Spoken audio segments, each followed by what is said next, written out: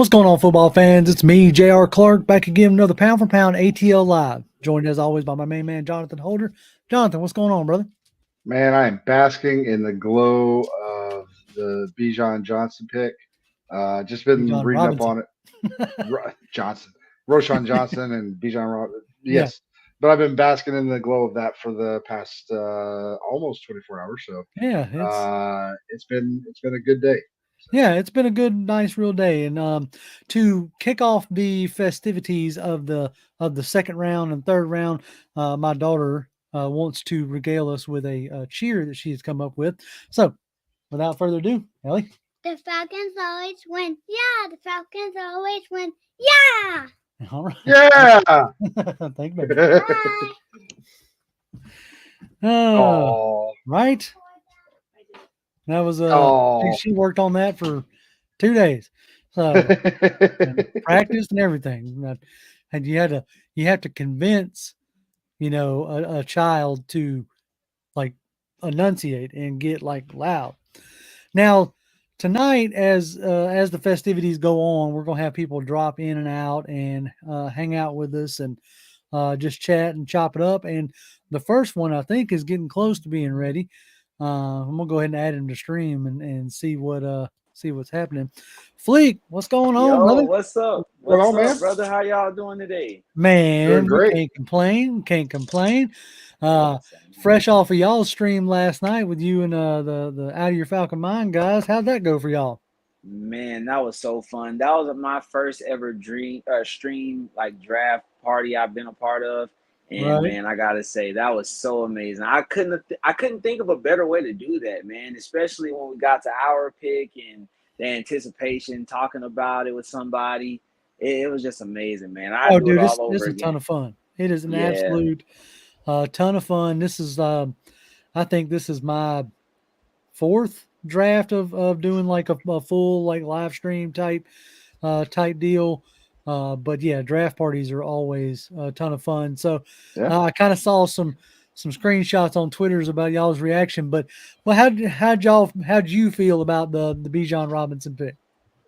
I loved it. I will say, as I said a little bit earlier in that same stream, I wanted Christian Gonzalez or Jalen Carter or Right, Tyree Wilson if they had fallen to us. Now, two of them did fall to us, right?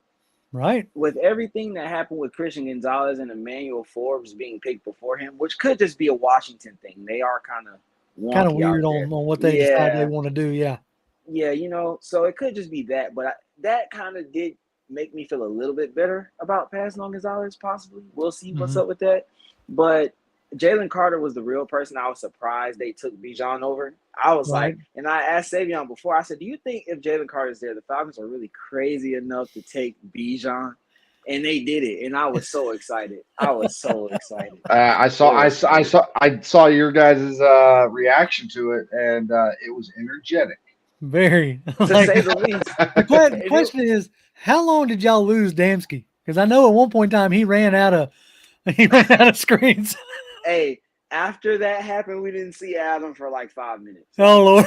I'm talking about. He said he was getting phone calls and everything. It was so amazing. And what was funny was Adam was a whole minute behind everybody. So you can see me. I'm trying to cover my mouth because I want to say something so bad, Yep. and I couldn't. It was so awesome. Oh How did y'all no. feel about it? I didn't get a chance to look at y'all's reaction yet. Oh, it was like we didn't have as big of a reaction as y'all did. I guess in a way I had been like mentally preparing myself because when you had, Peter King making it, Bijan his pick, uh, Daniel Jeremiah making me, it almost felt like I was going to be like disappointed for, if that wasn't the pick in a sense. Yeah. Yeah. It almost had garnered so much steam. But it was good to see, it was me and Jonathan and Toby.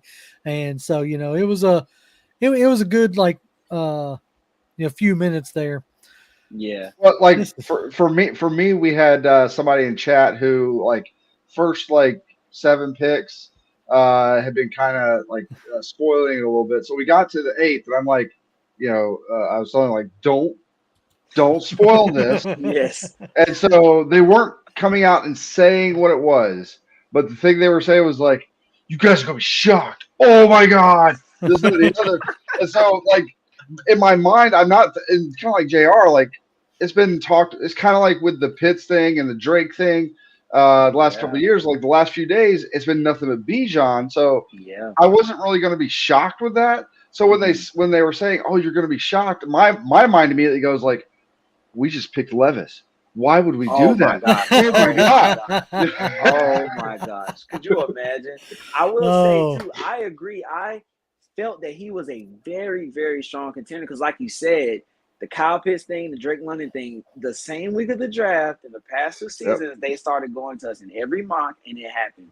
So when the pick came up, I knew it was either Jalen Carter or Bijan Robinson. And I just couldn't believe they actually said Bijan Robinson. Yeah, I mean, because conventional wisdom, and you've seen it like all day on the Twitterverse, conventional wisdom tells you that you don't take a running back, in the top 10. The last few that have been taken in the top 10 haven't necessarily worked out as far as like Leonard Fournette to the Jacksonville. You can make an argument that Saquon did or didn't for the Giants. He's had some injury history up there with the Giants, but he's still on their roster. So, and you can argue that he was one of the main reasons why they made it to the postseason. His play up there for the Giants. So, but the type of back that Bijan is, he is and with the type of coaching staff that we currently have, like it's almost like a match made in heaven. I haven't seen outside of I think CBS. Like CBS is the only place that has like kind of given us a bad grade, so to speak. They gave us a D. Right. I was just looking at that. Like they don't ever. I don't really pay much attention to CBS. Yeah, so, but I'm curious to we've got a few. Let's see, we got a few like boo birds in the chat already, which is fine. It's whatever. Yeah. So I don't think I will say though. Only missed. I don't know if I think I've ever seen you actually say anything positive about the Falcons. So maybe I'll take this as a win then. Yeah, I was going to say what you were saying, JR, what you were alluding to about the type of back that he actually is, which is why last night on the stream I told people, like, if you don't like Bijan Robinson, if you have access to any kind of film, I mean, they even have YouTube videos with like every touch he's ever had, every carry, every catch in college. Just go watch it. And I just want you to see what he's capable of, because you hear about, Leonard Fournette and stuff was going early, and Saquon definitely can contribute in the passing game as well. But like, he almost has like I seen somebody say like a Christian McCaffrey type of effect on the passing game, and it's true. And but he can also line up in the slot.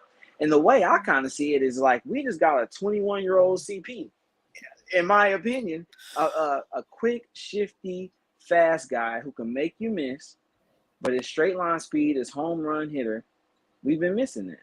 Right, and it's like the deal is what I was going to say was like, I was talking to a guy today at work, and the deal is like, you think about what Deebo Samuel is to the 49ers. So he's a wide receiver that you can line up in the backfield, right? So now you have like the opposite in a sense. Yeah. Like Bijan is a running back that you can just as easily line up, out wide or in the slot, and he can run a legitimate route. Yeah. Yep. So, if people want to think about it that way, hopefully that alleviates some of the pain. got to share this real quick. What's that? Okay. The 49ers. Okay. The Falcons picked up the same thing for AJ Terrell. Yep. Okay. So you figured that was probably going to happen. Nice. So it's good to see that they have made that official. Anthony Romo also, Romario said the same thing. It says, according to Rappaport, Terrell's 5th year has been picked up. So nice. Oh, shoot, man. We forgot to hit the intro. I guess we should do that real quick because, I mean, it's not really the show. Without further ado, let's just get into it.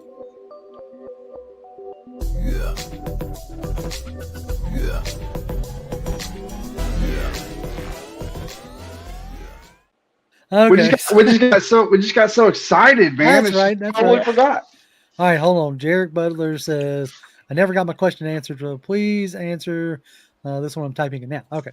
Okay. Did I miss the question? Let's see. Hold on. Or it might have been from last night. It could have been from last night. And if that was the case, I do apologize if we missed one last night. I try to try to get all the questions. So, all right. We got 3 minutes before it fully starts. We're trying to watch this thing on the NFL Plus, but it's acting all like I don't know if it's going to show me. Weird when I try to. I tried to bring it up because you were talking about using it yesterday, so I tried to bring it up, and it was like, sign up for this and that and the other. I was like, what? I was that's what it's doing to us. Me too. Trying to watch the combine Right. in March or late March. Yeah, so I don't know. I mean, if I can't, I'm not going to stress it too terribly bad. Okay, man. Man, already having to get up. Look at him.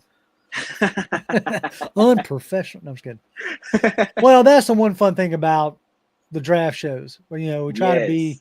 My motto is always like I try to be as professional as it can be. Right. Yep. But the draft shows are a little different. We're here for a long time. So I was eating hot wings last night on stream. I felt like I was trying to hide it sometimes. I was putting on the side. Oh, when we first started last night, Jonathan was eating a sandwich. He was like, "Do you mind?" I was like, "As long as you ain't smacking into the microphone, it's all good, bro." Exactly. Okay. Jarek says, a guy that's a need falls in your lap, and he's projected to maybe be the best in the draft. How do you take a 5-year rental? How do you consider a 5-year rental? But anyway, based on how NFL does running backs. Am I missing something about Carter? Okay, let's get into the Carter thing for a few minutes. Here's the way I've thought about it. Here's the way I've looked at it. Athens is an hour from Flowery Branch. If you don't think that the Falcons don't have all the access they need, just like with the Steelers and Pitt, they have the access they need.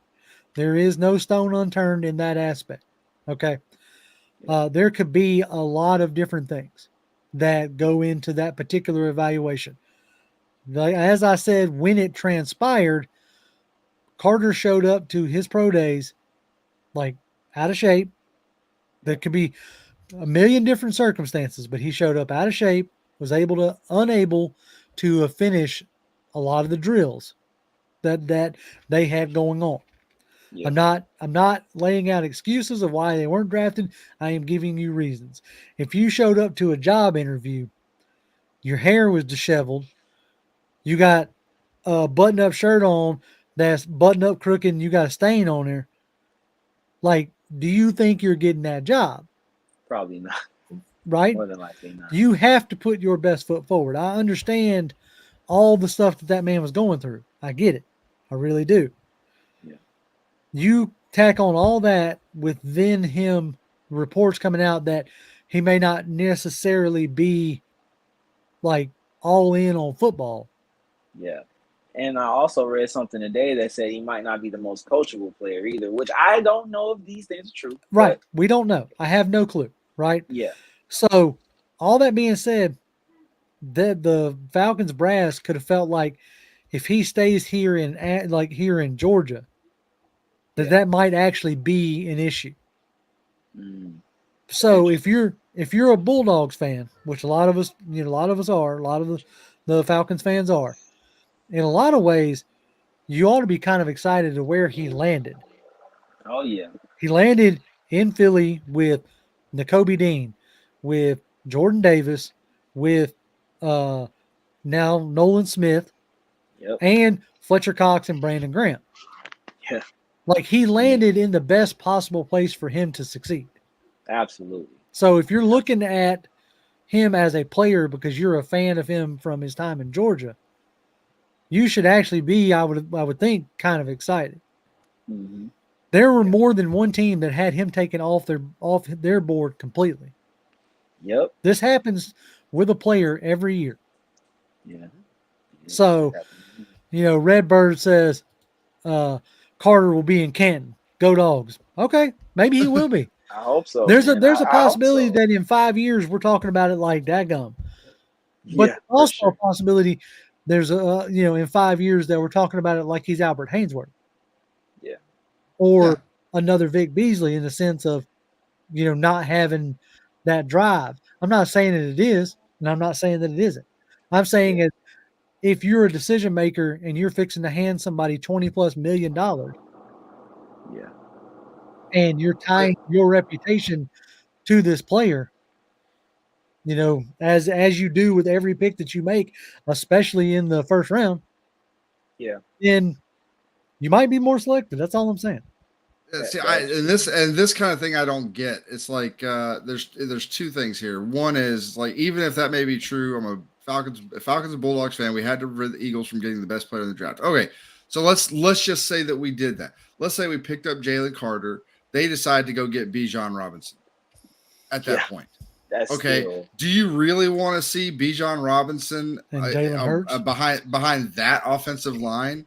Like it was a pick your poison kind of a situation. And then the second part of this was like him being a bad player on the Falcons is better than him being the best in the draft on another NFC team. That's not true. No. I'm sorry, guys. On that aspect, I can't agree. I can't agree that him being a bad player on our team is better than him being a good player somewhere else. And I do agree with, Bubba and Sons, people will still complain. Oh, yeah. Right. If you were to draft him and everybody has, like even Bijan, everybody has the chance to be a gigantic bust. The last two D linemen that we picked here in Atlanta, Vic Beasley and Tack McKinley, ain't neither one of them in the league. Yeah. Heck, and Vic Beasley could barely make a real impact in the XFL. So, I mean, you never actually know how it's going to work out. And Vic Beasley coming out of college was like Then just about he was like about as sure a thing as you could get, right? According to all the pundits and everything like that. Yep, he had everything that you could have wanted, and people are going to be upset about it mainly because I tell you this: had Jalen Carter been a Florida Gator, we wouldn't hear much of anything about it. Yeah. Or if Jalen Carter had played for USC, you probably wouldn't hear much about it.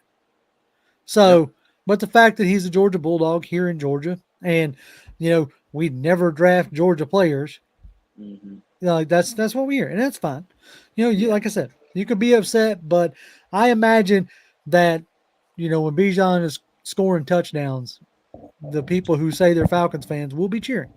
And JR, that's why I'm not worried right now, because I know when he's making big plays, when he's busting off 85-yard runs after being stuck with bad field position and changing the game in an instant, people will come to realize, oh, okay, he's a game changer. That's why he was picked in the top 10 at that position. Exactly. Yeah. I mean, when you have multiple pundits saying that this was the best, one of the best players in the draft, regardless of positional value. Like, can't everybody be wrong in a sense? You're right. No one can predict how players translate to the next level. It's a different game. How many sure things have we seen be busts? And I talked about that. I'm not saying it's going to be Jalen Carter, but you can take a guy like a Vic Beasley, who in college, his speed and just raw athleticism was so much better than the vast majority of guys that he played against that he didn't really need to try. You could maybe say the same thing about a guy this year, kind of like with a Lucas Van Ness, though. If it's a power thing, it's a little bit more of a that is maybe a little bit more translatable. But like in college, he basically has a bull rush. It worked all the time. Yep. There was no need for him to go do anything else. And so he didn't. And, a guy like Jalen Carter, the vast majority of guys he's going to go against in college are either not going to play in the NFL if they do, they're like the backups or practice squad guys or whatever. They're not going. He's not going to necessarily play those guys week in and week out. He's coming now. He's going to play against the best of the best week in and week out. Can he still do that have that kind of production in that kind of situation? Dr. Ganja's got a good point. He says, man, there's still a lot of good players for us on the O-line and D-line. Absolutely. Yes, sir. Absolutely. 100%. Like, look, I get it. Not going to convince anybody. And I'm not going to sit here and try to argue this all night. And I hopefully only missed, I hope that you back off the arguing, because there's we can't control it. And that's not necessarily what we do here. We're not much for arguing. So let's see. King says Bijan was a safe pick. Pretty sure Carter will be good in the league, especially being with the Eagles. Eagles D-line will get him in shape. And plus he's not expected to be a leader there versus here. That's kind of the part of the deal. He can go there and learn, and he can learn how to be a pro from Fletcher Cox and Brandon Graham. And, he can learn how to be he can be surrounded by people who know him and probably love him, in Nakobe Dean and Jordan Davis and Nolan Smith. So they're going to have to change their name pretty soon to the Philadelphia Bulldogs if they keep this mess up. I bet you in the 7th round they could get the perfect backup for Jalen Hurts and Stetson Bennett. Hey, watch out. Oh my God, can you imagine? Oh Lord. No, it's and plus, as far as our defensive line goes, or our defense goes, D. Orlando Ledbetter, as much as he gets on my nerves at times, with his, tweeting, he had a really good point today on Twitter. Almost the entire money that we had in free agency was spent on the defensive side of the ball. Yeah. Yep.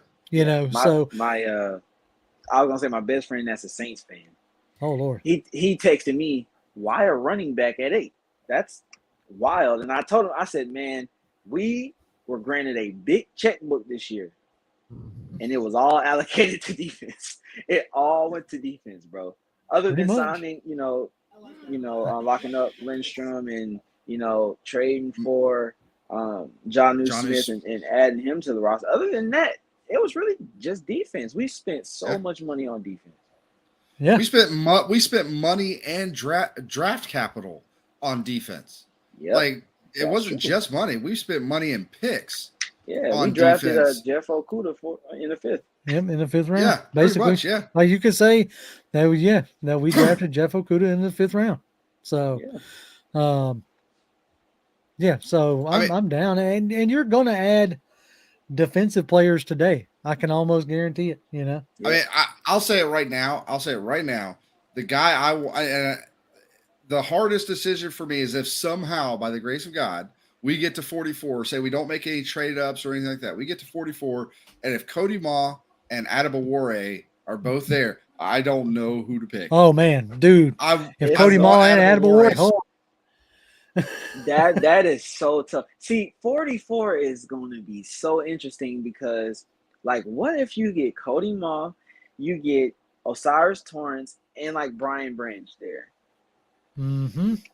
That's so much to process in that moment. I mean, but of course, these guys, they have their boards set. They have their players. They know what they do probably at the top of the second at this point. But in that 3rd round, it's going to get a little murky when people start falling. Oh, he's here? Oh, should we trade up? Should we? Yeah. That's I wouldn't shock me much at all if there was, if the Falcons did decide to trade up. Whether it be in the second, because they traded up to get Ebiketie last year. Right. Right. So now granted they had 2 second-round picks, and, you have less lower round talent or lower round capital because you've already traded a couple 5ths away and I think a 7th away as well. So you're down, once you get past the 4th, you're down to just 2 picks in the 7th. So it'd be interesting to see how that goes about. Yep. Unless they're willing to dip into next year's draft, Right. Which I mean, like, look, if I mean, if they they're going to could. give up, if they're going to give up like an next year, depends on how far up they're trying to get. But if they give away like a fourth next year or a That may fifth not be. next Yeah, year, Yeah. that may not be along so with a big deal. fourth this year, Jonathan, I'm glad you mentioned that because I want to ask, like, have y'all seen this report that the Falcons were trying to trade up like I saw viciously like last night or like something? I thought that was like hilarious. This also came from Mike Florio, who like I think he just puts out whatever.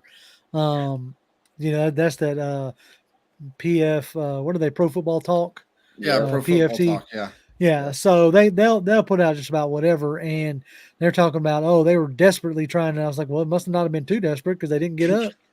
They Yeah. did. Like they didn't do it, so it couldn't have been too desperate. I also just seen a tweet about something about that possibly being for Will Levis. Oh yeah, I don't know. Oh See, no, I think that was that's just a picture that they were using underneath that. that You see what I'm saying? that's a Sims thing. Like Yep. Sims with with Florio. I was listening to them yesterday. They were talking about like, yeah, maybe they try to move back up and maybe they pick up a Levis or something like that. I'm like, Oh, gotcha. no, It's like, yeah, y'all no. are still like trying to throw a quarterback at us when It's like nobody paid attention when Calais Campbell sat down and said, "Hey, they specifically." I sat Watched. down with TF, like Terry Fontenot, Arthur Smith, and Dave Ragone, and we watched film, and they talked to me about their vision for Ritter. Yep. Yep. Like, you're not doing that and getting a guy like Calais Campbell on your team to then turn around and say, "Oh, never mind, this is our guy." You're Yeah. not doing that. Nope. So, Absolutely. And that's definitely not the case at all. They're talking about, a report came out earlier that we were trying to go back up in the first. I think if we were trying to like get back up in the first, it might have been for like a Miles Murphy. Miles That's what I was Murphy, thinking Nolan's, too. Yeah, Nolan Nolan Smith, Smith. maybe. Right. Somebody like Maybe. that. I But know the Falcons. I think the Falcons really like Brian Branch. I don't know if they think someone before them will take him, but that was a player who I would think the Falcons would look to trade a few spots up at least, or if it doesn't cost too much. Right. I think it depends on what the runs are early. Yeah. If you got early O-line runs and they have their mindset to come out with an O-line, you might see them move for that. Yeah. I don't think that there's going to be an early run on safeties by any stretch. I don't think so either. You got me over there, John? yeah. Okay. Woon Carter, we appreciate you greatly. And eventually Jonathan's going to hit a button. There it is. Yeah. He says, "Hi, you did too many times on the button." There. It's all it defaults to looping every single time, and I forget to uncheck it. He says, "Rise up, Pound for our family. Round 2 is almost up. Let's go." That's it. Absolutely. We are on our way. The pick is in on my screen. What timing are y'all on? Hold on. I'm going to actually, I don't have it like video feed, so I'm just going to pull up a tracker. I'm wondering what would be the best tracker to pull up. I'm watching it on ABC right now. ABC? Me too. Yeah, me too. Okay, well, let me go to that and see what that does. Okay, so Jonathan, me and you are probably on the same time. I'm going to go ahead. Round 2 is underway. I'm watching mine through Xfinity, like in my browser. Gotcha. See, I don't have any. So you might be 15. Okay, right now, Alan Faneca is on the screen. Do y'all see him? Faneca, yeah. Faneca, sorry. I don't. No. I know. It looks like he's about to be, but because they're like zooming in. Okay, he's walking up to the podium right now. Okay, so I won't say anything because I just saw the pic. I might actually be able to watch it. We'll see. Right now, I'm looking at a SVB executives thing. What is this? That is definitely not the draft. Oh, I think this is locked. Hold on. Yeah, I have to have a cable provider. Bump that. Oh, they went. Do you want me to tell you, Joe or Jer? Yeah, go ahead. You want to go ahead? You go ahead, Fleek. Yeah, they went ahead and took Joey Porter Jr. So okay. That makes a lot of sense for them. Oh yeah, for the Steelers. Yeah. All right, let's see here. Let me find a pick tracker. That way I can just keep up with it that way. I don't know why they're not showing the second round on on the NFL app. That is interesting. Let's see. They Chat. went y'all off. can- So Steelers went offensive line first round, cornerback second round. Okay. I'll just keep it up right there. So that's all good. I don't kick my YouTube TV back on until college football starts. Gotcha. And I was trying to get I thought via the NFL Plus that I pay for, I thought I was going to be able to watch the draft, so I didn't sign up for anything. Gotcha. And I was able to watch last night's, but I wonder if that because it's such a high profile thing, they allow it for like the $5, or do you do the $5 or $10 one? I signed up. I paid for it like for the full year right before they gotcha. came out with the $5, $10. So we'll see how it goes. That's all right. I got a tracker pulled up so I can at least keep it up that way. It tells me that Arizona's on the clock. So we'll see how well that goes. Joey Porter Jr. That makes sense for the Steelers. They had a need at cornerback, and obviously, the tie with Joey Porter in the Steelers organization. Like all The Tomlin direct had tie. to do was like, "Hey, how's your boy?" That's all he had to do. Yep, pretty much. How much? I've seen people that think that Joey Porter Jr. is going to be scheme dependent, and he's basically just a cover 3 corner. His fluidity may make you think that, but he could progress. He could. Yeah, he could become better. he was a guy like early on in the process. Like I'll admit to anybody, like cornerbacks aren't my strongest suit. Mm-hmm. Secondary Same. isn't necessarily my strongest suit. I'm trying to learn more there, at least as far as like the identification. But when I watched Joey Porter, he seemed like he had good length and good movement, and didn't necessarily let receivers get away from him. So, I thought he could be a good pick, and I thought he would have been the third cornerback off the board. But as we saw, like corners kind of went a little wonky last night, like with Emmanuel Forbes being taken in the first. Like they put Solid. Emmanuel Forbes up there, and he's like 6'1" and a quarter or something like that. He's like 166 pounds. I'm like, yeah. Man, is that dude going to just fly away if he plays in Chicago? Somebody said, "What is he only going to guard Devontae Smith or something?" I don't know, man. He's going to be guarding AJ Brown and stuff, so we'll see. But yeah, it's going to be tough for him. And I will also say, I expected Devon Witherspoon. The Cardinals traded their pick. Oh, okay. Who they trade? To the Titans. Will Levis. Oh, I'm going to call. Yeah. I'm probably. Yeah. I mean, and he decided that he was so hurt by not he getting was picked on day one. He's he's not attending day 2. If this is him, he would technically be the first pick of the second round in a normal year. Yep. Because the 32 was really it's basically like the last pick of the first round. Yeah, because the Miami lost theirs. Yep. Mm-hmm. Yep. Apparently, Rappaport is saying the Falcons are still trying to trade up. It's probably for Keon White or I feel like it's got to be for an edge rusher. Okay, so it looks like the slide for I don't know. I mean, I've got it on Twitter. I don't know if y'all want me to. It's not as long as it's not the Falcons pick. Okay, it looks like it is Will Levis. It looks nice. Looks like according to Ari Mavori, who's pretty reliable. That's my sports update. The Titans are taking Kentucky QB Will Levis at 33. His slide's finally over. He joins Ryan Tannehill, who has 1 year left on his contract in Tennessee. So that makes sense. Yeah, that does make sense for Tennessee. So yeah, what's that dude's name? I'm not sure if I'm following him. Ari, his handle is My Sports Update. Yeah, is his Twitter. So if you at My Sports Update, or I can just add it here and at you with it if you want me to, and you can find it that way. I just followed him. Okay, yeah. So Man, I still have all my notifications off from last night. Bug I did says, not want to be yuck, spoiled. Mayo dude.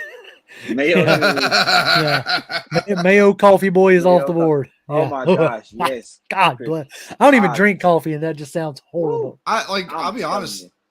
The guy I talked about it yesterday. A guy I saw that like real late, I saw pop up in a lot of people's like QB evaluations as the number 4 QB was this Clayton Tune Clayton Tune. out of Yeah. Houston. Yeah, he might be like. What is wires? Why is my dogs going nuts? Look, They're excited that They're excited that Will finally Levis got finally. They're Okay. showing him putting mayo in his coffee on national TV right now, man. This is crazy. Huh. He's That biting is- a banana through the peel. This could not be Oh, my yeah. quarterback. No, not look on those two things alone. He's off my board. Yeah. Like those two things Immediately. alone. Like the That's first time I crazy. see somebody put mayo in coffee, done. All right, absolutely Man. done.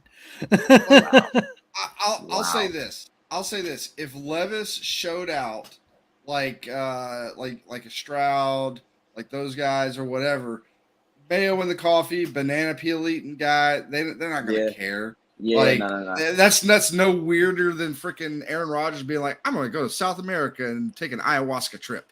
You know? But Aaron Rodgers is weird, and we do He make fun of him is. for that. I mean, come on, going into Yeah, a but dark retreat, nobody come on. cares about it when it comes to paying him money to play football. This is true. But if Will Levis doesn't go crazy, that right there will be the reason. Like, I promise you, that will be a meme for 5 years. The reason this guy didn't work is because he put mayo That's in it. his coffee. That's it. Chris has he's getting banned from the locker room week 1. Oh man, no, that's they gave up on Malik Willis like quick. super quick. Super fast. Quick. I mean, that dude literally just must walk into the quarterback room and they're like, okay, we told you to read study this last night. What did you so what do you give me your ideas on this? And he's like, I got nothing. what like I got nothing. you guys we talked yesterday? What are you talking about? Jonathan Bug is worried about that she thought you were going to say you were going to try mayo in your coffee. Dude. She was about to stop watching. I got and too look, much respect that's for my coffee, wife. So I man. mean, like that's some Hey, that's some I'm stuff telling right there. And no, I got too much respect for my coffee. Right. I'm not desecrating it that way. I need it too much in the mornings to be doing crazy stuff with it. I just put my hazelnut creamer and go. That's it. I mean, just try to keep it simple. Yes. Try to keep it simple. Yeah, I kind of agree. Willis is getting cut or traded for a late pick. Yeah. I mean, you didn't have much invested in him in a 3rd round pick.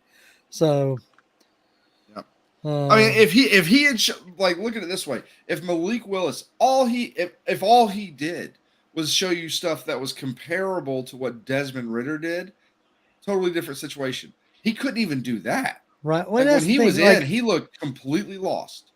Yeah. Oh, hold on. Oh well, Delilah tried to give me a YouTube TV guest account. I mean, Hey. I don't know. What do you need there? No, I'm just kidding. That's all right. I got it on a tracker and I got Twitter. We're good. And y'all are watching it, so that's all I need. All right, so Lions pick? yeah, Sam. The Lions pick is Sam Laporta, the tight end out of. So that's the 2nd tight end off the board, right? So I wouldn't surprise me if there's a small run on tight ends now, because you got Sam, you still got Mike Myers, you still got Darnell Washington, you still got that's true. What's his face? There's another one out of Michigan, Schumacher or something like that. Something of that nature. Not familiar. I can't remember his. I'm probably saying his name wrong. Let's see. The Falcons get to face these QBs this year: C.J. Stroud, Bryce Young twice, Will Levis, and Anthony Richardson. Oh, we lost Fleek. I think I heard him say he'd be right back. Okay. Yeah, the Notre Dame tight end is still there. Okay. That's Mike Myers.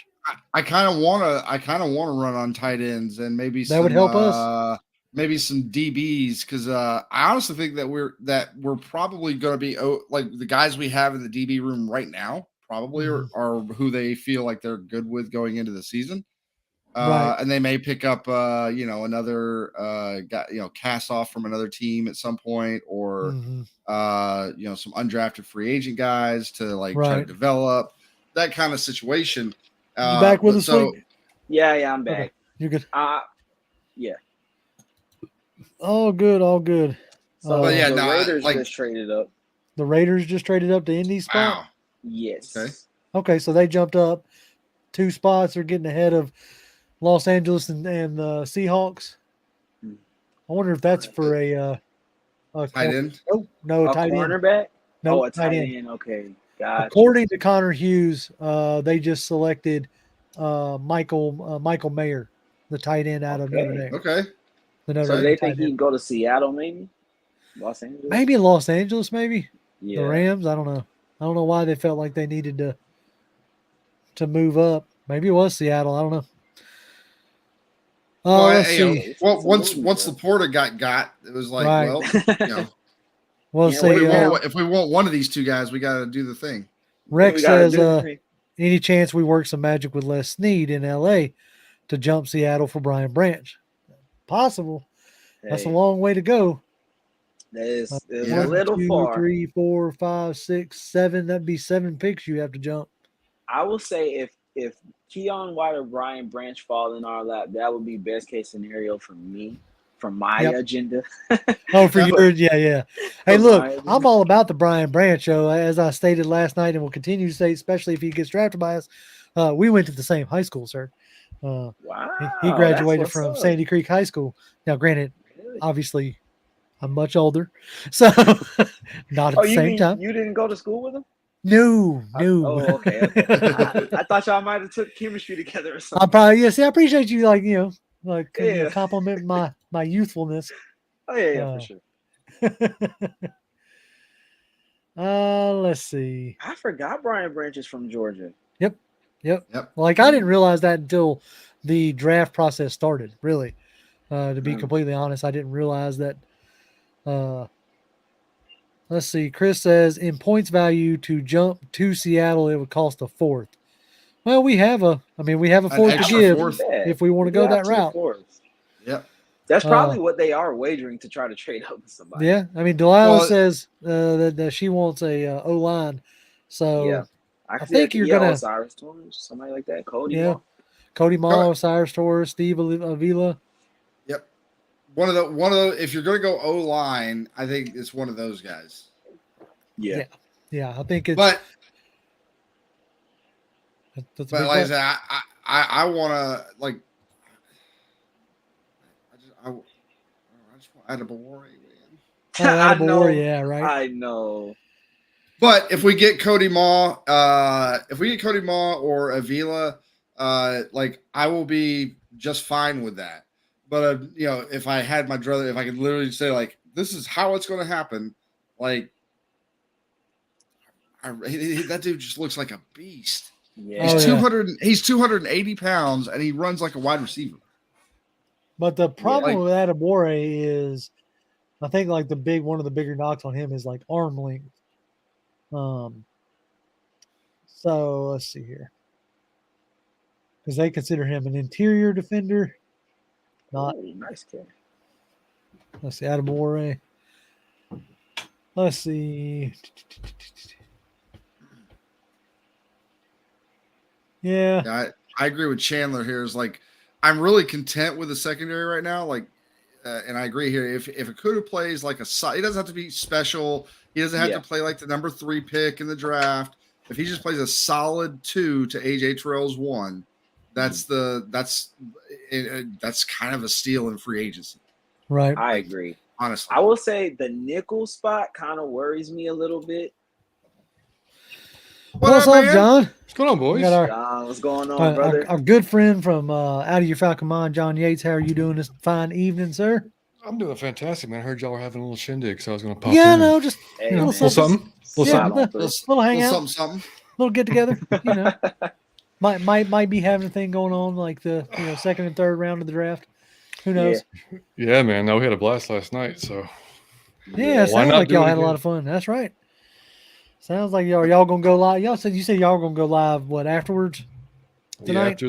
after the last whatever our last pick is 75, unless we I guess trade back again, trade up again, and we'll go live right then after there for a real reaction show. So I yeah, got you. Nice. All right, so have we seen are the Rams still just like chilling? They're on the clock. they're 2 on the minutes clock. left. Okay. They did me dirty, John. Last night I was able to watch it on the NFL Plus, Mhm. so I thought I was good. It's not on there tonight, Oh, so I'm having Yeah. to keep up with it on trackers. yeah, it was hilarious last night. We were all on different feeds, so we were like, "You be quiet and you don't say anything," and you just like Yep. Trey knew before anybody, and he was like, he started smiling. He started smiling, and we were like, he was like, do y'all see it? We're like, no, Have we you don't see it. How do you see it? If he was watching on cable, Well, he might have but looked at Twitter or something. Who The knows? But weirdest thing, I think it might have been Twitter because the whole the first 7, I was the first person to see the pick. Yep. Yeah, And then all of a sudden, Trey seen it like 2 minutes before it was probably on Twitter. announced. Yep. Yeah. Let's see. Bradley wants to know, y'all think we go offense or defense with this pick? 50-50, man. Toss a coin. Yeah. I mean, I really think it depends on who's there. If Branch is there or Keon White is there, Oh my gosh. that'd be a huge Well, opportunity. so I saw a tweet. Somebody's like, if you look back, at least with this particular regime, the last 2 years in the draft, first round's always been offense, second round has been defense. Right. Yep. We got Ebiketie in the second round. Troy Last Anderson year, in the second round. Troy Anderson. Richie Grant the first year. So it looks like the Rams have selected Steve Avila, Oh, really? the guard out of TCU. So he was one of the ones that I wonder if this is going to start an interior O-line run. Just might. And which, if we're wanting the defensive player, that could help. Yep. That could help push down, Keon Mr. White. Yeah. Or Branch or Also, Addy. Derek Hall, Addy. Like there's a lot of real good players that are still out there. there are. I do agree. will Like say, that's a good pick. That is Dr. Ganja. That is a good pick for them. They needed help on the O-line, especially if you're rolling with Stafford again. somebody just said Ryan Yeah, you Tannehill to the Falcons. What? It better not be. You gotta keep him healthy. That would be weird. That's not gonna happen. That would not be it. Not even close. No, I don't see nothing. Nobody. And if that were to be the case, like I'll say this, that might be like a next year thing. If Ritter bombs and the Titans cut Tannehill, I could see them bringing Tannehill in as like a bridge to whoever they draft. Mm-hmm. But I don't see them going out and making a move for Tannehill. No. Right. No, I just don't. I mean, they're giving Rid so many things. I mean, like he'd almost have to try to mess this up. Oh, dude. Yeah. I mean, He would have to. I know that the social media team doesn't talk to the front office like right. But the amount of like prep work the social media team has done for Ritter is it's a lot of pumping him up just to say, hey, we're not going to start you. Right. Yeah. But I like Dr. Gond is coming with some good points tonight. Ritter is a younger, better version of Tannehill. Yeah. And I think that Tannehill, and I said that from like word go, I think Tannehill and Kirk Cousins is a realistic floor for Ritter. Mm-hmm. Yeah. And you can do some damage. You can win some games if you build a good team, with a quarterback like that. Dr. Ganja, I agree. I want Adi at 44. All right, looks like He's a freak, man. The Seahawks pick is being reported. I'm like way behind. I'm just not. Well, I'm on Twitter. Okay. So, okay. and I will, as long as y'all are cool with it, I'll tip everything off until we get to ours, and then I'll shut up. That'll work. As far as that, right? I don't mind. Yeah. So it looks like it's Derek Hall to the Seahawks. Ooh. Okay, that was a guy that I thought if he fell to us would be on the board. Could have done with that. So that is I kind of they definitely didn't have a need on offensive line. They took 2 offensive linemen last year. Yeah. One in the early part and one in the later part that both balled out pretty good for them. If there's another run on guards starting, it might start with Indianapolis. I know their O-line was shaky last year, but that was an anomaly in a sense Yeah. because they were rock solid the year before. Yep. Which was So- one of the weirdest random drop-offs. I felt so bad. I felt so bad for Matt Ryan. Like I wanted him to go. I wanted him to go somewhere where there was a proven offensive important. line. The trade, the Falcons are now on the clock. Are you serious? Woo. Oh, I'm gonna okay. shut up now. All I'm right. gonna shut up now. All right. So we've moved up from 13 to 7. Huh. Okay. Who is this for? Keon White? Adi Adi? Brian Branch, Adi, Keon Brian White. It's Branch. got to be for, unless they think the O-line run's fixing to happen and Yep. They Getting wanna him. get- like Cody Well- Moore or somebody. So they got up. They traded with Indianapolis, huh? That's what it appears to be. Yep, trade. The Falcons are on the clock 7 seconds ago. So, yep, they traded up to the 38th overall. Can I say Terry has been one of the most consistent GMs in his beliefs that I've ever seen. Well, I mean, I've only been conscious of this for so long, but when he said he's gonna, like, if they see somebody they want, they go get him. They go get him. Yeah. They don't mess Yeah. around. Yeah, they ain't playing. No. They don't play. They don't take the chances. It's just like yesterday. Yes, they were receiving calls for like trading up, but they didn't feel good about Bijan being there. So I don't know the details yet. I haven't seen that. This is what's the details. I'm assuming it's the 4th, that the extra 4th that we had. Probably, Yeah. I would think. yeah. Maybe one of the 7ths as well. Let's see. No, okay. That's just a draft tracker. So, all right. Okay, we gave up. The Colts get 44, and we gave them 110.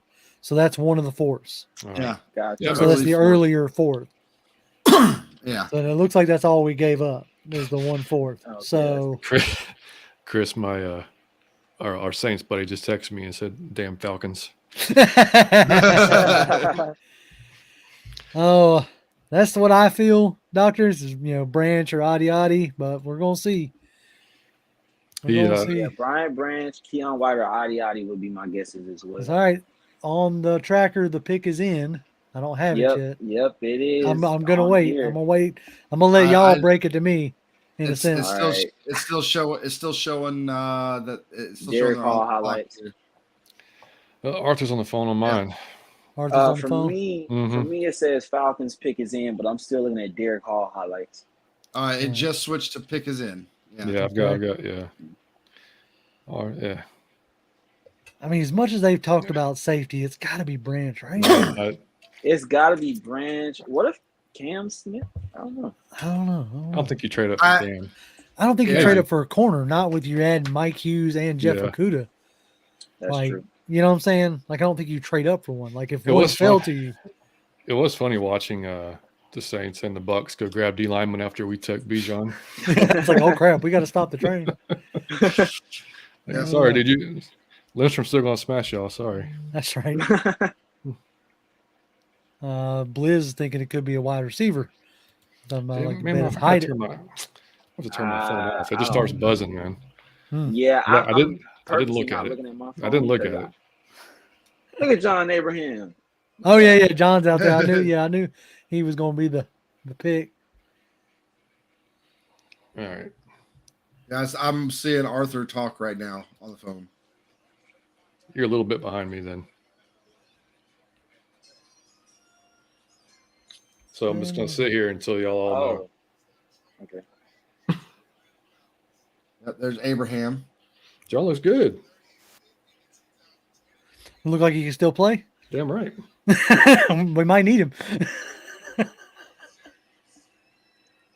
That's not what I would have expected. Oh no. Okay. Matthew Bergeron. Yeah, huh? I'm CK gonna be got it completely earlier. honest. I'm gonna be Okay. completely honest. We did go offensive line, which Yeah. we I need just- a big need, but I've never heard of him. I'm not gonna lie to No, you. I mean he was down at the Senior Bowl and he played well at the Senior Bowl. Okay, but they like Maybe those I Senior just fell in Bowls. love with Cody Maul down there over Bergeron. Does he play Let me left or see. right? Hold on, I'm trying to see if I can find him here. Never mind. Where's he at? Bergeron. That's tight end. Where are you at? Oh, there he is, Matthew Bergeron. Okay. ACC defender. He's got an 88.9 pass blocking grade from PFF. Run blocking grade. He's got a decent run blocking grade. It's like his anchor as a pass protector will be what gets him drafted in the first few rounds. What is his? I don't like the idea of his role. They say his role is a swing tackle. But when well, I think that is what he did in Syracuse, but Abraham announced him as a guard just now. Okay, he Yeah. had to. He's played most of his snaps at left tackle. Yeah, he's gonna be left guard this year for sure. Yeah, he'll be. Yeah. Yeah. For sure. Yes. The King is like, not gonna lie, don't like this pick. Yeah, I'm indifferent, man. I mean, Yeah, I mean, Yeah. I'm not over the moon about it. No. I mean, our Yeah. buddy Kenny says Bergeron is a stud, absolutely love the pick, can play tackle, but projects well as a guard, where he'll play in Atlanta. Mhm. Yeah, I mean, it's definitely a need. Obviously, we know our left guard spot is a question mark, so Yeah. Mhm. I don't hate it at all. But Well, hopefully, it's not what I was expecting a trade up for. That's all. yeah, hopefully Aaron Freeman will join us here in a little bit. And he said Bergeron had a good week of practice at Senior Bowl, which he did. Mhm. So much for my theory about the Falcons. Falcons no longer looking to convert tackles into guards. I don't know. I kind of agree with you, Bradley. He says, surprising we Yeah. traded up for that. I wonder Well- when they saw Avila, They if figured they it felt out. like Yeah. that was going to be something that happened. So, crap. The Panthers took Jonathan Mingo. Dang it. What? Did they? Yes, What? Nah, Wow. man. That's mean. that is mean. I I hate wanted that. Jonathan Mingo. Let's see. To Big says, I like the pick because we got one of the best offensive lineman coaches. That we do. Yeah. I trust Delaney Ledford. And if Ledford said that's my guy, then I'll take it. I mean, even if he was like Avila, because Caleb tweeted, he's like, I think the Falcons wanted Avila and got robbed. But if this was like the next guy, and Ledford, likes him, then I'm totally cool with that. Oh yeah. I mean, I'm not going down on it. Like I said, they No. spent, they spent all their money on defense in a sense.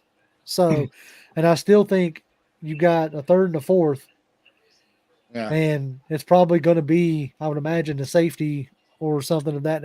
I keep coming back on the safety thing because as much as they talked about it in the offseason.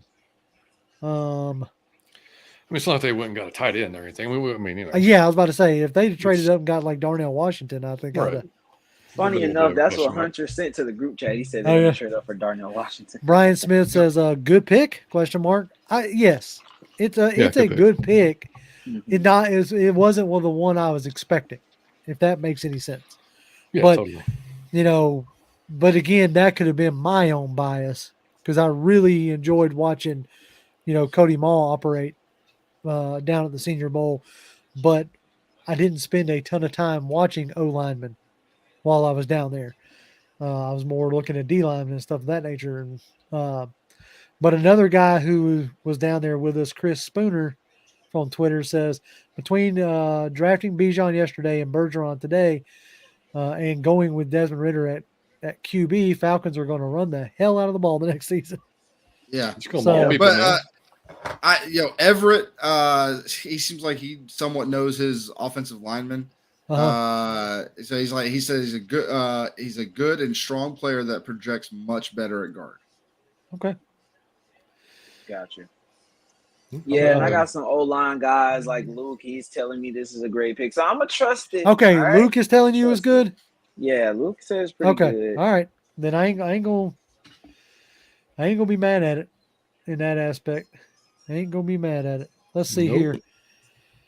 Jaden says, "I'll be optimistic. Trust the coaches know what they're doing." And at the end of the day, yeah. I mean, Yeah. Unfortunately, we're not in on those meetings, right? Exactly. Right. Let's see. Michael says, "Do we just not care about drafting young defensive guys? You drafted We 3 did that last year. dude. Yeah. Come on, man. Did you forget about Ebiketie, Malone, Troy Anderson, Richie Grant? Like the first 2 drafts have been defensive guys. Yep. Yeah.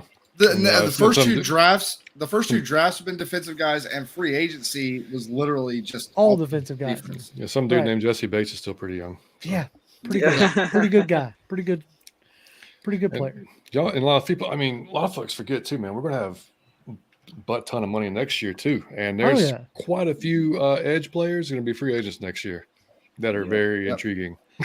And look, I mean, if Bud Dupree comes home and regains his magic, I mean, we've seen that work for the Falcons the last few years.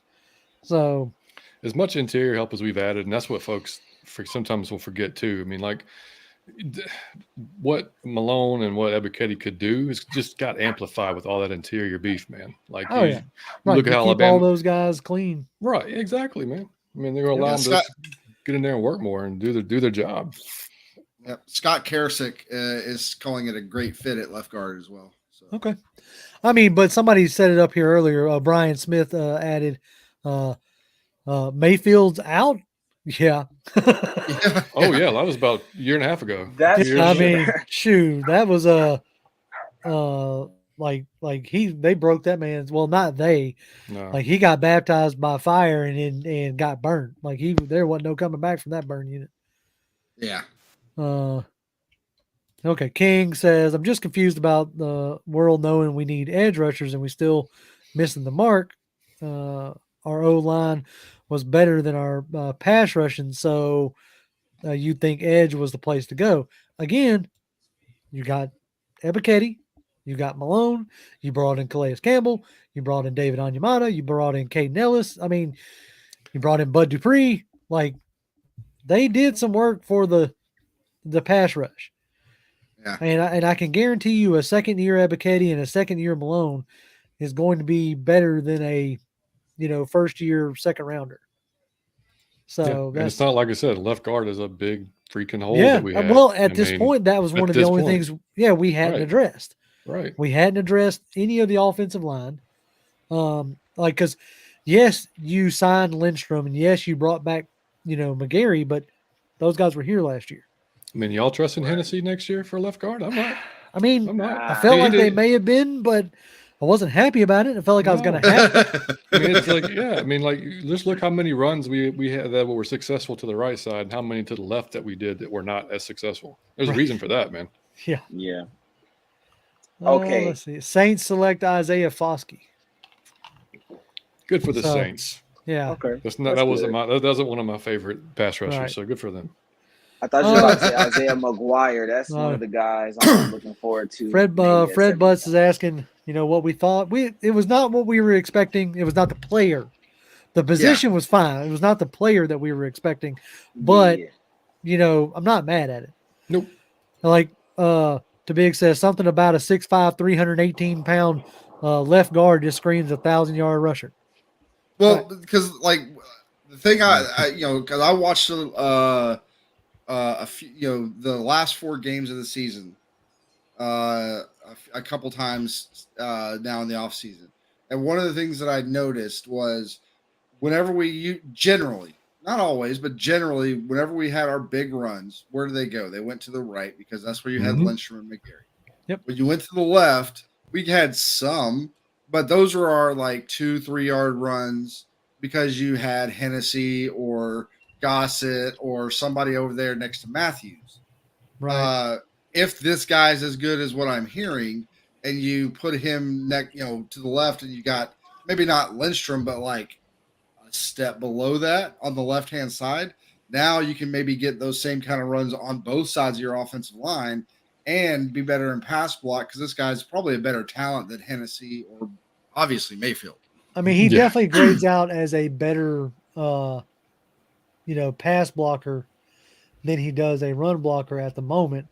And which is a big need as well. of course, Because we have a really solid rushing O line. Where we struggled at times was in the pass block yes, department. And he's about to get indoctrinated for the run blocking too. So yeah, he's going to get that. Bradley says you really needed to help an aging Jake Matthews to expect to be able to run left as well. Mhm. Yeah, I mean, right. And I think if he comes in and is solid right off the rip, then that should also help make Dahlman better as well. Yeah. Because Yep. if he has solid pillars beside him. Yep. And like I said, that was the one guy. You didn't hear this about Hennessy. You didn't hear this about anybody else. I heard this specifically from Arthur Smith regarding Dahlman at the end of the season, which was they really liked Dahlman. They really liked the way that he progressed from the beginning of the year to the end of the year. Mhm. And if he's in that Dwayne Ledford development program and Dwayne Ledford says this guy's good, then I think they're seeing the proof in the pudding in the tape. They're seeing him progress each and every game and he's getting better. Then I don't have a problem with it. Nah, I'm just watching Nate Tice retweeted a clip of Bergeron with a jump block from a left tackle. He jumps over a defender that was trying to take his knees out and makes the block at the next level. Nice. So- pretty solid for a 320 guy. That's pretty solid. Right. dig it. I'll handle it. I will handle it. I will take it. Let's see here. The pick is in for the Cardinals. Let's see. Okay, so the Cardinals are selecting BJ Ojulari, Aziz Ojulari's younger brother. Mhm. Okay. I mean, they lost. Then I say lost. JJ Watt retired, so they needed some more edge help. Isaiah Simmons, hasn't necessarily put much in there as far as pass rush goes. That's one of the things he was kind of touted as. So BJ Ojulari is not a bad pick. No. Daniel Flick says Bergeron had a really strong market around the league to the extent that some felt he might slide into the later portion of the first round. So Atlanta moving up with conviction here isn't a surprise in my eyes and worth the value. Nice. I dig it. Nice. Yeah. Bug says I'm already missing watching JJ Watt. That was her favorite player. She was so happy the year that we the potential of drafting TJ Watt because she was like, if we draft him, I'm buying a jersey. What could have been? What could have been exactly. Thanks. All right, so Thanks. now we've solidified the running back room. I mean, maybe they take another guy in the 7th or something like that for a special teams, whatever guy. Who knows? Right. But for now, running back's taken care of. Offensive line, best I can tell, seems to be taken care of. Mm-hmm. Now you start looking at, are there any cornerbacks you want to see? Are there any pass rushers that you want to see? Maybe a off-ball linebacker or I was about to safety say, or something like that. If Nick Herbig is there in the 3rd, the kid out of Wisconsin, he could be a fun one to pick up. And then I'm trying to think pass rush wise, Isaiah McGuire might be there in the 3rd. Yeah. And he fits the mold big time. Fleek, you're muted. Sorry, I figured because I had just said Isaiah McGuire and then you said it, but you said it like you didn't know I said it. So I was like, I definitely didn't know you said it. Let's see. Flavius Hobbs says, time to get our defense of the future. That will be mentored by some of the veterans we got in free agency. It's a good way to look at it. See, I like the way you're spinning it. It would be great to be able to stop other teams from scoring 30 points. A person that we hadn't thought about yet that we have actually talked quite a bit about, Yaya Dobby. Mm-hmm. So that's a name that as of right now is still out there. Yep. Let's see. Bug wants to know: are there any sleepers that y'all would like to get in the later rounds, 6th or 7th? In the 7th round, you can take whoever you want. I don't even care. Yep. Like once we get past Throwing darts. the 4th, right? Once you get past the 4th, it is what it is at that point. It don't even matter to me. I mean, you're gonna, you can sometimes find a guy like Grady Jarrett in the 5th. Yeah. It doesn't happen that often, but you can. But yeah, once you get past the 4th, it's more depth. Depth and special teams. Mm-hmm. Depth and special teams guys. Yep. Somebody else, I don't know who this freaking about football or whatever, making a comment. Oh, yeah, was that giving Arthur a running back, then an offensive guard in the draft is like giving a 5-year-old an ice cream cone and then a pack of Reese's. Good Lord. That's a good tweet. Hey, John, Jay Black, he says, do you think, appreciate the $2. He says, do you think we go defense next pick? I'd be surprised if we don't. Yeah. Yeah, me too. This is the first time they broke the mold of Either going. wide receiver. I was just about to say the only thing that wouldn't surprise me is if a guy like Tyler Scott, with his familiarity with Ritter, if he's there, I'd be interested in that. Dude, if we did an all offensive draft, I think the Twitterverse would lose its mind. They will. We would straight up just lose fans left and right. We already lost a quarter of the UGA fans. Everybody else would just go leave. Just fly away. Just leave off all the principle. I mean, oh man, that's oh my god, yeah, they'd lose their mind. King says what hurts is we moved up to say who the heck is this guy? LOL, we could have stayed at 44. well, you know what though? Can't be 100% sure. If he would have played for a Power 5, we'd have been like, oh, that guy. Right. You know, it's just Syracuse football, so nobody pays a lot of attention. Exactly. I mean, you know, Also, go ahead. when the team trades up, especially like Terrafano, I feel like he has a pretty good pulse on the draft. So, and what just came out, what you just read, JR, apparently he might not have been there at 44. That's what I'm saying. Like, right. Let's see. Well, and like I said, okay. Daniel Flick had been hearing that like there was a possibility he moved up into the first. So, yeah. Like, okay, and Jim Nagy, the one who runs the Senior Bowl, on the 27th of April, so yesterday, he says biggest shocker of last year's first round was the Patriots taking Cole Strange. Based off of what we've heard this past week, one surprise name that might get called tonight, talking about the first round, was Syracuse Matthews Bergeron. So Flick's not the only one that heard that as well. Yeah, Mr. Nagy's legit too. So. Oh yeah. So for the Green Bay Packers, it is Luke Musgrave, tight end, the fastest tight end in the draft this year. So that's a pretty good weapon for Jordan Love, and for Matt LaFleur and the way he likes that Kyle Shanahan style offense. It's like a big FU to Aaron Rodgers. Like they leave and all of a sudden they're getting weapons for. Well, it was like Russell Wilson leaving last year, and then all of a sudden they draft 2 O-linemen. They let Russell's brain get scrambled up there in Seattle behind basketball players and free agents and janitors and whoever they could find. The Tom Cable experiment did not go well in Seattle. Not in Seattle, it didn't. Not in Seattle, it didn't. He's like, I don't just give me athletic guys. I can make them into all-pro offensive linemen. It's like, no, you didn't. Oh, let's see here. Okay, now this guy, Brandon Thorne, he's an offensive scout on Twitter. Like, if you want to know about offensive linemen, Brandon Thorne is the guy to follow. He says, Falcons fans, Bergeron was my top tackle guard convert on the board. Who will slide in as a powerful, skilled run blocker right away at left guard. His left tackle background should help him become a plus starter early on, especially in this game. So hopefully that may sway some of y'all's I'll defer to all the experts that have no affiliation with the Falcons. Right. When people who ain't got nothing to do with the Falcons are Yep. saying that it was a good pick, then Yep. Because they don't have to talk themselves into this one. Not at all. We've seen that they're gonna be real honest with us if they don't like the pick. So look, man, they were hating on us for not getting a quarterback.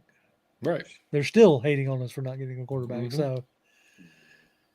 So, let's see. The Jets have selected Wisconsin's center Joe Tippmann. Joe Tippmann. And is John Michael Schmidt still on the board? Sure is. Yeah, John Michael Schmidt is still on the board. It's kind of interesting because he was the darling at center early in the process. Yep. I did hear a lot about Joe Tippmann from the group chat, though. So I know he's pretty good. Now, Tippmann, that was that's your mullet man, John boy? Yep. What's that? Yep. Oh. Sorry. That dude, I took a look at that guy in one of our videos, and that dude had an amazing mullet. Right. The mullet alone made him draft worthy. Just like Cody Mall missing his 2 front teeth made him draft worthy. Yeah, that mullet alone. Some of y'all get into like number choices as Hall of Fame, but like the visual aesthetic is you gotta look like a football player. You have to. That's like Cody Mall has the greatest offensive line photo ever with the missing teeth. Yeah. That's right. Mm-hmm. Yep. Did y'all see the dude on Twitter that posted he's wearing an Out of Your Falcon Mind shirt at the Coliseum in Rome? The most flowing freaking mullet you've ever seen. A good mullet? Oh, nice. Fantastic. Yeah. Very good. I think his name was Myler. Yeah, and big sunglasses, man. I mean, it was hilarious. Yep. So real quick, Daniel Flick, it was about 10 minutes ago. He put out there, Miles Murphy said at the combine he was the best offensive lineman he faced during his time at Clemson. Huh. Well, yeah, they showed a clip of him. They showed a clip of him kind of handling Murphy. So yeah, I'm down, dude. I'm down. Like open big holes for these running backs and keep my QB upright, and that's a recipe for success all day long. 100%. Now that the Colts are on the clock, I forgot to mention this at 36 because they traded the pick to us so quickly.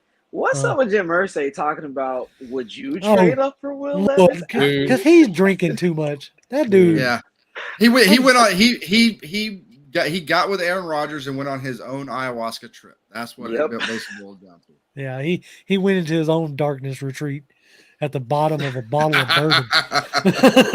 Man, talk about darkness, dude. Yeah, no, I'm glad we have the owner that we have. I think in a sense, he learned his lesson with the whole Falcon for Life thing. Oh my God. Chandler's in here fixing a rush for 4K this year. Well, I put it out earlier this morning for the folks who are still kind of like up in the air about the Bijan thing or Arthur Smith in general. Like in 2020, like you had Derrick Henry rush for over 2,000 yards. The combined yardage of A.J. Brown and Corey Davis was right at 2,000 yards. And then you had almost another 1,000 yards with Jonnu Smith and Anthony Ferguson. Yeah. So, like, he kind of knows what he's doing. So, I'm one of the few people that actually, like, think that he can call plays. I'm with you. Yeah. I mean, Bubba Gump talking about Jim Irsay real quick. He's like, he's got Hennessy on an IV drip. Yes. Boy, Bubba. Bradley says Jim Irsay was chatting with Jim Beam. Yeah, Jim won that one. He won that argument. Yeah, he did. Good Lord. That guy's a little much. Okay, the Colts, with the pick they got from us, have selected Kansas State cornerback Julius Brents. Okay, that's where Brents goes. Yeah. So, buddy just texted me and said, "Why not Keon White?" And yeah, dude, I love Keon. I loved Keon White, but it's like we talked about before. I know you guys have too. I mean, the later round pass rushers, they all have the bit of their own type of project to them. Like Keon, ridiculous athlete, but you may not see the returns from him this year. You know what I mean? And the thing with Keon, if I ain't mistaken, he's an older. Yeah, and too, right? Right. He was originally a tight end, converted to a defensive end. Right. And I mean, definitely has a high floor. But I mean, when you're looking from everything, obviously we're reading, Bergeron is going to impact the team right now this year. And that's what they said. And that's what they've stated that they wanted an impact player. Yeah. Absolutely. Dr. Ganja says Keon is raw and he's like 25. Right. That's Right. that was my concern with Keon. It really Yeah. was. Like, Mhm. yeah, Yeah. athletic dude, freak, great, but like you're in your mid 20s and Yep. you know, little late start in that aspect. Yeah. King says if we get Tyler Scott at the third round pick, and then Andre Carter in the 4th, I'm happy. You're gonna have to Hey, convince what- me on the Andre Carter. I was down there watching that skinny dude at the Senior Bowl. Like, he's gonna need some NFL peanut butter. Yeah. NFL peanut butter. Like, he's gonna need that big time. He will. Now DJ Johnson in the 4th, like that could be, Yeah. that could be a very like real possibility. Trade, the Lions are on the clock. So Let's the see what Lions kinda- have jumped the see what kinda- Commanders and the Patriots. Let's see what kind of craziness they do now. Are they taking? Didn't they want to add Dude, to their secondary? You couldn't even. There's no way you can guess. They took Jahmyr Gibbs and then they took Jack Campbell. So there's no way. I don't know what. Look, and did you see, John? They were happy about it too. Extremely Yeah. happy. You saw Dan Campbell's first thing. Right. He said, "Hey, bro, I like your last name." I knew that was a Dan Campbell pick. Had to be. Had to be. He's like, "Man, you got the same last name, bro." Had to The be. screaming Dan Campbell. What were you over at fist pumping about, Fleet? Oh no, that's how they were reacting. Oh yeah, okay. You were giving. I was like, he wait just, a minute. Did we, they just about broke the table. like they were Ben so Johnson happy. was like stoked, boy. They got Jahmyr Yeah. Gibbs and yeah, that was. surprising, man. We were like, what? Gibbs? See, the interesting thing to Wolf? me What? is like for the Lions, right, and how excited they were. You were at 6. Right. If you're going to be that excited about Jahmyr Gibbs, why didn't you take Bijan? Yeah. That's what my point was too. Because if you were going to take a running back that early, you might as Right. well have picked And Bijan. trade back up to no. Right. They traded down and stayed at 12. That's what it was. Yeah. Yeah, But either okay. way, still, like if you were going to like be that stoked, I mean, I guess if you had Jahmyr Gibbs selected higher, Yeah, This is a wild first round. Man. oh Just all damn around. it, it the was. Lions took Brian Branch. Did they? I No. figured Oh man, that's why I asked. Didn't they want to add to that secondary? I Yep. figured that's what they were. Yeah, dang. where what tracker are you using, by the way? I'm on the NFL.com tracker, and then okay. I'm getting the much quicker on Twitter. Like I just have Twitter open, so I'm just refreshing Twitter every few seconds because might as well at this point. So Golly, man, there's still a dude in our Facebook group that keeps going off about Jalen Carter, and it's unbelievable. oh yeah, well people will let it go, guys. Yeah, It'll exactly. be all right. Have at it. Falcons O-line, Matthew Bergeron, when asked what he knew about Atlanta, the Braves, and I hate Georgia Tech. Dang. Well, I guess they did play in the same division, so. Yes. Oh, that was. He said, "What did he have? We had wings. Good man. Good man." Have wings. He said 3 months ago he put away 30 wings. Good Lord. Man. Mayfield's going to get that tap on the shoulder, like, "Hey, I need your playbook. Oh, Bring he's your playbook. Bring your clothes and stuff too." he's already on Indeed right now. He's like, all right. He's on Indeed trying to figure out what car salesman he can go to. Yeah, he's already got his resume out there. That's it. Yep. Let's see. No Budget says after the reports from Georgia coaches came out today regarding Carter, he goes, "I'm glad we didn't draft him." So Yeah, I mean that's the thing, man. I mean, like I've said since we've been talking about the draft. If Jalen's there, I wanted Jalen. Just based off what an interior pass rusher like that would give you, and then probably. But I mean, then these things come out, and we even talked about it on the show. I mean, like Kirby said, it was during the season. It was on an interview with 680 The Fan. It was kind of a throwaway comment, but I was like, oh wow. They were talking about, it's kind of from the Nick Saban school of coaching, but they're asking about Jalen, and he said something to the effect like, well, maybe he needs to get in better shape so he can be on the field more often. And it was kind of like, oh, all right. I mean, like they didn't follow up or anything like that. But like I said, it's kind of a throwaway comment, like, okay, this is just him being Nick Saban, going to get under his skin. But then you hear some other coaches saying like, yeah, he's not really all about that practice. And, and a guy like that that's dominated pretty much his entire probably high school career and even his college career that doesn't have to really work That's that the hard. thing, man. That's And now the thing. you're gonna have to work hard. So he could Real he hard. could absolutely work out and be a stud, yeah. a I mean, stud.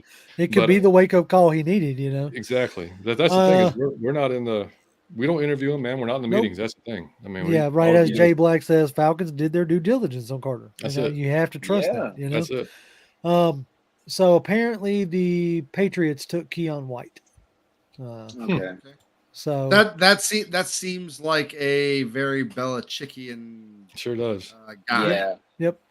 The reason I'm not as hurt about the Branch and Keon White because I knew they weren't making it to 75. Oh, I no, don't see us trading up Right. again No. no, we gonna hang around until till 75. that's it. Where did Branch went to the Emmanuel Branch went to the Lions. But now here's the deal, like for now anyway, like Jamie Robinson, the safety the nickel safety out of Florida is still on the board. And our buddy Savion like really talked him up. Oh, he would love him. It's you, King. Yeah. Yep. So let's see.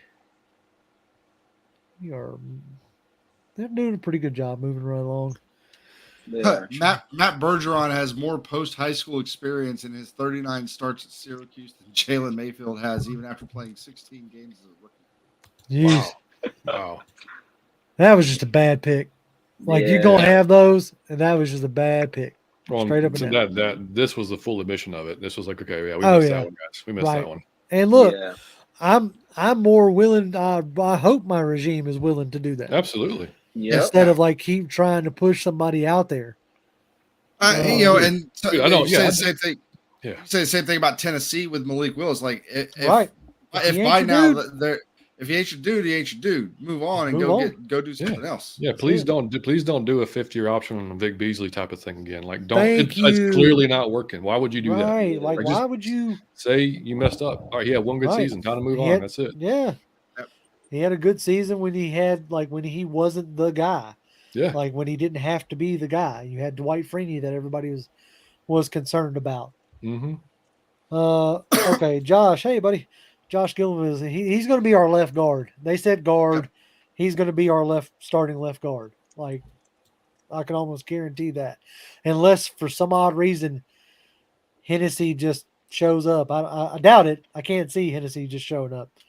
He hasn't necessarily shown up yet, but let's see. Brett Coleman says, I'm just going to pretend Brian Branch win at 12 and Jahmyr Gibbs win at 45. That's funny. That's good. I mean, that's what we all thought, right? If we didn't go running back, we might be able to get Gibbs that 44th pick. Yep. Yeah, that's So looks like maybe Washington took the safety nickel Jartavius Martin or Quan Martin, the safety out of the other nickel safety out of Illinois. okay. So the safety run begins now. Yeah. Oh no, he's out of Maryland. I thought he was out of Illinois. But anyway, so he gets to stay home basically. Maryland into DC. Oh yeah, nice. So yeah, cornerback Jartavius Martin. Dr. Ganja says Gibbs wasn't making it past the Bengals. Probably not with the Joe Mixon stuff going on.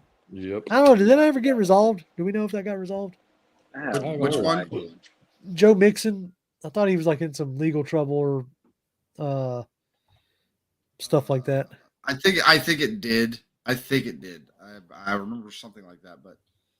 But just real quick, in case you hadn't seen it, Matthew Chris- Bergeron scored a 9.82 for a Raz. Nice. Okay.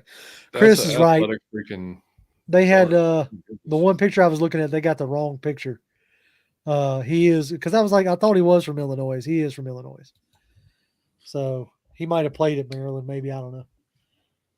It's hilarious. It says the Bills traded up with the full intention of blocking Dallas in the first round. The Bucks just moved up to 48. Who would they be going after? Man, I don't know. That'd be the second time Green Bay has traded back in. Maybe Wait a minute, no, never mind. maybe Yachty Yachty. Oh, In don't the do last that. few Don't, picks. John. Yeah, that'd be Hey, mean, come man. on, man. It'd be Why would you- Superman, but I'm just saying. That They're was smart. Superman. They may not be very smart. Yeah, the Bills GM said we had a good feeling that Dallas would take him, talking about Kincaid. And we really liked him, and he would be a great fit with our offense. So that makes it, because we were all wondering, like, don't they have Dawson Knox? Why would they take Kincaid? Right. They thought Dallas was going to take him, and they went ahead and took him. Right. Yep. What are you trying to get us to say again? What are you trying to incriminate us with, Chris? He wants to scream or score something. So, okay, Cody wants to know who the best wide receivers left. You got A.T. Perry, Michael Wilson, Rasheed Rice, Jalen Hyatt, Scott. Cedric Tillman, Tyler Scott. So, I mean, there's still some names out there for sure. Yeah. What was y'all's thoughts on Christian last night, dropping so far down? That was shocking that he went down, but I heard that he didn't really interview all that well. Yeah, same thing, yeah. So, and just like with Jalen Carter, I mean, the interviewing is part of that process. Mm-hmm. And if you get dinged, it's not all about when you're looking to hand somebody millions of dollars. It ain't about just what they do on the field. Well, dude, we talk about it all the time, man. I mean, like that. The most underrated portion of all this thing is what they got going on up top. That's Rose Stockton, we appreciate you. He says, I'm loving our draft picks so far. # Dirty Birds. Absolutely. I mean, you can see we appreciate that greatly. You can see a clear vision. Yep. That much is for sure. It's like, we, as Jonathan likes to say, we are going to mash people. And that is, that is what we are attempting to do. We talked about it last night, man. We're going to be so hyped for the first preseason game. It's going to be ridiculous. It's going to be the most excited I've ever been for a preseason game. Oh, yeah. Same. But I would say, like, thinking of it now, probably the most excited I've ever been for a preseason game was probably game 3 of the preseason in 2008 when we drafted Matt Ryan. He got named the starter, and so the first preseason game he came out 1 series gone, 2 series next game gone, and then the third game was the dress rehearsal, so they played the whole first half, and so I was excited to get all that exposure to him, and then that just got me hyped up for the first game of the season I was at. I saw Matt Ryan's first pass for a touchdown. I was at the 50-yard. I was at the 50-yard line. Front row, upper deck. It was so awesome. Nice. All right, so you're not wrong. JR, our opponents must respect the run, which will open up clear passing lanes for Ritter. Exactly. Completely agree. The Bucks just took Cody Maul. So those dirty.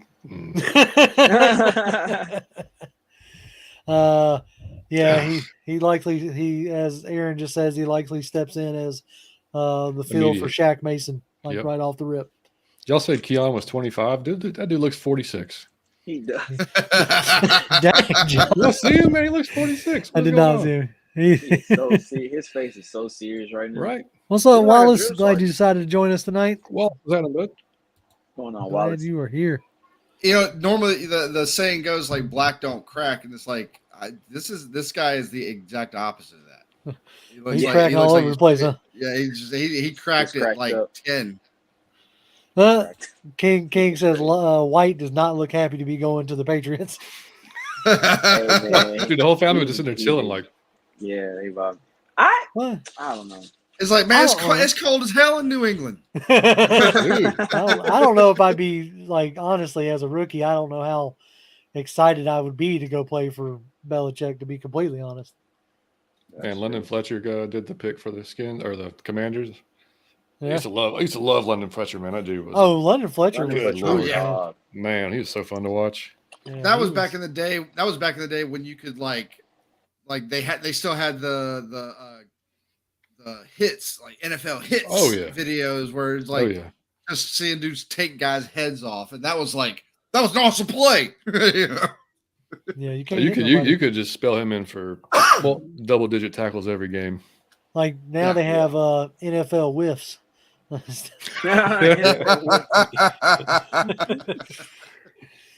Oh, hold on. I know you weren't laughing at my joke. I hit the wrong one. Anyway, Covenant says it'll be difficult for Ritter to mess it up but just in case, Don't count out Tyler Heineke. I'll count out Tyler Heineke. That's what I was Look, saying earlier, yeah. man. Like he's gonna have to like try to mess it up. I mean, with all this that we're giving him, I mean, my goodness, you couldn't ask for a better situation for a young QB. I will say this. Like I like Heineke for the simple fact that he's a guy that will go out there and he's not a backup that is like I'm coming in and I'm super scared to do something with the ball.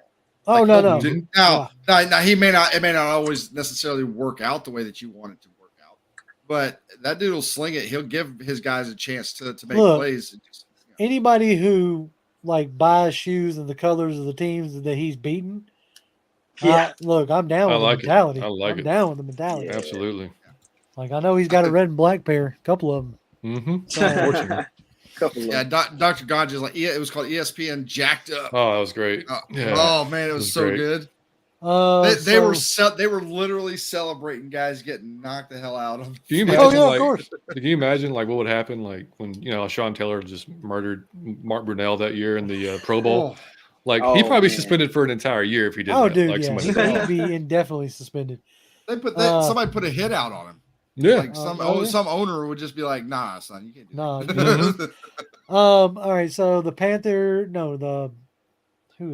The Pittsburgh took Keanu Benton, the D tackle out of Wisconsin, who really showed out at the. That's a good pick. The Senior Bowl. I'll tell you on defense, like there's a guy I could see, because like when you look at right now defensive tackle, we have Grady Jarrett, Taquan Graham kind of on one end. Then you got Calais Campbell who will move inside, and then like I can't remember the name right now. Anyway, but like we kind of have backups for both of those guys. The guy we kind of don't have a backup for is our I guess Onyemata technically is in that same vein, but like Eddie Goldman as that big run stuffing, like unmovable object in the middle. So I could see if they want to get like a guy behind him, and if he's still there in the third round, that Sayaki Ika or whatever his name is, Sayakai out of I think you probably said it closer to being right, Sayaki Ika, but if he's there in the third, you talk about a good run stuffer. That's all he is. Yeah, I watched quite a bit on him, and he was. I was higher on him going into it, but then I watched him, and I was like, because there was. I don't know. He had a couple plays where he would bust through the line. He would flash, but then there were times he'd get covered up by a single guard or get covered up by a center, and it was like, man, come on, you're 350 pounds. Like, push this dude off you. But I guess I'm saying his functional strength wasn't as good as I thought it would be for a guy that size. So that's the only thing. But I mean, that late in the draft, that's fine.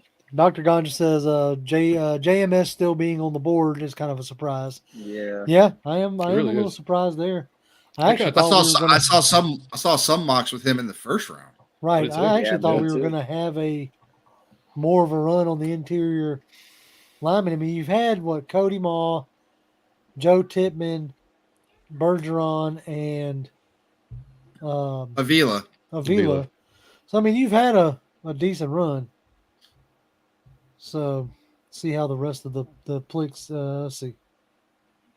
No budget Charlie here. Latest rumor is that CP84 could be cut post June 1st, saving the team $4.2 million.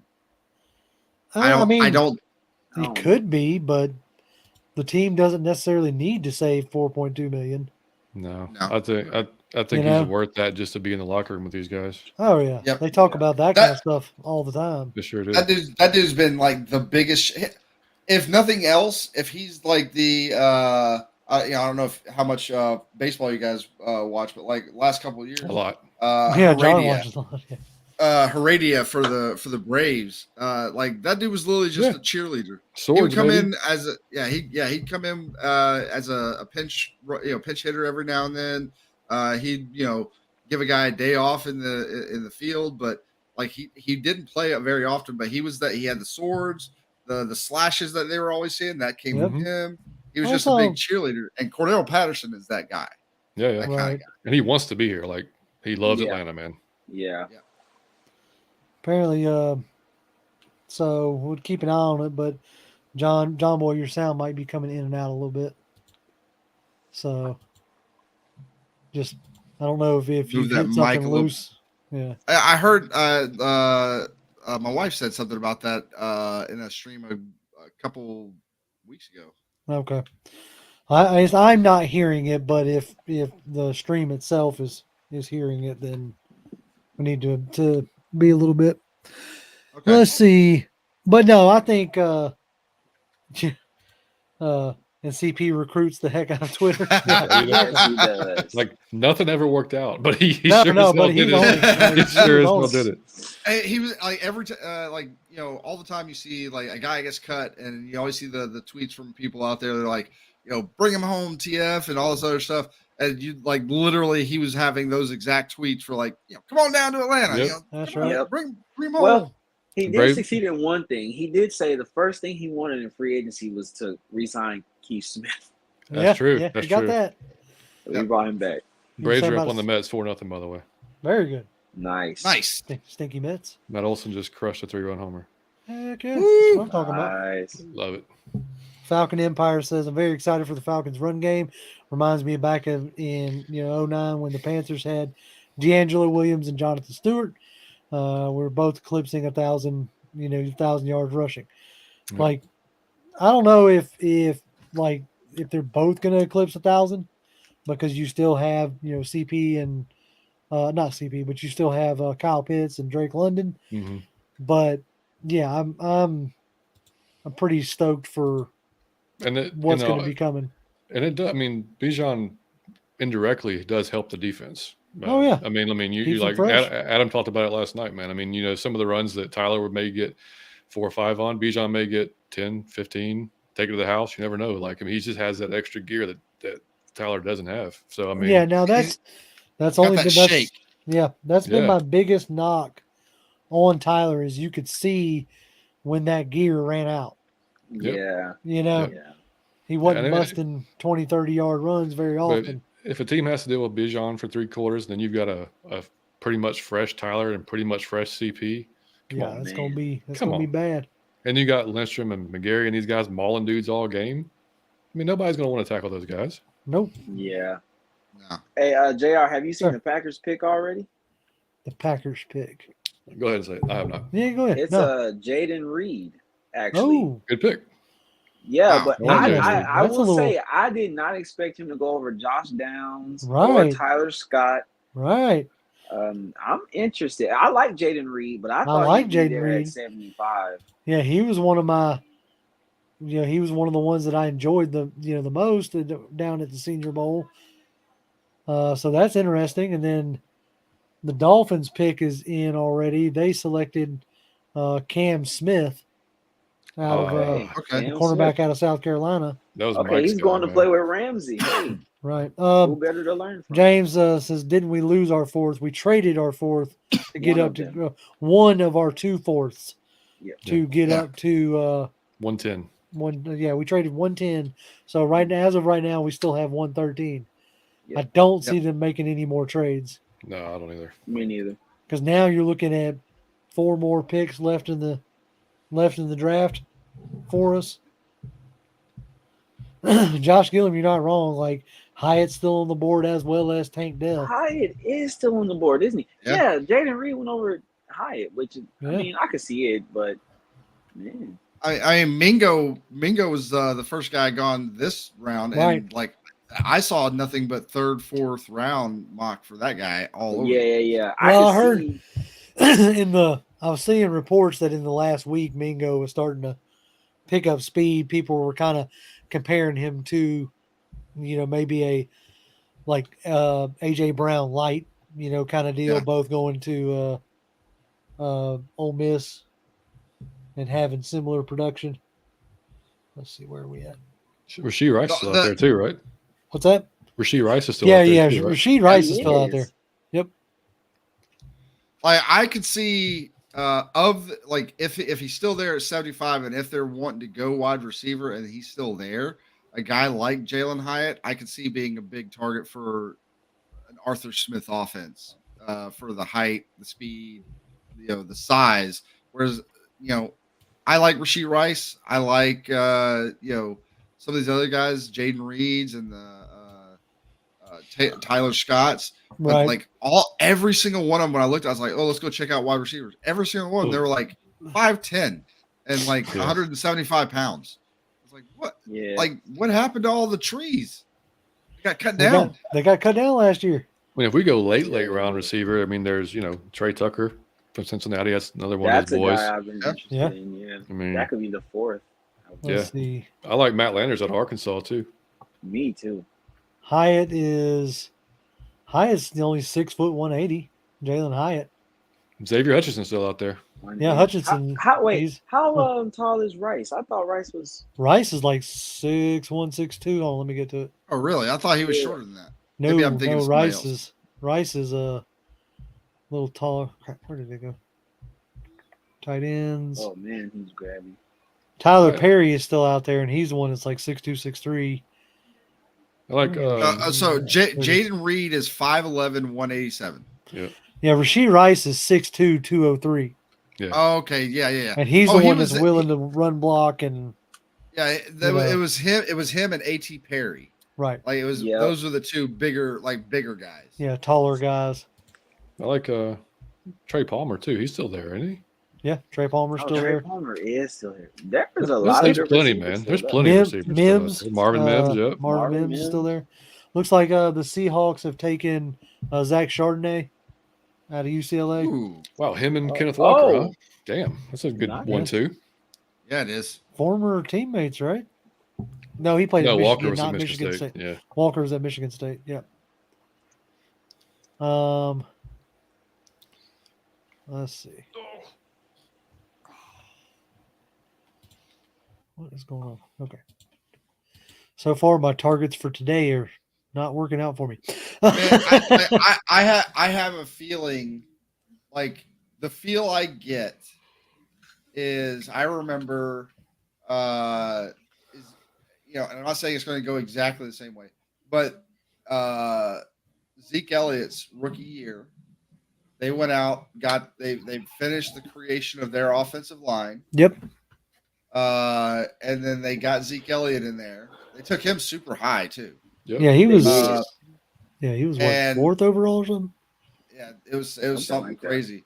And they basically just ran over the whole league for most of the year, and I think they were like 13-3, and it was super crazy. But that offensive line was nuts. Yeah, they were mashing people, man. They were. They were. Oh man, this was a guy who I kind of would have hoped would have been there in the third. The Bears get defensive tackle Gravon Dexter out of Florida. He was an explosive. An explosive defensive tackle that I didn't think was getting nearly enough love. Well, it sucks for Zeke too. If they would have gave him like a Tony Pollard earlier in his career, he'd probably still be a pretty high caliber running back. Yep, they ran him into the ground, dude. He fell off a cliff. That's what happens, man. You give a bell cow running back these days 300 touches, something like that. You're going to get 3 years, 4 years tops, and then they just production Zeke, falls off. According to Chandler Woodward, Zeke was 4. I thought he was 4th overall. He was up there. Somebody's asking for John just saying no need for Yannick. We have Zoe, AK, Malone, Bud, and at Edge. Yeah, Yannick's almost just like AK, similar as far as their size. I mean, yep. And yeah, you're right. You're not wrong. No budget. 80-80 is still there. But also somebody just said, hold on, where was it? Hey, good call, Chris, on Thule. Aaron Wilson. Great call there. Says medical and or character issues are causing some highly regarded prospects to fall on draft boards with some adjustments as late as the past few days. So that might be why you're seeing guys like 80-80 fall if he's had some medical issues or what have you. I did hear something. I saw something on Twitter pop up. From, I can't remember who it was, but Darnell Washington, apparently some medical stuff popped up on him. Maybe. Yeah, Tuli falls to 75. That would be nice. He'd be a great fit, man. I really think I he heard would y'all be. saying that. I wanted to put that out there. Yeah, he'd be a real nice one. 80 probably hurt himself. I mean, 80 was doing that 400-pound clean in high school. He probably, God knows what he's done to his body, man. It shouldn't be possible. Like, it was ridiculous. Yeah. Oh man. Let's see. Yeah, Rams killed Jackson and then Gurley. Yeah, we man. we Yeah. tried to 1 year Steven Jackson. I was so hyped for that. I was like, finally a big back. And then, oh God, couldn't be slower, man. Good Lord. Yeah, I think I might have been able to outrun him. That's saying something. Man, it was like from the time he received the handoff to the time he hit the line of scrimmage, I was like, man, this is taking forever. Why is this? I mean, the hole was there, then it closed. It was way gone. Yeah. That hole closed, another one opened and closed, and another one opened and closed. Yep. And then he was tackled behind the line. Rodney says, do you feel the Falcons chose Bijan because they didn't want Philly to get him? I don't know how much. So. I mean, with Philly they trading love up to Bijan. get, Carter, I think Bijan was their pick. Like we Dude, heard. Yeah, go ahead. I was going to say, we heard rumors that Paris Johnson might have been the pick. But if that's true, when Johnson went, then, it was Bijan. Yeah, and you just listen to Arthur and Terry talk about their visit with him in Austin. I mean, like, it was a done deal then, pretty much. I mean, they found out what he's about, and the film speaks for itself. So I mean, that was they took Taquan with them. Apparently, had the biggest rib ever. Yeah. But he was like, he's not an Instagram guy. Mm-hmm. He's not a guy that looks for like the approval of others. That's what I take it. It's like he's confident in himself. He doesn't worry about what other people think, and he's just a humble guy that loves to play football, wants to be a part of a team, and wants to help the team win. Now, I'll say that's this: what I hear. Like, you can put whatever stock you want in it, but did y'all hear ESPN was asking all these guys like all these potential first round guys what they were going to buy with their. First thing they were going to do with their money, a lot of them was like, I'm going to buy my mama a house. And that was a pretty standard answer. And Bijan's answer was like, I'm going to tie it to the church. I was like, all right, there you go, buddy. Yes, sir. He said, God's the one that got me here. I was like, okay, good. All right. Yes, I'll take it.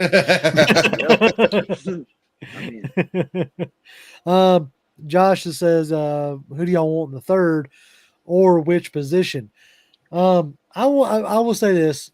Like wide receiver or like linebacker type would be because you still have the Arkansas linebacker is still on the board. Drew Sanders. I knew his last name was Sanders, but so I mean he's still on the board. Nick Herbig, like I was talking about earlier, still they could be fun. Or like one of the edges. I thought Sanders would be gone by now. Yeah, because like early on in the process. Like Sanders was talking about, like being in the first. Yeah. Looks like the Chiefs have traded. So the Chiefs have come up all the way to the Chargers spot. Huh. Wow. Okay. That's They're taking a receiver, right? They got to, right? I think they are. It's gonna be a speedy guy. They might be taking Hyatt. I don't know. Coveted says, give me the heat-seeking missile of Ivan Pace Jr. Yeah, any short stack linebacker that can knock an offensive lineman on his butt. Yes, sir. I'm still crossing my fingers for Isaiah McGuire to fall there. That'd be nice. Yeah, I'd be much happier with Isaiah McGuire in the third. Yeah. Oh, yeah. Than I would have been in the second. That's for sure. Yeah, I'm honestly good with any of those. I would take the best player at whatever position that is. Like, for sure. I'd be just fine with it. I mean, that's what I keep saying. With what we've done in the offseason, I don't see how you could be mad with any pick we take. That's right. Right. Yeah. Like I read so many times, and like especially with the Bijan Robinson pick, it was like, why take a running back when you got so many other needs? And all I don't know how many times I've typed this out on Twitter. Dude, I probably just need to stop. But it just annoys the hell out of me. Just have a copy and paste set up for it. I need to do that. Run a but script. It's literally like from day one, the mantra that they gave when asked, like, what is going to be your philosophy for free agency in the draft? Yep. And they're literally like, we want to fill our needs in free agency, and we want to go into the draft and be able to pick the best player available to us at whatever pick we're at. Yep. Like, because all we want to do when it comes draft time is we want to add talent to the roster, and you add talent to the roster, you get your needs in free agency, you raise the floor of talent for the whole team, and as long as you can do that, you can keep raising that floor of talent for your whole team, then you're gonna be on the good side of history on that one eventually. Yeah. Let's see. And running back was a need. Yeah, we told y'all I don't think there ain't been a content creator out there that hadn't said that we were going to come out of this draft with a running back. 100%. Like if it wasn't Bijan, it was going to be somebody else. Yeah. I forgot, man. Sidney Brown is still out there too. Yep. Yeah, he is. You can't have a 32-year-old CP, a Tyler, and then a guy coming off an Achilles who you never know what's going to be with an Achilles, and that'd be it. Like. Trenton Simpson. Yeah, I forgot about him. He's kind of fallen.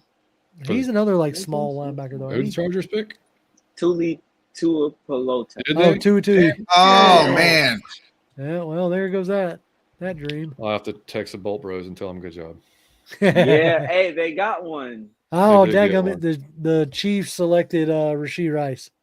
Did they? That's a good pick. Oh, that is a good pick for them. That is. That is. That annoys me, but that's doesn't annoy me.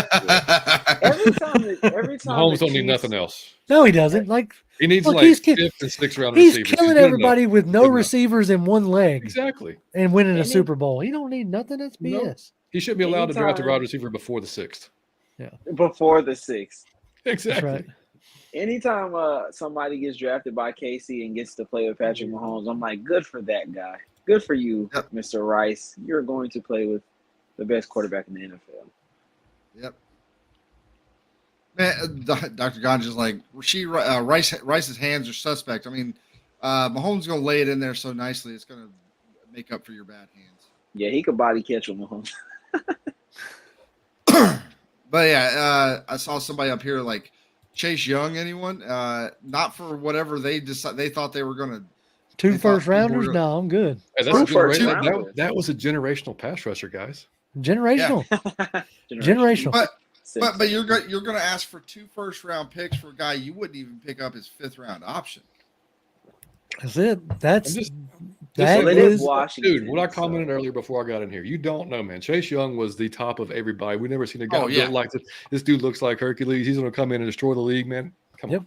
You don't know, man. You don't know. Nope. You don't know. You have no clue how it's going to turn out. All of a sudden, these NFL tackles and guards are a little bit bigger, stronger, and faster than guys you've been dealing with. That's it. Another trade. The Bears are on the clock. Nice. The Bears. They're coming up. Maybe a wide receiver. I was gonna say they'd probably take another receiver for Justin Fields. They got to, right? Like you would think, because they have DJ Moore and Mooney right now, right? As their they still got a dude right from the Steelers that didn't work out.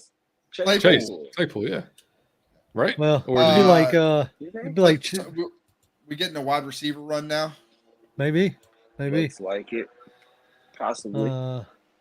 Let's see. They have who does what's that guy's name? Oh my gosh, the receiver from the Patriots, N'Keal Harry. Doesn't he play for Chicago too? Yeah, but does he even play? I mean, does he? Does he play? Yes, he's on the roster. Right. He's on the roster as of now. Does he play? Yeah, right. Yeah. Ah, crap. So the Bears, he's Josh saying the Bears should draft Darnell Washington. Can't believe he's still on the board. That could be interesting. What is Mike doing? They have what's going on, John? I was just looking at our Mike posted a short on our thing. It's Mike. Mike a little crazy. That's all right. This is great. No, it's some lady painting a portrait and it's just our picture. It's hilarious. He's up here playing with filters on Snapchat. So random. Dude, the emoji guy put out was great. I'm like, how'd you do that? Yeah, he readily admits he's 86 when it comes to social media. So I was proud of him. He did that on his own. Yeah. If there's one thing outside of Twitter, I'm inept at any other social media platform. This whole thing, man, us starting this, whatever, has gotten me a lot more in More tune. involved, yeah. Yeah. Like I can keep up with Twitter, and that's about it. Like anything past that, I've tried the. I mean, I do Twitter. He does TikTok and Instagram, and that works out good. There you go. There you go.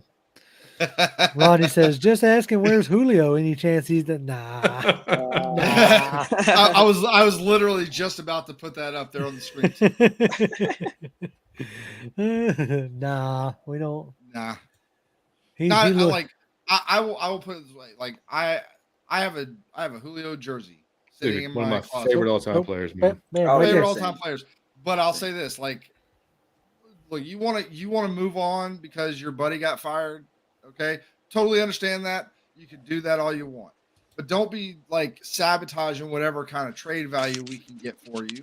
Oh no, I'm out of that. And then once you leave, you don't even say, like, the people that have been cheering you for years, that been like adoring you for years, and then you go and like literally get a PR person from your next stop to write your email or your memo that basically says, like, I appreciate this and that, blah blah blah. Yeah. That's it. And just whatever. And like, so once that happened, I still wear my Julio jersey. I'm not gonna like, I'm burning my jersey. No, I paid too damn much money for that thing. Right. But like, I really don't care what happens to Julio at this point. Like, yep. So the Bears traded up for Tyreek Stevenson, the cornerback out of Miami. Oh, okay. Well, all right. This year's like Tyreek Woolen, so to speak. Yeah, gotcha. I liked him at 44 as a possibility. Alberto says, "Rise up pound for pound. Are these late rounder possible starters since last draft on defense was up and down?" Yeah, I mean, come on, like Malone has a real good chance to develop. Yeah, you have a host of a host of guys in the second round. So yeah, you're good. Like I said too earlier, man, the amount of beef we got in the interior is just going to help Malone out. So that's it. And also, AK as a pass rusher last year was very close to hitting home a lot. So many times. Yep. So many times. I think they expect him to take a step as well. Mm-hmm. Yep. I agree completely. Let's see. We're at 79. Sorry.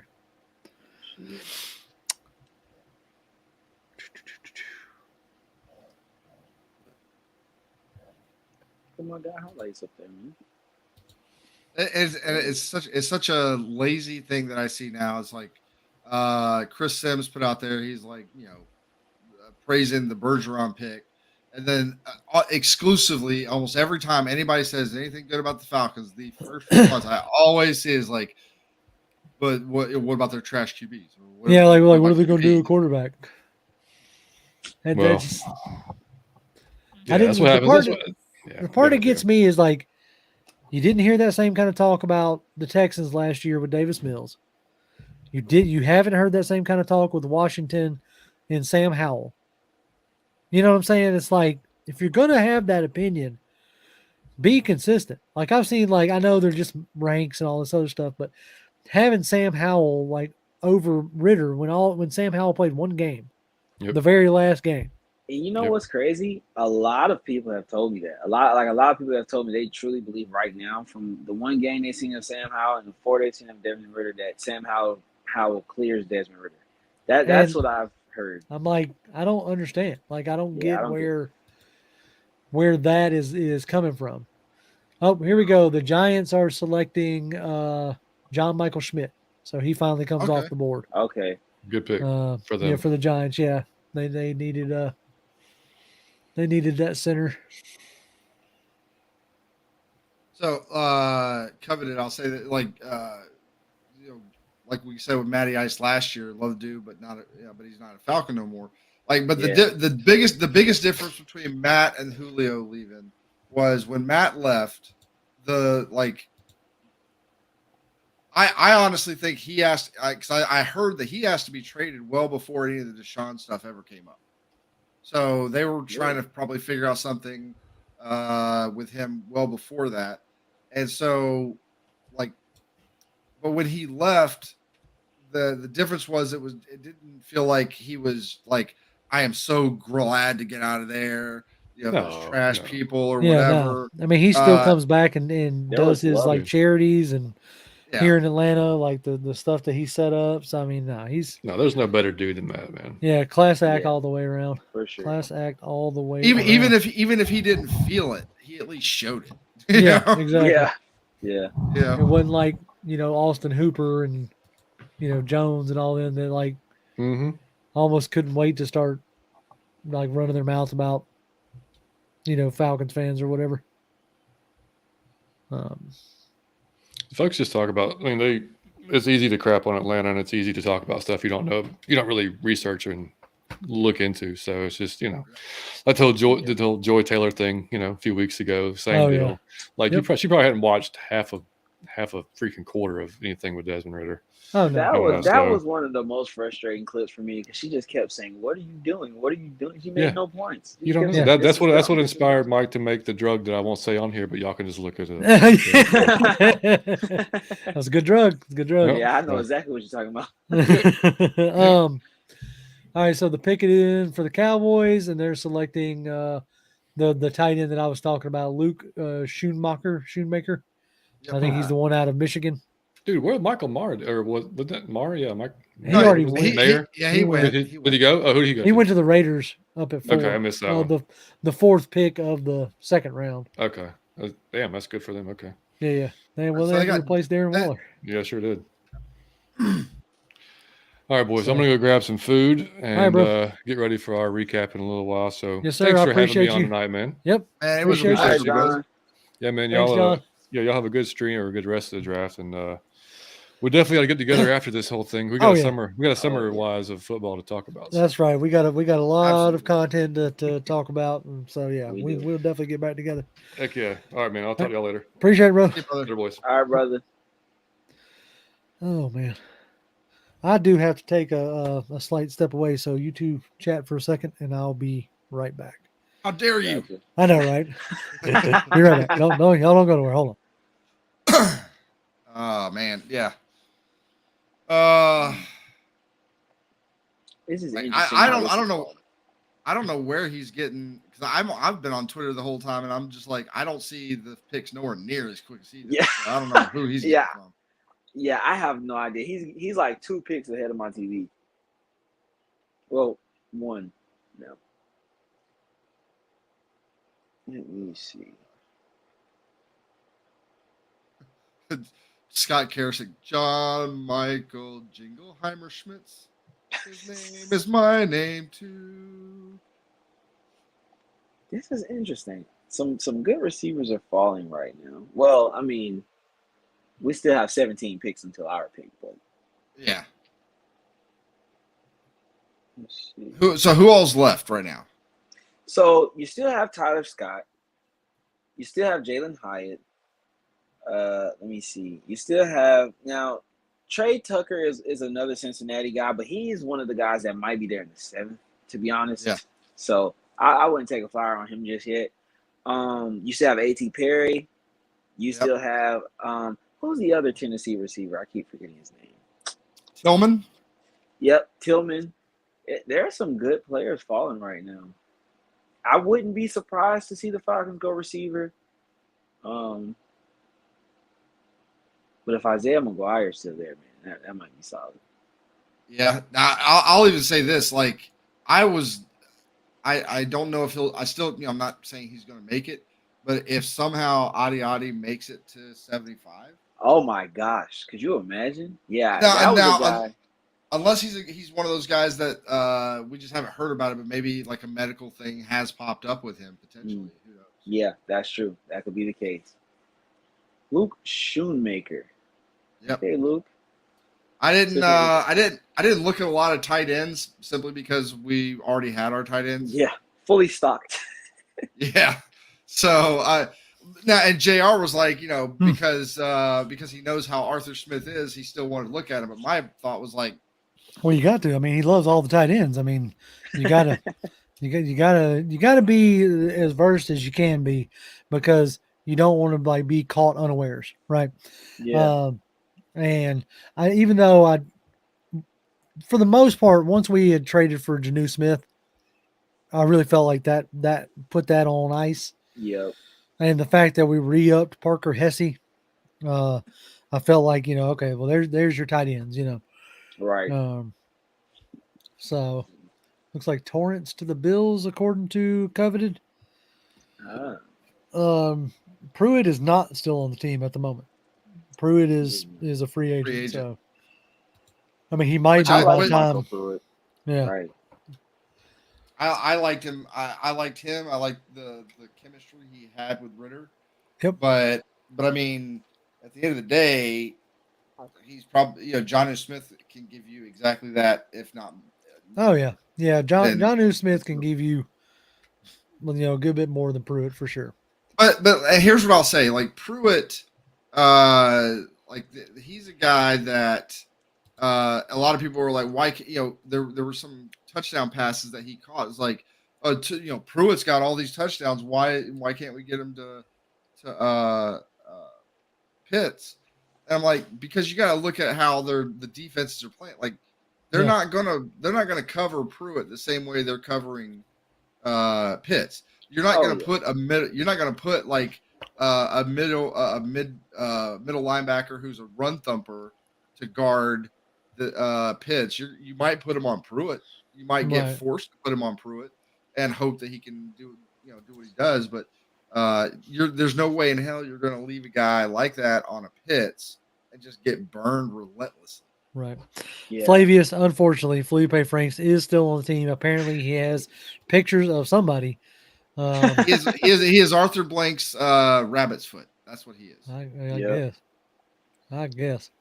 I don't know. You got the same pictures that Jalen Mayfield. Well, Jalen Mayfield probably lost that file tonight because he's looking. Yeah. He's looking for it. He's like, oh shit. What happened? Oh no! It was here. I promise it was here. Oh god. And what's crazy? I remember when we brought in Felipe Franks. And I remember the talk of like the first year under Arthur Smith. You heard like, okay, they're going to try to move him to tight end. And I remember early in that training camp, I heard really good things about him. And it was like everything thrown his way was caught. Like he was catching everything. Yep. He was looking really good. And then you get into the first preseason game and like the dude had like brick hands. Yep. Something bad. Yeah. Like, I guess when you didn't have to worry about actually getting hit. Yeah. Like, maybe that's what it was. Coveted says maybe they'll try Franks at the punter. Beat out Mr. Pinion if he can do it. More power to him. Yeah. We like tall punters. Somebody's saying I like tall punters that can go knock a linebacker out. There you go. Somebody's saying Darnell Washington's medicals must have not been good. He's fallen a little further than I thought he would so far. The Bengals Mel Kiper's like big board right now. He's like the number one guy left on the board. Bengals select cornerback DJ Turner out of Michigan. Okay. I like DJ Turner from what I've seen of him. Jay Black, Franks has been in the league. Last year was what, the second year? Yeah. So this will be his third year. Yep. So and he ain't costing you nothing. I mean, all he's doing is taking up a roster spot, which is important in itself. But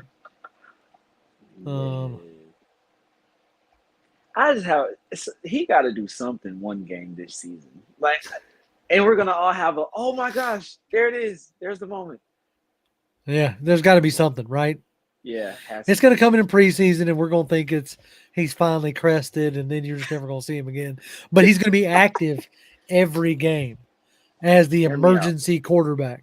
Hear me out. Wildcat formation. Desmond Ritter out wide. Felipe Franks. Look, Bijan Robinson. Fleek. Who's stopping it? Everybody's stopping it.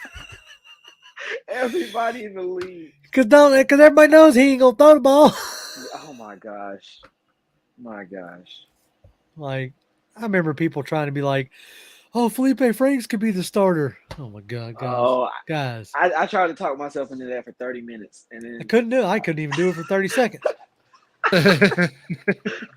I Didn't even kept try. rewatching that Hail Mary he threw when he was at the University of Florida. Oh, okay, maybe.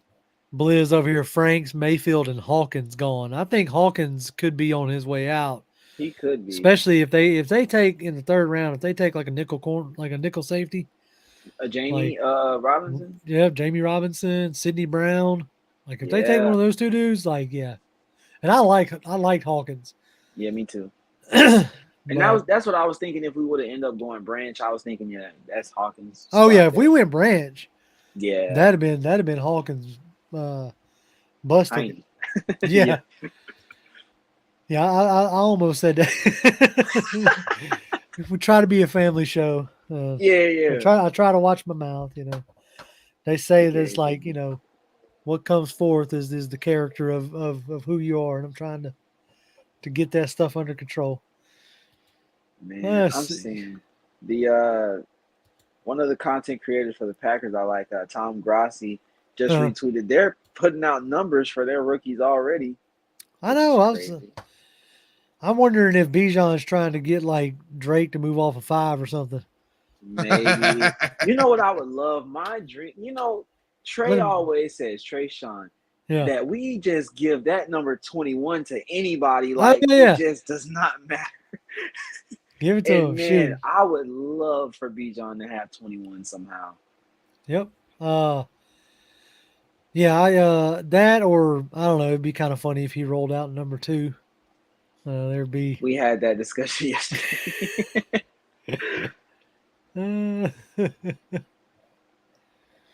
Where are we at?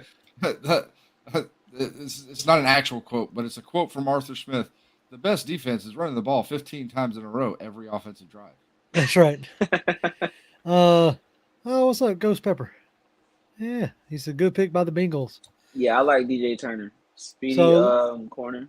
It looks like Jaguars add pass catcher tight end Brenton Strange at 61. Don't know. Gotcha. Darnell's got to be if some dude named Brenton Strange is going over Darnell. Yeah, something. So Eagles are on the clock. Because I heard like Darnell. nothing, I heard nothing but like super Darnell or Keely Ringo. Super good stuff coming out about Darnell Washington out of the combine. Like, dude was like a freak and all this other stuff. It's got to be that medical. Because you have Brenton Strange and Luke Schoonmaker going before him. Yeah. And I forgot Keely Ringo was still on the board. Yeah, Keely Ringo's still there. So if you're wanting to do the Philadelphia Bulldogs, they could get them some more Bulldogs. That's for sure. Let's see. Pick is in for Jackson. Did we say? Oh, you said Brenton Strange. Yeah. Brenton Strange. And you know what, too, Jonathan? The point that you mentioned earlier about when you were researching all these receivers and all these guys are like 5'10" and 180 and under. I mean, you can see that's probably why they're falling. Like guys like Josh Downs, I thought was surefire 40s, 50s. Yeah. Jalen Hyatt, I didn't even realize he was only 180. So, right. He's at least 6 foot though. But Trey Palmer's 6'1", 190. Yeah. So that's not it's not small. Yeah, it's not. I don't know. Well, okay, hold on. Let me see something here. Well, you still got Kayshon Boutte out there. Kayshon Boutte is out there.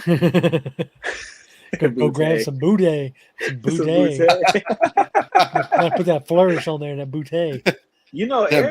Eric Robinson likes Kayshon a lot. I like Kayshon. Like his ankle injury kind of zapped some of his athleticism. But if he could recapture it, the Eagles have traded the pick to the Texans.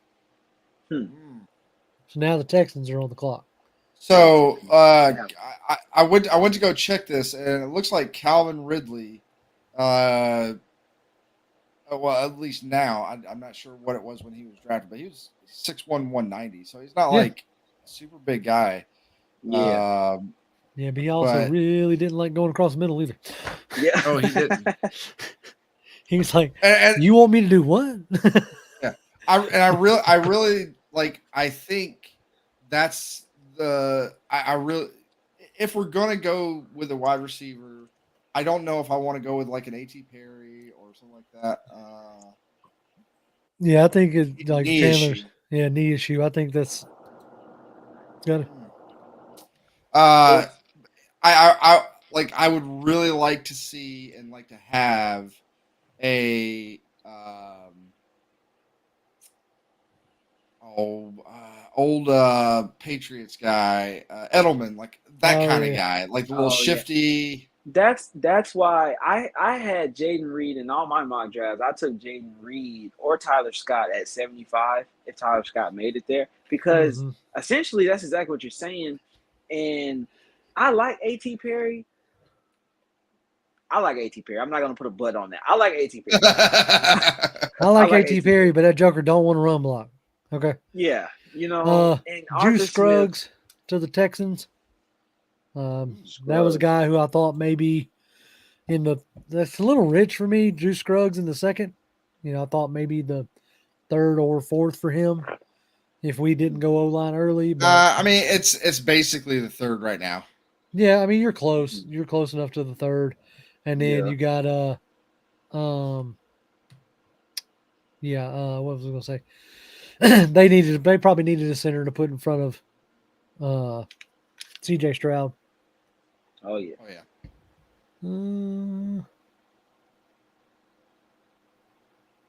Okay, so we're about 12 picks away now. Yeah, we're getting close. We are getting close. So let's see. That one took about an hour and a half Yeah, to get through the third. So that's not too not bad. that bad. And it's going to go quicker in the third. Yeah. The Broncos have traded up. They're trading up from D-line, it looks like. Yeah. Broncos, who would fit there? That's still on the board. Yeah, knee issues. Eagles sent 62 to Houston for 65, 188, and 230. All right. Yeah, we talked about that earlier. That was the easiest decision they made all week. Pick up that 5th-year option. Oh Yep. yeah. Oh yeah. So Well, and so that was some of the thought, right? Like, okay, do we go out and get like a Devon Witherspoon or Gonzalez because maybe we don't want to pick up the fifth year for AJ, and it's like right? it was a deal where, like, say you picked up the 5th year, right? So that would be at least 2 years with a dynamic duo, and then that gives you a little bit of leverage.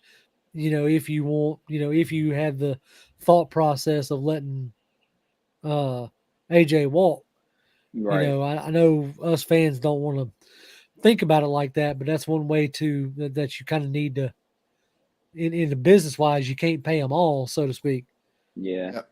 Yeah, that's And true. you're going into year 2 of Ritter, as far as contract wise, in a 4-year deal. So I'd be interested to see if they go through this year and Ritter, like balls out or plays the way they wanted to play. I'd be interested to see if they went ahead and extended it, because yeah, that's a good. I mean, I think you can. I don't think you have to wait till the 3rd year if they're not a 1st-round pick. and the thing is, with a guy like Jalen Hurts, right? Like being the 2nd highest paid quarterback right now, not by much, but to see him get a contract after the type of season he had was a great season. But if I rewind a year back, I wouldn't have thought that he'd be getting that money right now. Well, there was So- talks at the beginning of this time last year. Yeah, Was Philly going to draft a quarterback to Right. put in that room with him? yeah, exactly. So And then he comes out and takes the team to the Super Bowl. So right. So for you to say that, and some people might hear that and be like, "What? What are you talking about?" But no, that's a real thing. If you want to get out ahead of that market, And you feel like you could trust. structure it in a way that, gives you that flexibility. Yeah. Say they want to sign them to a longer year term to where they got the flexibility to move, the money around. Yep. That is definitely a possibility. Ghost Pepper talking about Drew Sanders from Arkansas at 75. Like, he was a guy that early in the process people were, pretty high on. Like, I saw briefly like him being mocked to us at 8, and here he is still on the board. Come on, Denver. What you got? Because then we'll be into the third round.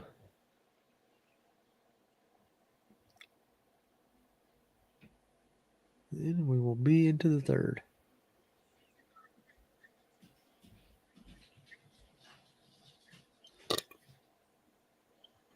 The Broncos. Oh, Marvin Mims. Oh, okay. Really? Okay. That ain't bad. I mean, giving somebody else for Russell Wilson to overthrow. I mean, throw to. Moon balls. All right. So now we are on to the third, gentlemen. Yeah. Chicago is on to the clock. I need to change the banner. Like, that's the thing. I remember,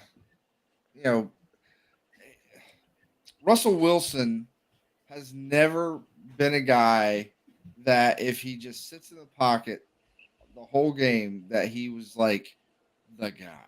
Oh yeah, no, he's creating off script. Yeah. Kind of deal. I'll be interested. This is going to be like a real true test of, is Sean Payton a offensive marvel or offensive wizard, so to speak? Yep. Because you don't have, a Drew Brees, and now you've basically been brought in to resurrect the crazy decision they made to trade for Russell Wilson. Yep. Yeah. And again, and the biggest thing is like, and maybe Sean Payton, adapts, but like his offense was very precision oriented. Nice. You got to be on time, all that jazz. There is no, I'm gonna run around all over the place and do this. Boy, my wife loves me. Y'all see this? My wife. Beautiful. This is energy for the rest of the deal. That's your juice pack right there. That's it. That's what's going to pull me off. It's like this had water in it, right? Because trying not to be as much of a fat tard, right? So that's got the water in it. Finish that up. Now I got the caffeine to keep pushing. There you go. There you go. Man, that is good. Holy crap. I have a Sprite calling my name right now. There it is. Sprite. That's some bubbly water. Oh yeah. Once we get past our pick, I may drop out of here for just a little bit. Get me something to eat. You're in here I was for gonna the long say haul. same after. Y'all gonna leave me in here by myself? All right, that's how it is. No. I'll talk to the chat. See, I didn't know Jonathan was planning this. No. See, I think when I stepped away, I think y'all chat. Did they coerce? Chat will tell them. I'm sorry. We did come up with a plan. We're gonna leave you high and dry. No, I just want to go. I want to go say hi to my wife. No. You're good. I'm just picking a little something to eat, and then I'll be back. Yeah, you're fine. Blizz, like, oh no, are you okay, Bo? No. Stetson, Ben. Man. With the next pick? No, the sir. next pick? Nah. No, sir. No, sir. Maybe that seventh now. Maybe the very last seventh. Yeah. If they're feeling frisky. I'm telling you. No, sir. Back to the Mr. Irrelevant spot of the draft, then maybe take him. The only it wouldn't surprise me one bit, in all honesty, if the Ravens took him in the 7th. As something like that. Yeah, as a backup to Lamar and with his familiarity with Todd Monken. Oh yeah, you know what I'm saying? I always look for like those kind of like connections. Yeah, because that's what these coaches do. Right. They're creatures of habit. We all are, right? We all do what we're comfortable with, and when it comes to football coaches, they're comfortable with, they're comfortable with the players they're familiar with. Absolutely. Let's see.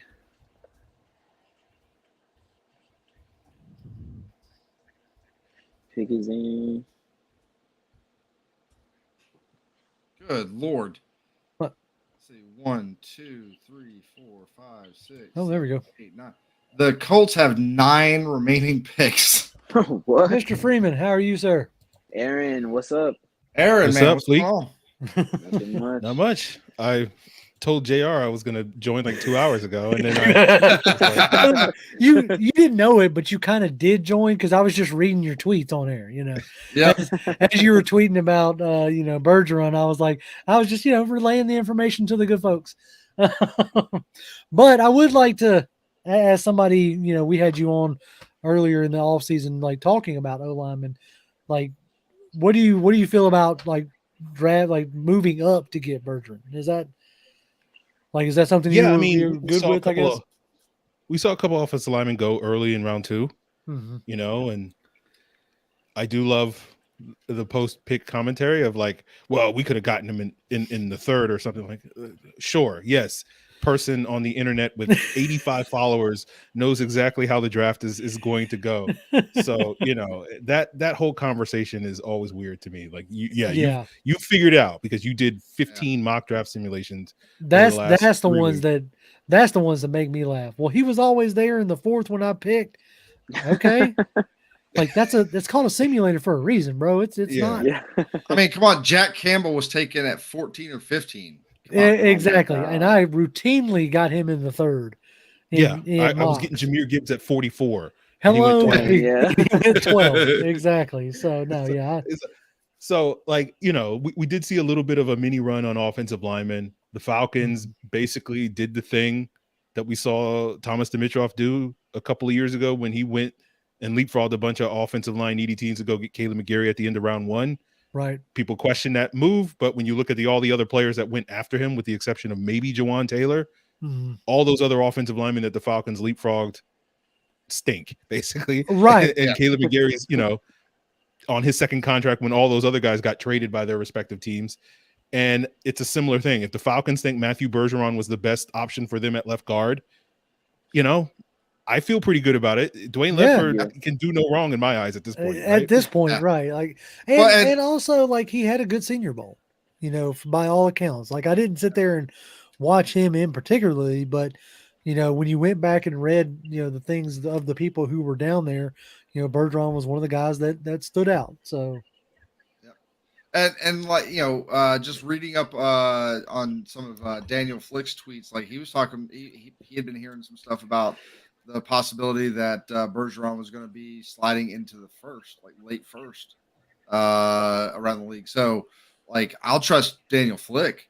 A little bit, yeah. If he hears stuff like that, like I said, some random Twitter dude with like 10 followers, don't care what you say. Yeah. Honestly, don't care. So the Chicago Bears picked Zach Pickens. That's a good pick. He was a defensive lineman that showed some decent burst down there at Senior Bowl, and I didn't do like a ton of digging in on Pickens. So if anybody's got anything to add there, I was not a huge Pickens fan. Right. He's got tools. He's kind of like Jervon Dexter a little bit, toolsy.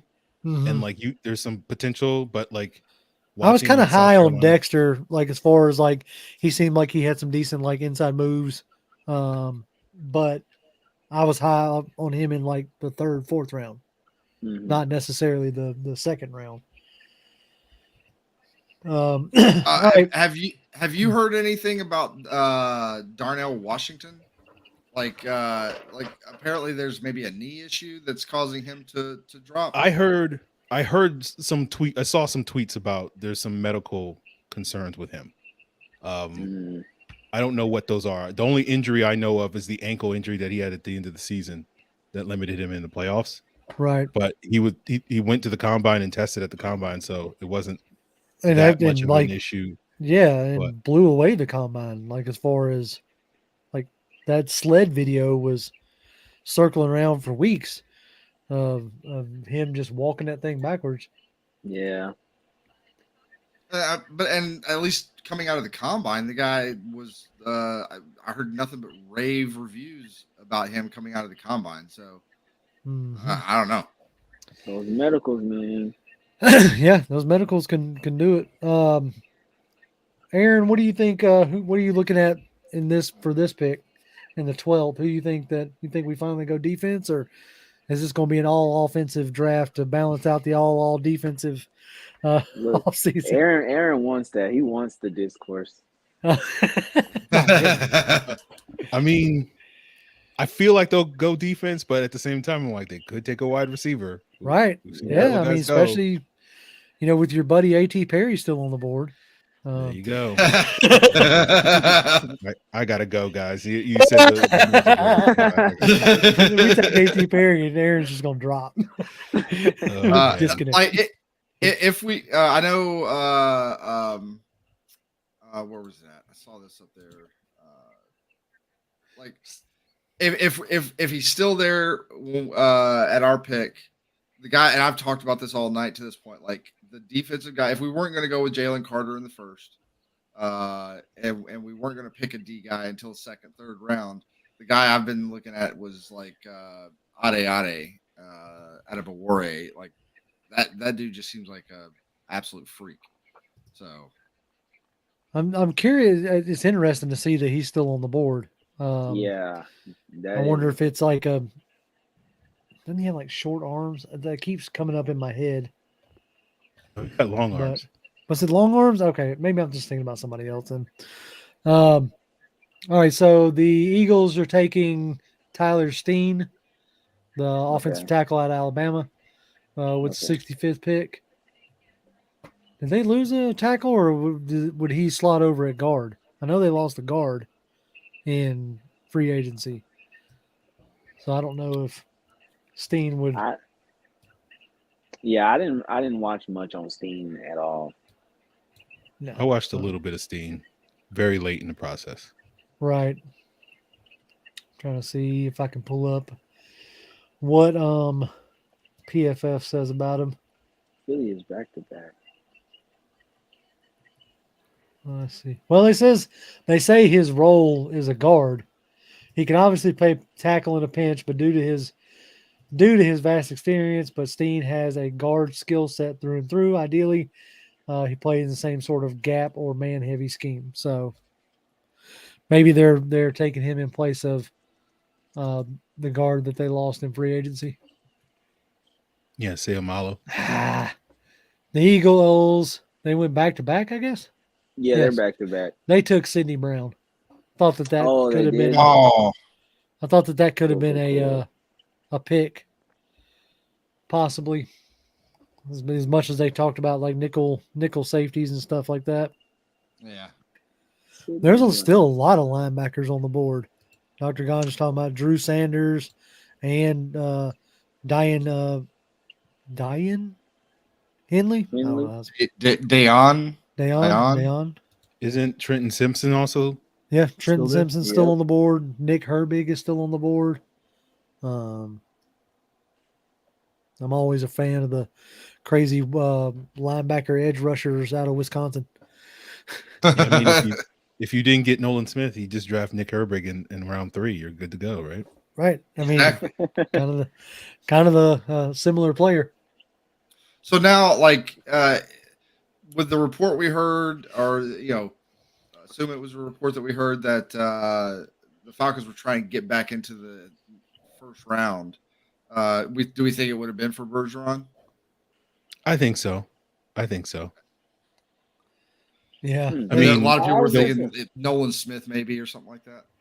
There were a lot of reports that the Raiders, the Titans, and the Falcons were trying to get back in round 1. All three of Right. those teams traded up into round 2 and got somebody. So Right. I would have, I would assume that they got the player that they were looking for. I love that, like, every one of those reports that was coming out had like a picture of Will Levis attached to it.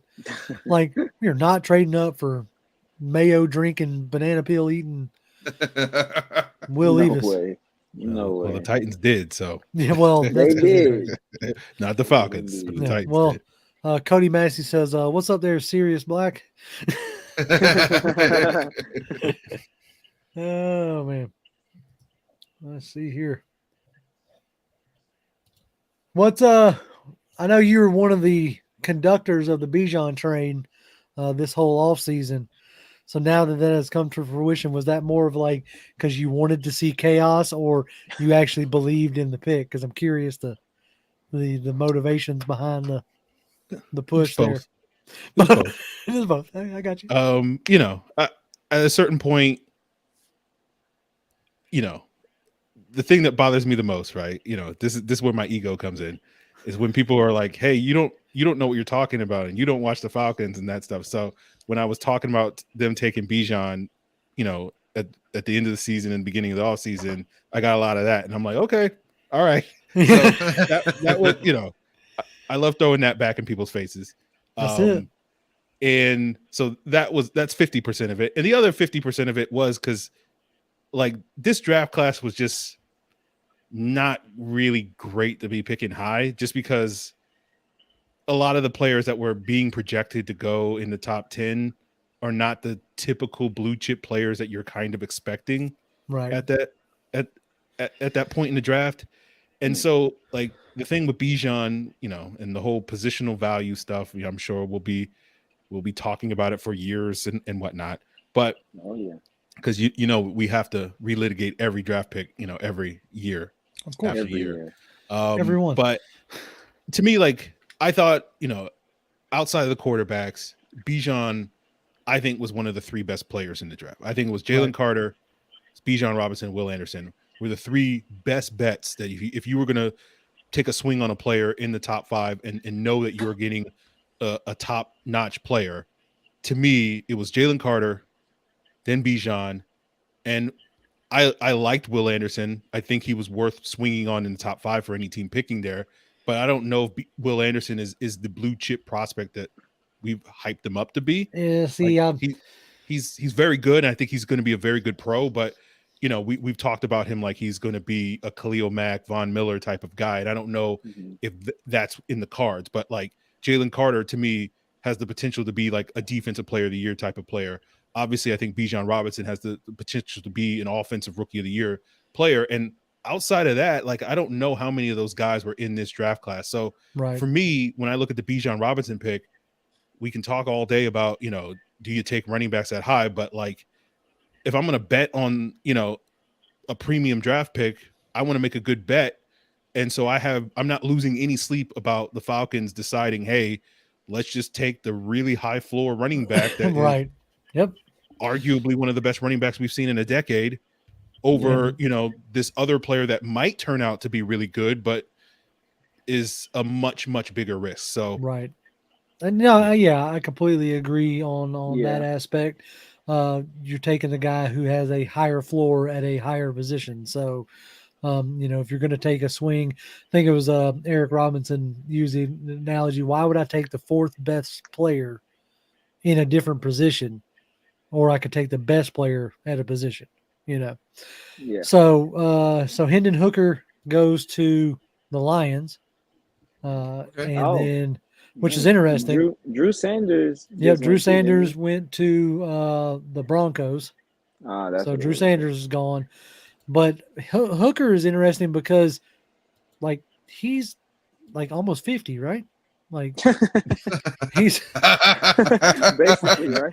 Like, I want to know. I legitimately want to know, like, his age difference between him and Jared Goff, because, like, if you're thinking that you're going to, like, sit Hooker for a year, now you're talking about a 26, 27-year-old. You know, as he continues to rehab. 28. How old is Jared Cook? Well, Jared Goff is only 28 right now. So I guess you're going to be how looking old at is Hooker? Hooker's 25 right now. Oh, I thought you said 27. I was like, what? No, well, I'm talking about like next year. Like, if he turns 26 before the start of the league year, then he would turn, 27 before next year. Right? How much longer is his contract for? Well, Golf's. I don't know. They can get out of Golf's contract next year. Can they? That's what I thought. I heard that they could get out of Golf's contract next year if they wanted to. So depending on what they see from Hooker and like learning from, sitting and learning a little bit, or hell, maybe he comes into training camp, blows them away like Russell Wilson did, and takes over the starting job. You never know. But Well, he's still recovering from that ACL. I don't think he's playing at all this year. I forgot about that. That happened so late pretty late in the season. Yeah. The Texans have traded, so they're now on the clock. Took Tank Dell. Tank Dell? Okay. I had to refresh. Jalen Hyatt is taking a fall. Let's see. Yeah. It's a nice little receiver core that the Texans have, right? They have Mechie coming back. Yep. They got Mechie. Robert Woods. Yep. Is that where Woods ended up down in Texas?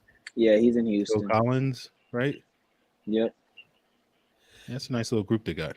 Yeah, Tank Dell's going to be – he's an interesting one. He's one that you – you scheme for that guy. Yeah. Oh, man. Whew. He kind of reminds me of no, never mind. I'm not going to throw it out there. Not right now. John says, out of Falcon Mind says, Aaron, John, JR, my brother Fleek, have you ever seen a four-headed goat? I've never seen a four-headed goat before. So, all right, his question from Mike says, who is your most underwhelming at the time Atlanta draft pick and who later turned out to be a beast? Mike always comes with good questions. So who was you were upset about when they picked him, but he turned out to be the first one to come to mind. I wasn't necessarily upset, but the first one that comes to mind is AJ Terrell, right? Like the internet was about to burn itself down. No, we lost Fleek, or at least his camera. Oh, yeah. We'll give him a second to see if I'll remove him for a minute. Anyway, so the first one that comes to mind obviously is AJ Terrell. He, the internet was going to burn itself down on that pick because of one bad game against Burrow and Chase. But he's turned out to be more than solid. So, Aaron, you got any? I mean, a lot of answers come to mind. Like Trufant, I was like, yeah, he's fine. We should have gotten Xavier Rhodes or whatever. We could have waited and gotten Trufant at the end. I was that guy. You were that guy. We could have waited. We could have waited and gotten him. And then, I remember because I was doing the podcast. That was the first year I did the Falcon Central Radio podcast with Scott Karasik. Yeah. And Scott was like, he's going to be the next Champ Bailey. And I was just like, okay, whatever, Scott. He's not going to be no stinking Champ Bailey. And then 2 years later, he was like Champ Bailey. He was pretty much Champ Bailey. I was like, yeah, that was one. I like the pick. I like the player in Keanu Neal, but I was underwhelmed with the pick because I was all jacked up for Miles Jack at that pick. Oh, Miles Jack, yeah. They passed on him, and I was like, we could have gotten Keanu Neal in the second round. See, again, I know this life, and then Kiki became one of my favorite players. So that's another example of usually the more disappointed I am on draft night, usually the better the player turns out. In a sense, that's been a not just you, but the more mad the internet is, the better it works out, right? Because we were all hyped for Beasley, and we were pretty hyped for Tack, and neither one of those worked out too well. Blizz 118 says Lindstrom. He wasn't, but I know that was the pick that a lot of people were. I wasn't disappointed with that because I was happy with Lindstrom, because I was not team Jamon Brown and James Carpenter. I was like, we need more help on the offensive line. So we just spent all that money for nothing. We need more help on the offensive line. So he also follows it up with where he says Grady was the biggest surprise, since where he was picked at. Well, since his pops, yeah, since Tuggle, since Tuggle, out of Valdosta State, as far from, I am generally just an optimistic person, specifically when it comes to the draft and who the Falcons pick. Now, I may disagree and be like, I don't know enough about this guy or whatever, but I'm generally pretty optimistic. I want to give everybody a chance. Come in, do the best you can. Let's see what you got. And if you turn out to be a player, then by all means. Tyson Jackson and Paul Solia. Yeah, those are. Oh. Oh, No, yeah. you want to Sorry. talk about bad. You want to talk about what was that dude's name? Turned into a boxer. Oh, Edwards. Oh, Ray Edwards. yeah, Edward. Oh my God. Yeah. Big Ray time. Edwards, Oh. boy. That was a. Woo. The money Flavius- we paid that dude. Yep. Flavius Hobbs says, Brett Favre was a bust for the Falcons. He turned out all right in Green Bay. Yep. So, but yeah, that was a pretty good question. All right, so the pick is in for Houston. Do we know what it is yet? Have we seen it? Oh, they took Tank it's, Dell. I just looked Okay. at it. So the Raiders have Byron Young, Yep. the Alabama Byron Young, right, and then the Saints got Kendre Miller. Kendre Miller was, if we didn't go Bijan in the first, like Kendre Miller was a guy I was like, well, you can, if you want to add some decent speed to the backfield, Kendre Miller was a guy who had caught my attention. Yeah, this was a good running back class, right? It was a deep. Was the big knock on why you wouldn't take Bijan, because you can get a good running back, later in the draft, which is true, right? You can get a good running back later in the draft, but but like, what it is. Well, you can either get a good running back or the best. So, like, it's on you, Like, The only other guy that I would say almost gets there in the Bijan realm of players is Jahmyr Gibbs. Like, that would be like the next guy. But I still think that the overall package for Bijan is still better than Jahmyr Gibbs. I think he gives you more than Gibbs can give you. I can be proven. We'll see how their careers turn out, but like, just looking at the film that I've watched, like, that dude's, and the crazy thing is he's doing a lot of that behind the Texas offensive line, which was a bunch of young, inexperienced guys. Yep, not very who great. didn't hold up very well. Whereas Jahmyr Gibbs, he goes to Alabama and he's behind, like, even if they're not the best offensive line, they're one of the best offensive lines year in and year out in college football. And you're running behind that versus a guy who's running behind a bunch of young guys who are just not holding up as well. So, the versatility that Bijan gives you is so much more than just about anybody else in the running back class in this draft. Yeah, Adamsville, Henley is still on the board as of right now. So, and we are what, 1, 2, 3 picks away from our pick. So, DCW, you all right there, bro? Like, Raiders cheerleaders looking great, huh?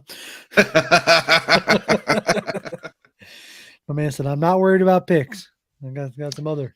I do remember as a kid those football magazines, and they would always have like I can't remember what brand it was, but one of them always had like a center section where they would just have Raiders, all the different teams cheerleaders, and I always thought the Raiders was up there, huh? They ranked up. Yeah, they were always the best to me. So they were better than the Cowboys cheerleaders, huh? Because I always thought that was my personal taste, right? Okay. 13-year-old me was more about them Raiders.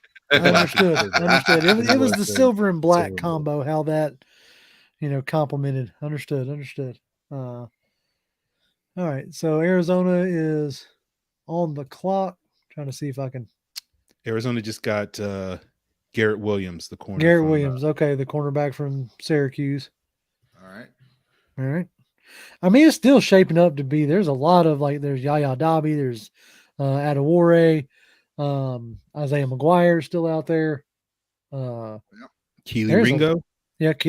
Keely Ringo. If they, that should make some Georgia fans happy, maybe. I didn't realize how fast Keely Ringo was. Like, oh yeah. When I saw him, I didn't see him, but I saw the time that he ran at the combine. I was like, "What? That dude crazy Yeah, fast. I but don't remember which Ohio State receiver it was, but there was a play where he ran somebody down from like 50 yards away across the field and stripped him. And it was just like, when you see it on the all 22, you can see the acceleration that he just like puts on the Jets, and he just like covers like 30 yards in like a blink of an eye, and he gets the strip. And I think the ball went out of bounds, but it was just like, okay, yeah, he can move. Like, right. Understood why people were like, this is a potential top 10 pick with his size and with his athleticism.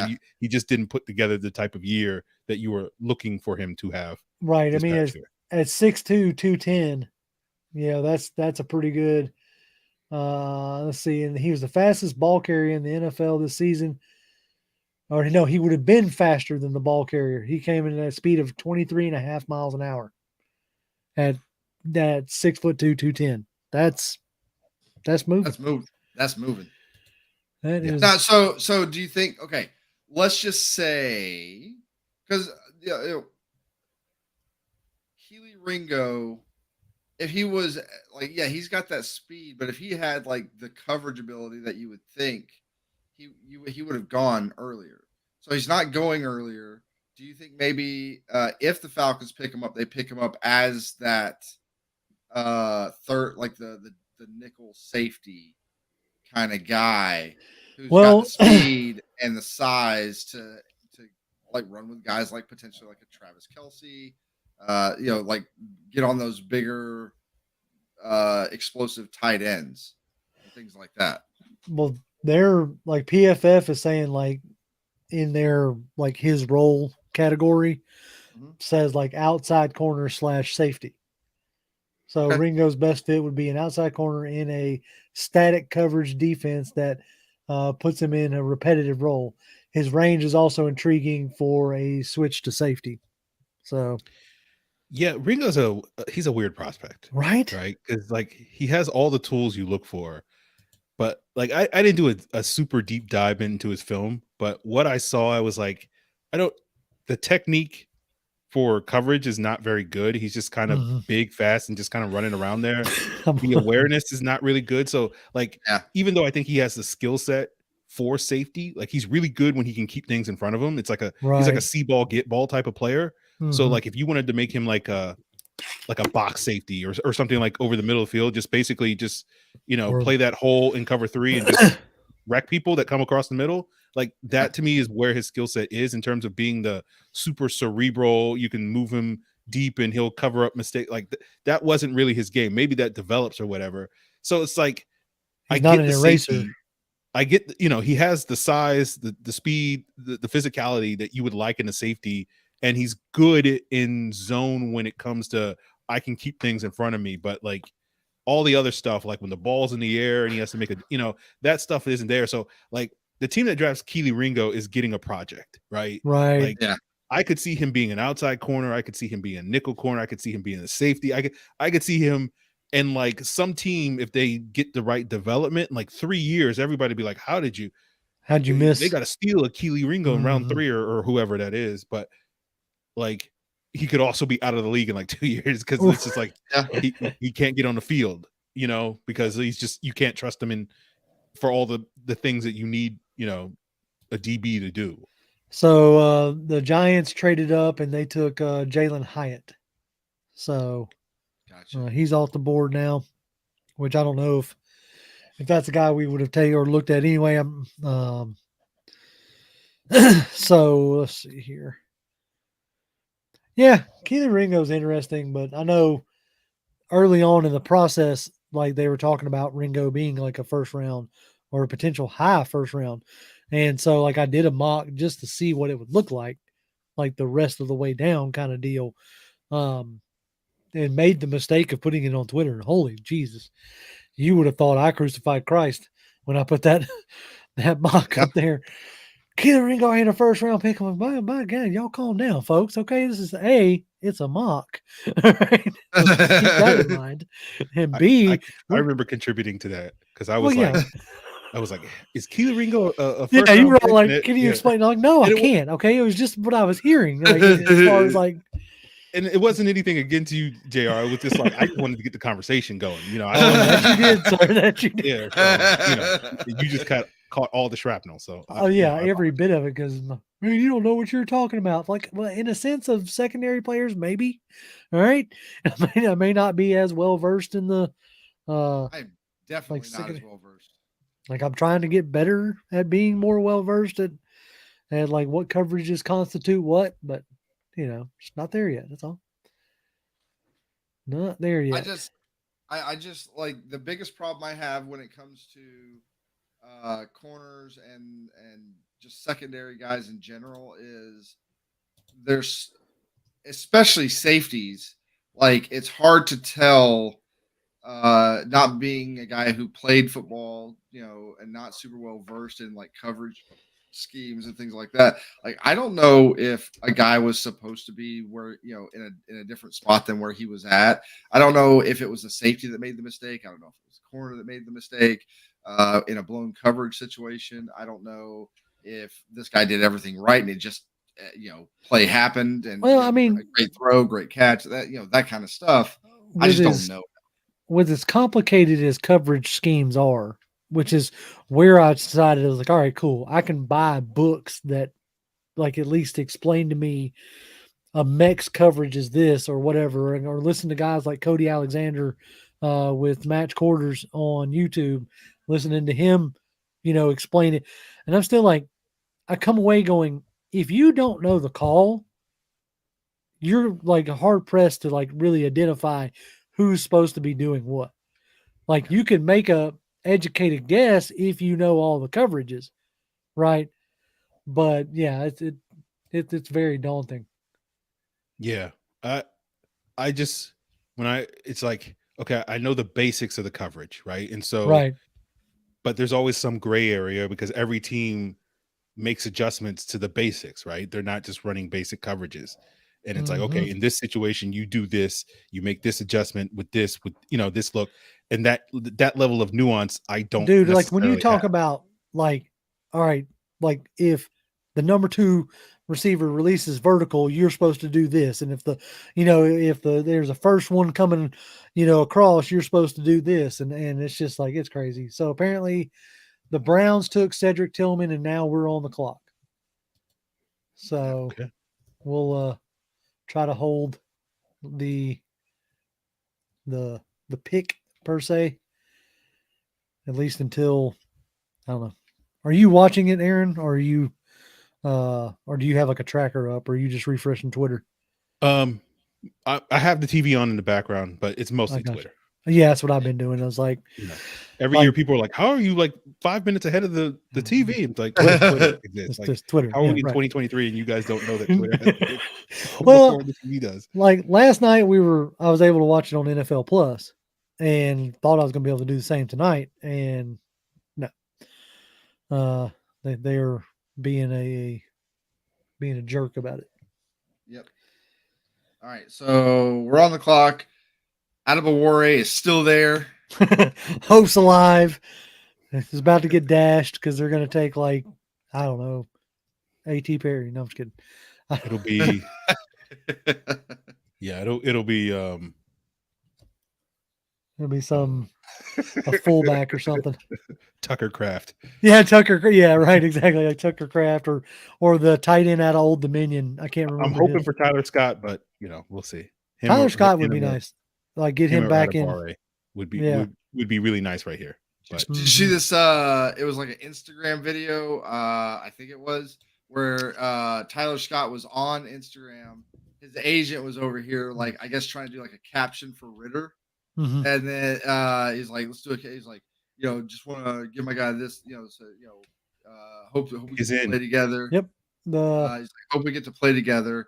And then he's like, don't say the agent's like, don't say that. It makes you feel like you want to play for the Falcons. He's like, I do. So the pick is in. We can go ahead and like since the 2 out of the 3 of us know it is we got Zach Harrison, edge out of Ohio State. So that's pretty interesting. He's I don't know if he was a guy that I was kind of intrigued by. I don't know if I was necessarily like oh, it'd be great if we land this guy, but it was one of those. I wouldn't be upset, I guess is what I was. Do you have any thoughts on Zach Harrison as I try to pull him up? Yeah, I mean, I wasn't a huge Zach Harrison fan. He looks exactly like a New Orleans Saints defensive end. 6'6", 272. Yep. You know, 85.5-inch wingspan. Like he looks the part of a dominant defensive end. Didn't play the part of a dominant defensive end, but Yeah. you know, this is where Ryan Nielsen, you know, you're hoping that he can develop him into more. I always kind of saw Zach Harrison as a good number 3 defensive end, a Right. rotational guy, not Right. necessarily an impact starter. But you know, yeah, So it's fine. yeah, It's fine. DCW says I'm an Ohio State fan. He gets a lot of pressure. Was number 1 coming out of high school. I've heard that he's like one of those guys that is potentially to have a better pro career than he did a college career. I've read that more than once about Zach Harrison, but we'll see if he can, like you said, if Nielsen can put it together and eke it out of him. Yeah, I have to look up to see when Larry Johnson left Ohio State, Okay. because Larry Johnson was like basically, no, he's still there. So this is why I can't buy into Zach Harrison, because he had like the best D-line coach in college football, and Larry Johnson, all, you know, 4 years that he was Ohio State, and it's like he didn't develop. Like, you know, you look at what Nick Bosa and Joey Bosa were coming into the league, very technical pass rushers. That stink to Larry Johnson. You know, Right. Chase Young fooled everybody into thinking he was a very technical Hey. pass rusher coming into the league, and that stinks to Larry Johnson. So, you know, we'll see. We'll see with Zach Harrison. There's a lot of tools there. There's absolutely talent there. He was like a 5-star recruit, one of the top players in his recruiting class. Just never really was able to put it all together to be the sort of the next dominant pass rusher at Ohio State. But, you know, he's a solid pick. You know, he'll be a role player. Yeah. I don't expect him to be, you know, the guy that you're expecting to get, you know, 8 to 10 sacks year in and year out, but the tools are there. So I won't write that off. It's just, it's going to take some development. I mean, he had a 14.4% pass rush win rate. Whatever a true pass rush grade is, I'm not 100% sure what constitutes a true pass rush grade from PFF. That's where they take out play action, quick throws, screens. So it's basically like it's a true test of pass blocking and pass rush rather than. So he graded out at a 92.1 in a true pass rush grade. So for all the ones who wanted, you know, a pass rusher, now you've added him to the mix. You've added him to the room of Arnold Ebiketie and D'Angelo Malone and Lorenzo Carter and, you know, Caden Ellis in a sense, like, so Bud Dupree for a year probably. He's gonna be that heir apparent, I think, behind Calais Campbell. He could be a guy that you could see getting up to like 280 and be kind of this big D end and also be able to kick inside if need be. So yeah, I mean, reading up on him, he played. You know, apparently he runs a 4.5 at 268. Really good upper body strength. Has like really good quickness, like good initial quickness. And definitely I can see this guy being like, it reminds me of like a maybe not right away, but I can see this guy turning into somewhat of like a Michael Bennett type of guy as well. Like, get on the outside, but where he really does damage, you put him on the inside, and he's just outspeeding the guards on the inside. Well, I mean, you saw what Nielsen was able to do with Passignon last year. You know, like, got him enough to where they re-signed Passignon.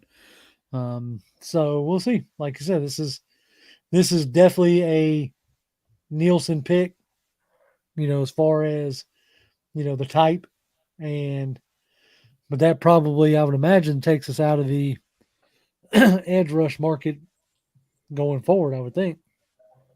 Probably.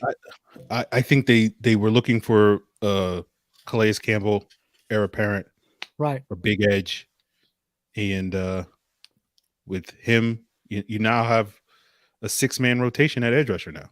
Right. Right. With You know, Dupree, Ebiketie, and Carter, Malone, Campbell, Harrison, and then you got 3 really solid interior guys in Grady Jarrett, Graham, and Onyemata. Oh, and Eddie Goldman. Eddie Goldman, yeah. Yeah. So And you I thought got 10 bodies on the D line now. Yeah, well, somebody ain't gonna make it, right? Like Maybe it's gonna keep all of those guys. Well, I was sitting there thinking maybe it's the lower floor guys like the Timmy Horns and guys who yeah. you know what I'm saying? Ogundeji, Timmy Ogundeji Horn, might be Jalen Dalton. those guys might be on their way out. So practice squad probably. Right. So the Patriots selected Marty Mapu, the one that everybody was kind of raving about, like athletically. I remember. Yeah, I remember this guy. The linebacker / safety guy. Yeah. So that seems like a Belichickian type deal. Let's see. The chat says something. Ghost Pepper says solid pick by our Falcons. I think so. Josh Gillum has 38-inch arms, as you said, 83-inch wingspan. Like he can reach out there and touch you. Let's see. Bradley adds the floor is a solid end, depth who fits the scheme perfectly. And to me, that's like what you want in the third round, like a rotational player that could develop into a starter is kind of where I started to view like the third round prospects. I don't know if Aaron, if you agree with that or not. Say again, I'm sorry. I was distracted by typing. You're good. I was saying like third round seems like that's where you start to get into rotational player that could develop into a starter type area. Yeah, that's fair. Yeah, it's kind of what I've always thought. So the Packers take your Tucker Kraft. So they didn't want to give Aaron Rodgers any weapons because he was Aaron Rodgers. But now there's Jordan Love. They're like, we got to help this dude out.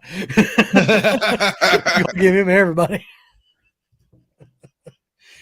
It's crazy idea to build around your young quarterback.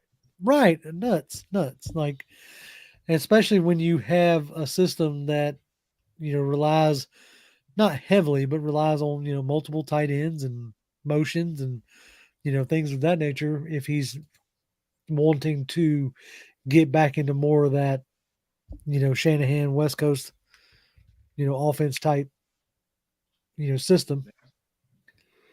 Yeah, man. The Packers have had 15 years of a top 5 quarterback that's been able to cover up a lot of mistakes. So yeah, they could, invest a little bit less in certain spots because they knew they had an elite quarterback and cover that. That ain't going to be Jordan Love, right? No. So Jordan Love is not Aaron Rodgers. Yeah, so it's crazy when teams have these young, unproven quarterbacks and they want to set them up for success in the best way possible. Well, it's weird when teams do that. I don't understand why the Packers just didn't go out and trade for Lamar Jackson. Like, I mean, come on. Really? They would have solved all their problems. He was available, right? He was there. And we all saw the same things. He was available. Why he was there for the taking? So anyway. Well, guys, I've been enjoying this conversation. Yeah. I promised I would jump over to another person's live show tonight that busy guy. Flaked on them 2 hours. Traitor. Hey, we just appreciate you stopping by for real. I enjoy chopping it up with you guys, man. Yes, sir. We'll try to do some more BSing over the off season. So, what are you guys hoping for on day 3? Day 3. Now that we got an edge, I would like to see a wide receiver. I would like to see somebody that could potentially develop into a number 2, maybe down the road, or I would say a burner, to take the top off, that kind of thing. Yep. That would be my guess. Would be wide receiver. Yep. What about you? What are you looking for? Yeah, I mean, I would like to get a wide receiver. part of me also wonders though, maybe, they just wait out the Jets to see at some point when they're Corey gonna Davis. offer Corey Davis, Yeah. just like get that, late training camp trade, right before final cuts Mhm. type of thing. Yep. So I'll be curious to see how that goes. So if they Right. don't go wide receiver, I feel like they got to get another body at safety Yeah, I think so too. or another body at linebacker. Get another depth guy. Yeah, linebacker, there, safety, so. or even corner. Just But in case, maybe like, those can wait for round 7 if you're just looking for backups, and a wide receiver would be a potential starter. So that Mhm. seems like something you might prioritize in round 4. Gotcha. Well, again, we appreciate you stopping by, Aaron. All right, you guys Absolutely, have a great night, man. Yep. Take care, bro. Brother. And then there was 2. And then there was 2. Yeah, it's we're definitely getting to the part of the draft where guys' names are popping up. I'm like, who? Josh Downs went to Indianapolis. Oh, did he? Did I miss that one? Yep. Yep. Josh Downs went to Indy. Yeah, give Richardson somebody to throw to. Yep. They didn't have a very deep wide receiver room, so draft grades so far. Yep. I'm leaning at a strong like B plus A minus kind of situation. Like I really think Bijan's going to be a good pick, and like once I watch more of Bergeron, I'll probably change my mind there. Same thing with and Harrison fits the mold of what Nielsen is looking for. Yep. So, yeah, I mean I definitely could. I would definitely think right now a solid B plus. What about you? If Bergeron pans out the way that some of the stuff that I've heard happens, then like I would put this at probably like A or A minus. Okay. Because I think with the first 2 picks, you did like one of the things I definitely talked about leading up to this draft is whether you did it in the first round or second round. I definitely wanted to pick up a starter for the left guard, unless you were willing to roll the dice with Hennessy. Right. But if that was not the case, I wanted to solidify because we've basically solidified the defensive line. Yep. I would like to solidify that offensive line, and I think we did that. Yeah. And then you add a elite, potentially, it's all potential, but he's about as close you can get to a no-brainer kind of deal with Bijan Mm-hmm. as a running back, as just a general weapon, all the things he can do, and the options that he gives you is pretty amazing. And then I don't know enough about Zach Harrison, but I can't wait to see what Nielsen, who is supposed to be a really good developmental coach when it comes to D linemen, can do for this guy. Yeah. And I will be interested to see how that goes. But yeah, I would say A to A minus, somewhere in that range. Yeah, Bradley is agreeing. He says if Bergeron is a competent starting left guard, then it's got to be an A minus. And I think you're flirting in that range. I want to see, like, you could do some stuff in the 4th round. Like, if you somehow come out of here with Tyler Scott, like in your pick in the 4th round, yeah, like I really think that could push you up into an A. If you got, for whatever reason, if like 80-80 is still sitting there at 113. See, but I think I see where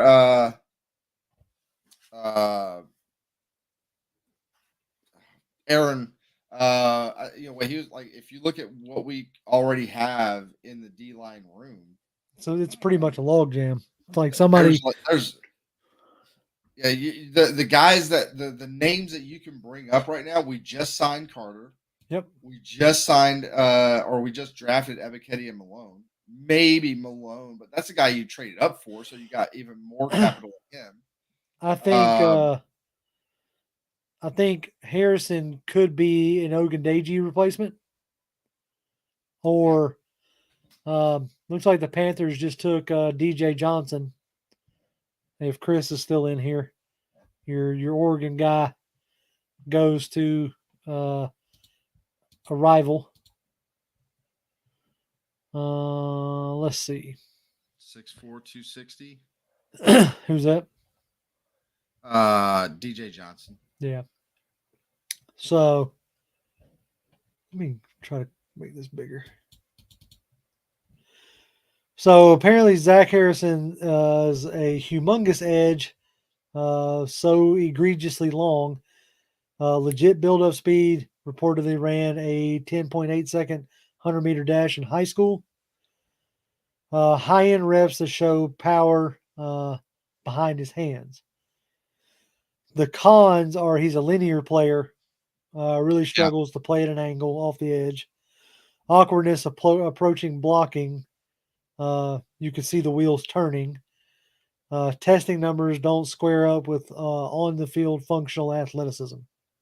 So this will be we'll really get to see what what Nielsen has as far as his bag goes. Yep. As far as I know, Sakai Kai is still on the board. Yeah.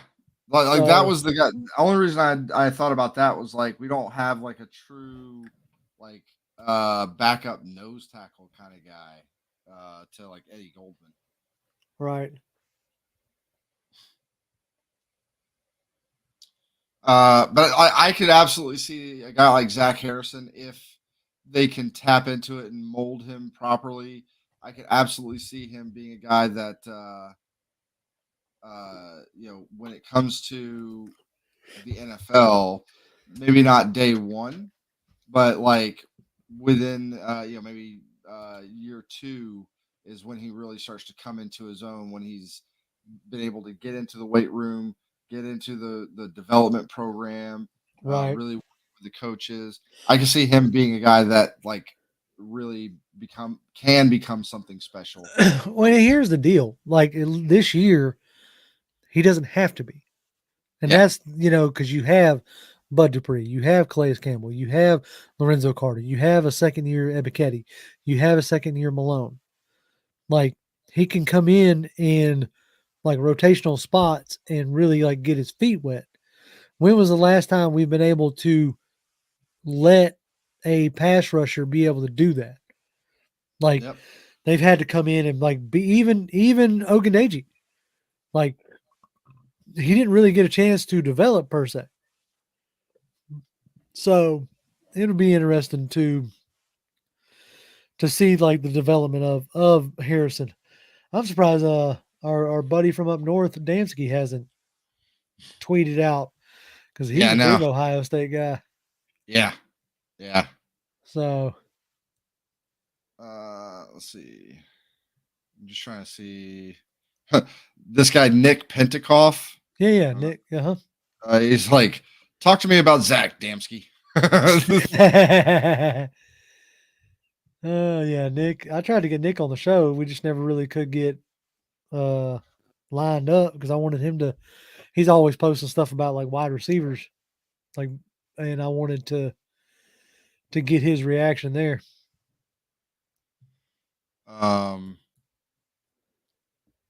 Well, the Braves won today after 5 innings. Oh, did he get rained out? Yeah. Oh, they're up there in New York, huh? Yep. There you go. Max Fried got another win. That gives him crap. Hold on. I missed that. Let's see. PFF rating the O-line as a top 5 has them confused about to be number 1. Probably, or hopefully. That's what we hope for, right? At least we want them to be real high in run blocking. And I don't get the people that are you were good enough last year. Why are you adding to it? It's yeah, I don't understand the good enough mentality. Yeah, no, okay. So especially anybody who looks at what we had last year saw because of injuries and everything else, a rotating door at left guard. Yep. So how could you, like, that was one of my concerns. Like, Yeah. that we hadn't done anything at the guard position. Yeah, Rashid Hageman didn't pan out for nothing. No, but man, that dude, like the traits and the measurables of that guy, He had them all. and there were flashes Where he where just that guy absolutely would just body somebody. he would. I remember watching like some games very early on where nothing, and then like later in the game he just like took over for a series, like just mauled people out of nowhere. Looks like It's the like, Titans took Tajay Spears. ooh, Not that I think we were going to take another running back, but he was one of the ones that I really liked yeah. him in this cycle. He was a lot of fun, and pairing him with Derrick Henry should like ease that workload for Henry, and maybe allow Henry to be like your goal line kind of, not goal line, but like short yardage, yeah. grinder kind of. So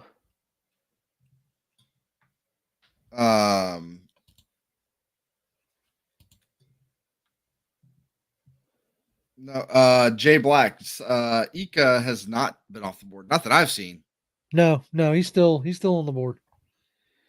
Like, he's somebody that we could potentially get in the fourth. Oh, Yaya Dabi. The Bucks just took Yaya Dabi. Oh, dang it. That was liked it. That was the guy. But I mean, I'll be honest, like, I mean, he basically is in that same. He's in that same Zach with Harrison. Yep. So. He's in the same boat. Let's see.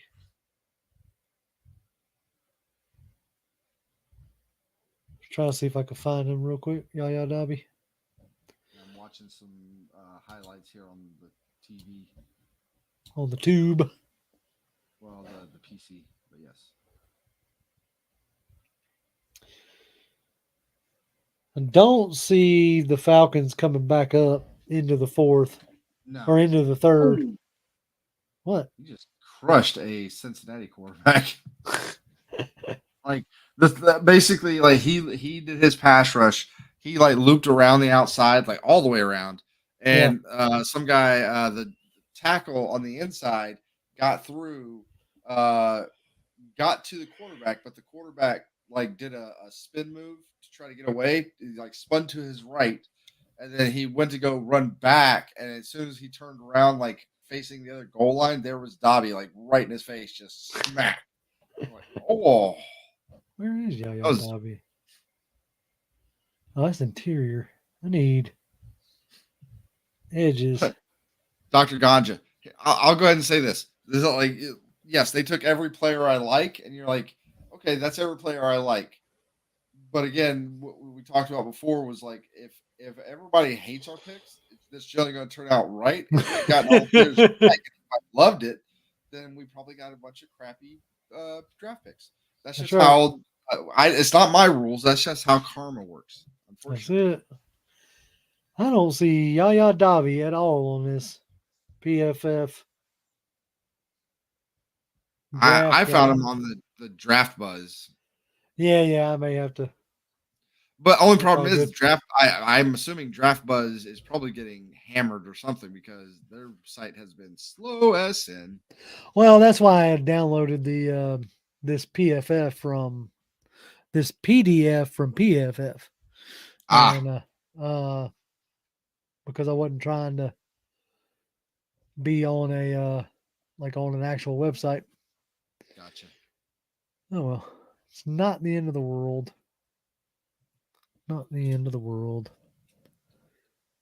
Pick us in for the Broncos. Let's see. 15. I remember John saying something about it earlier about Matt Olson hitting a 3-run bomb. Right. I just looked at it and Jesus. He should probably get brought up on charges and pay money like reparations to for that thing. I didn't even see where it landed. like the camera was pointing in that general direction, but like I didn't see the ball land. So the Broncos traded up with the Seahawks. Okay. So they've traded up again. Who'd they take? I don't know. Tracker doesn't show it yet. No, not yet. The Falcon Wire. I have like I can roll my eyes at that Twitter account. The Falcons have finally addressed their defense. What are you talking about? I get it. You're trying to get clicks. I understand, but come on. Like, let's word stuff better than that. The Broncos took Riley Moss, the fastest cornerback in the state of Iowa. Oh, that guy. Yeah, that guy. Fred likes our picks. He says, I think our picks have been home runs. I think so. I think they've been good picks. They've been what we wanted. I mean, like, look, Zach Harrison, I don't know a ton about him, but I mean, he's a third-round guy. He's got some good measurables, some good traits. He's got some weaknesses, but he's a guy that I was waiting for you to finish your statement, then I was going to read it. Oh, no. I was Chris. Say Chris hi is to heading Mariota out. for us. Yeah, Chris is heading out. He says, thanks for everything, guys. Hey, man, we really appreciate you over the past few. You're always in here supporting us, and we thank you for it. He says, got to get ready for the Oregon spring game tomorrow. Awesome. That should hopefully you have a lot of fun there. Have fun with that, man. He says, make sure he'll say hi to Mariota for us. Try to get him to sign your jersey, bro. He probably like that, maybe. I don't know. It's a Falcons jersey, so he might not like it. But he's happy now to help Hurts become the best quarterback he could be. Yeah. Joker. He's saying that because like I might win a Super Bowl ring. Exactly. Yeah, Josh, you ain't kidding. Darnell Washington's still on the board. Those medicals must be rough. I agree, Ganja. He says we signed a top 5 safety, but we don't care about the defense, right? We signed a top 5 safety. We signed one of the better defensive tackles in the league. We signed essentially a legend at edge. Yep. Edge / interior guy. We went out and got Bud Dupree. Now, Bud Dupree is not like a world beater or nothing. No. But I mean, literally, he's not too far removed from double-digit sacks. So, like, a healthy Bud Dupree back in his home state, which is something they seem to be very high on, so to speak. Getting guys who want to be here.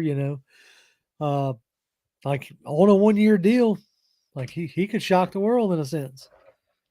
A-Chain to Miami, Jesus. A-Chain, good Lord, that's just what Miami needs. Another blazing more fast. Speed. Yeah. A-Chain to Miami. Whew. Let's see. 5'8", 188. Yeah, he's a smaller guy, but that speed is legit. Yeah, that speed is legit. Let's see if I can pull them up. Running backs. Offensive lineman. Let's do this. I think if I had to call it right now, I think our next pick is going to be a wide receiver. Yeah. That's what I'm feeling right now. If you're looking for a guy that you could plug in as like 3 or 4 and maybe hope he turns into a 2, or maybe a guy that you think can be a 2 right away, he's just, for whatever reason, you just falling down. Whatever the case would be. Like that's the spot to do it in, I think. Yep. So A-Chain is, 5'9", 185. Let's see. What's his role? A light box back. A-Chain is a back you want when you're running out of 4 wide. He thrives in space with a gear that can get past linebackers before they know it. Yeah, he wins with home run speed. I was trying to see if I could find his 40. He ran a 10-14 second 100-meter dash. So 100 meters in a little over 10 seconds. Whew. That's smooth. That's a football field. Yes, sir. Yes, sir. He's easily the fastest back in this class. Yep.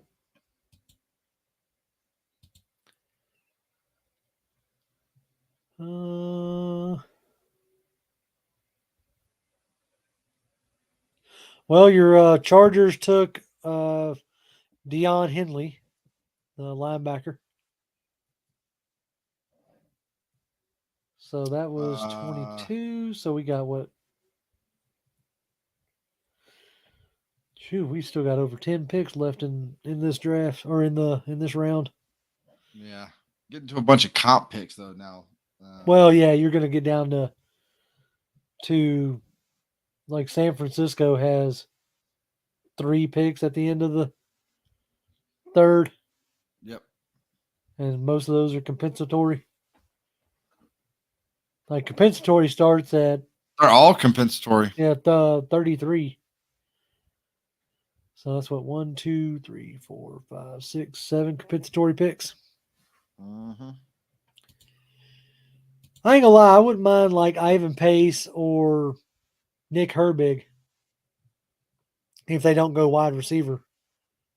Yeah. Let's see.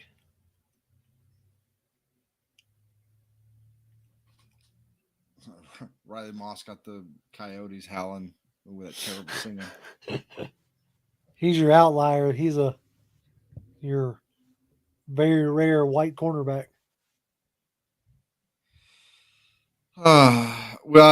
We pick. Where's that at? We pick at 113. Yeah, we had 110, but we traded 110 to get up to get Bergeron.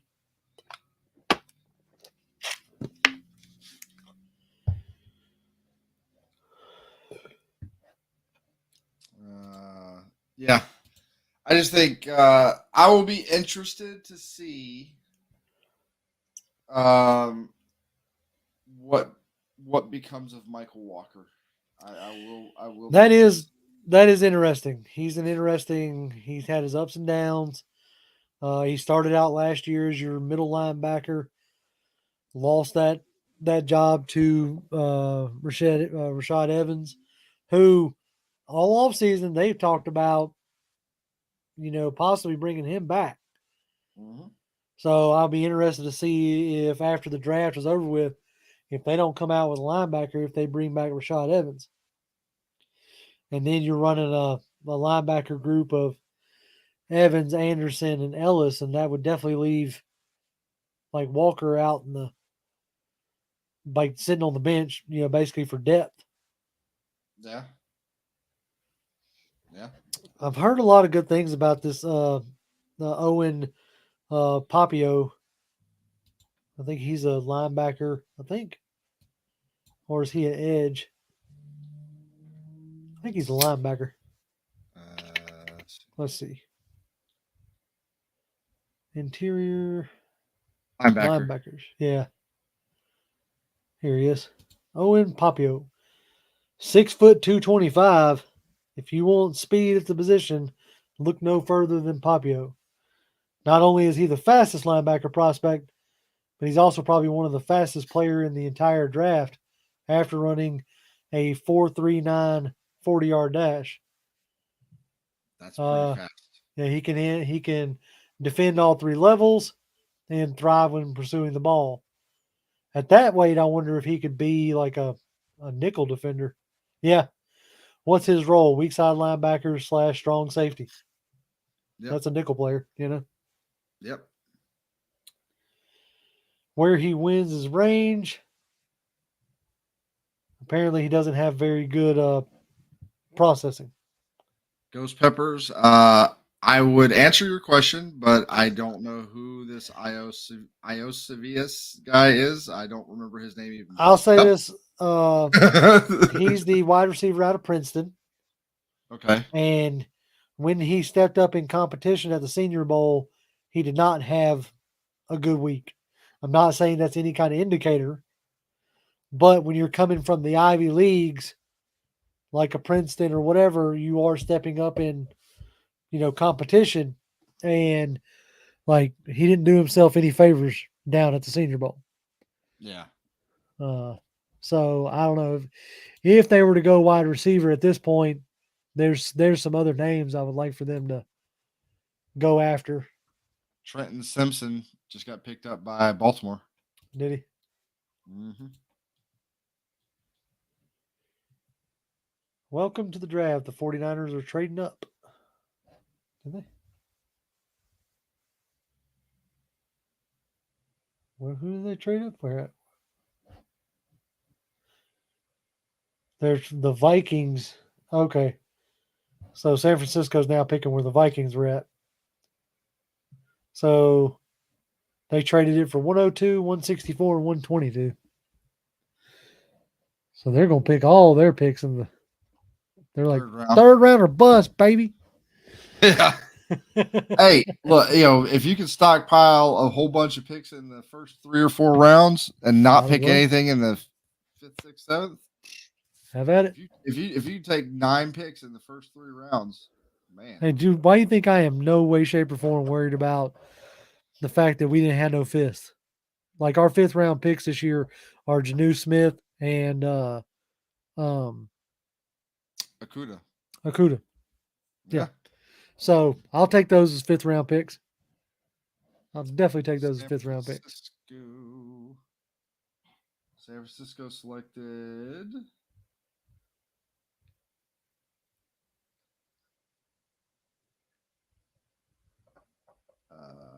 Doesn't say yet. I'm watching this Trenton Simpson Clemson guy. He's tiny. He's real tiny. Trenton Simpson, yeah, he's a. Okay, so apparently Tajay Spears has no ACL. Wait, well, what? Whatever that's supposed to mean. The guy was like, according to Rap Sheet, he has no ACL. I don't know what that means, but I hope he gets a chance to ball. Well, if he ain't got no ACL, he was cutting like crazy at the Senior Bowl. So. Then Grits is like, this is probably why he had a top 30 with so many teams get their docs to check that knee. Yep. The 49ers select Jair Brown, the safety out of Penn State, rather. Gotcha. Oh, no. The jokes have already started. Riley Moss is the fastest white Bronco since OJ's car. That ain't right.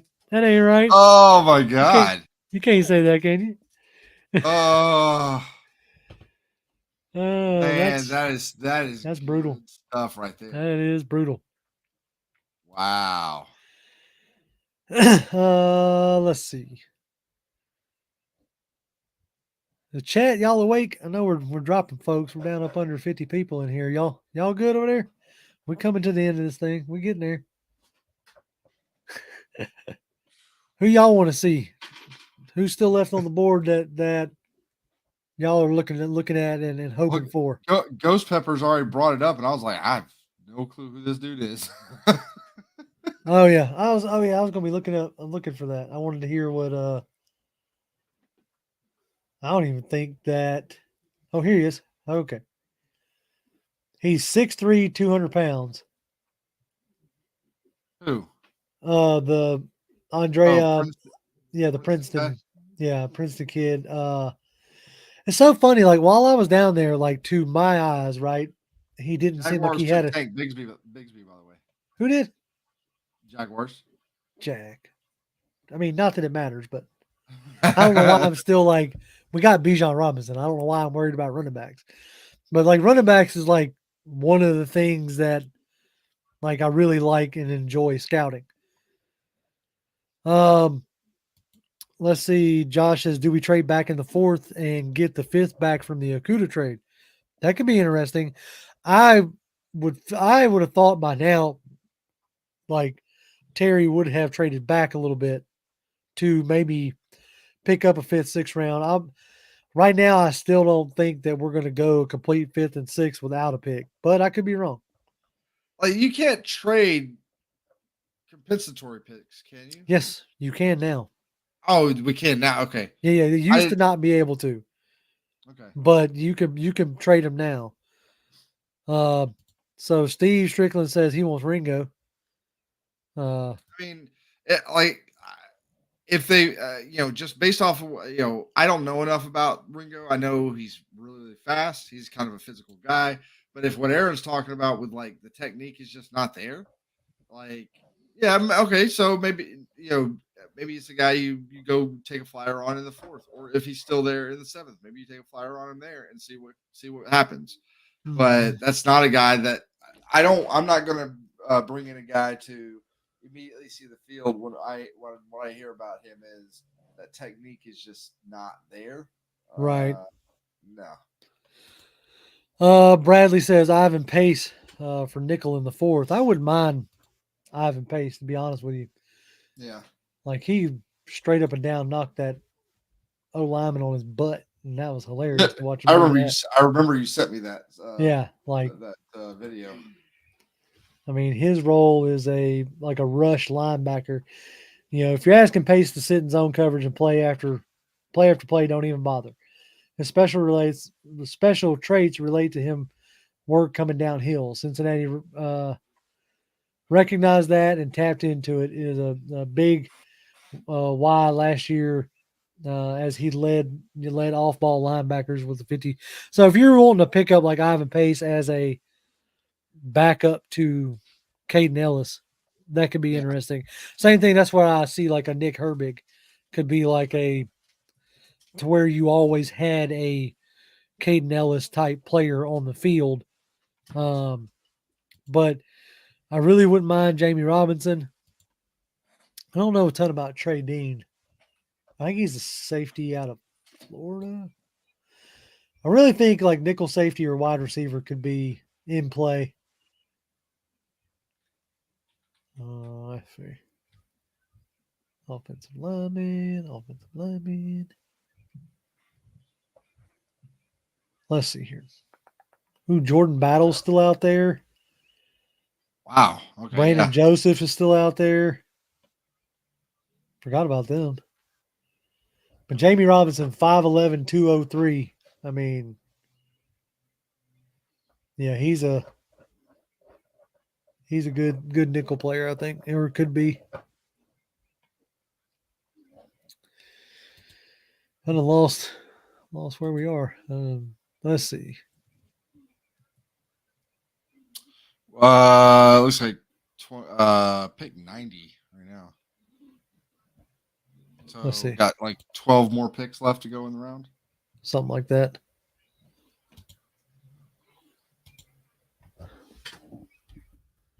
Clark Phillips. Yeah, he'd be a good one.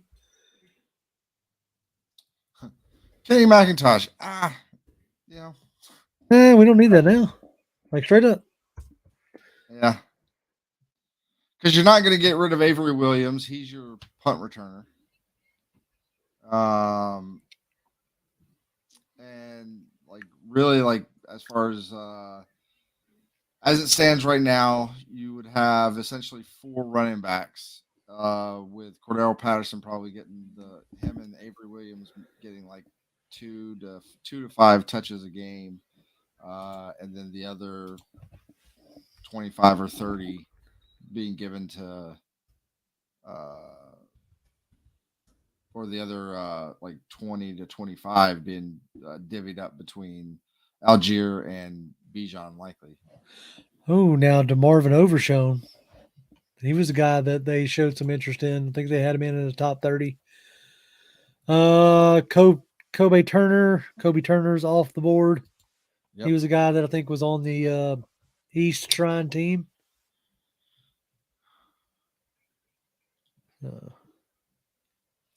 Dallas Cowboys are still on the clock. What are you waiting on, Dallas? Come on now. I mean, they got to wake Jerry up. Jerry. Oh, Jerry. Glory hole. Glory hole.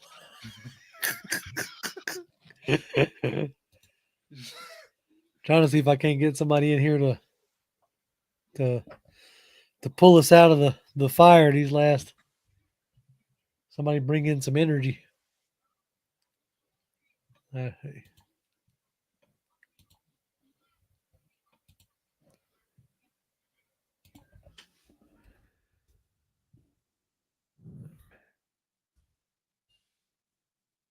Watching some Kobe Turner highlights right now.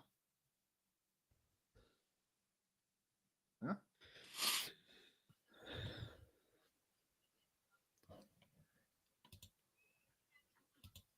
Cowboys pick is in. Hey, finally. Finally got Jerry up. Yeah. Glory hole. That was funny. That's anytime I ever hear him talk now, the first thing that always pops in my head is that meme, that audio of him. I don't even know where it comes from. Well, I'm not even 100% sure if it's real. But to my understanding, that term originated in the oil industry, which is where Jerry got his money. Yeah. So it would make sense, but still, it's funny as hell. So apparently, Dallas drafts Overshown. Oh man, we were just talking about it. So let's see if I can get Damsky in here. Wow. Todd McShay's team needs for Dallas was like running back, tight end, wide receiver, linebacker, this and that and the other. It's like apparently they had some holes. Yeah, they lost a good bit of people. Dr. Gon's like, of course Dallas does that.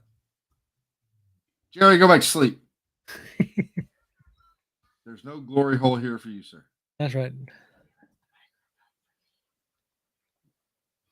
Ooh.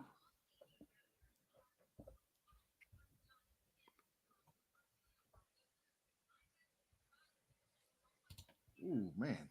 What? Just watching some of the highlights are showing of him, Overshown. Oh, yeah.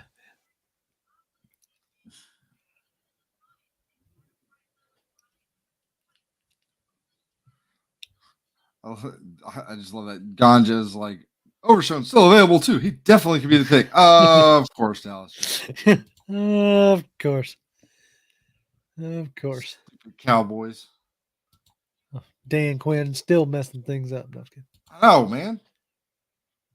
I'll take it back. If Dan Quinn, if that was a Dan Quinn pick, I don't want him. Don't want him. Don't care. Let's see. Bills Mafia is selecting. Yep. Coveted says every time I see a name, I'm like diabetes. But it's not diabetes. Drake Thomas and Habakkuk were all on our Shrine Bowl roster and are still available. Yep. And I think Diabetes? Yeah, diabetes. The big nose tackle out of Texas, he's still on the board too. Oh yeah, Ojo. Yeah. Yep.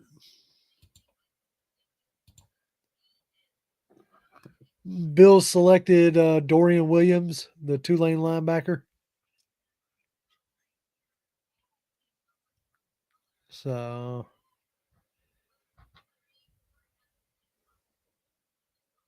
I mean, he kind of looks like Tremaine Edwards too, with the hair. Or Edwards. let's see.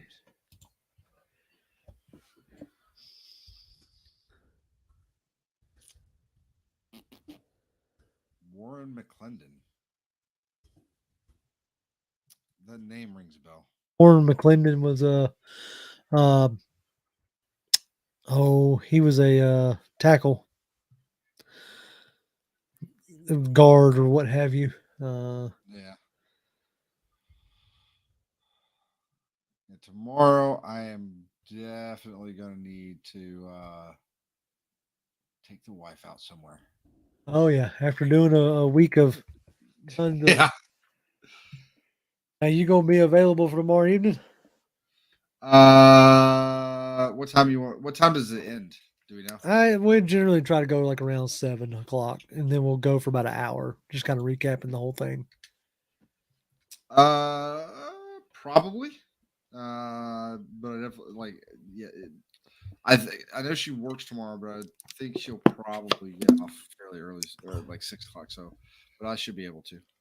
Okay. Like I said, we won't go for be like our normal show length kind of deal. And then depending, we might take a break next Tuesday. You know, after doing after doing 3 streams or 4 streams in a week, we might take a break. Yeah. Cincy trades. I was gonna say, chat has been overserved. Yeah. They got to be like tired of hearing us by now. I'm tired of hearing me. Well, I'm tired of hearing you too. No, I'm kidding. Hey, I don't blame you. Not one bit.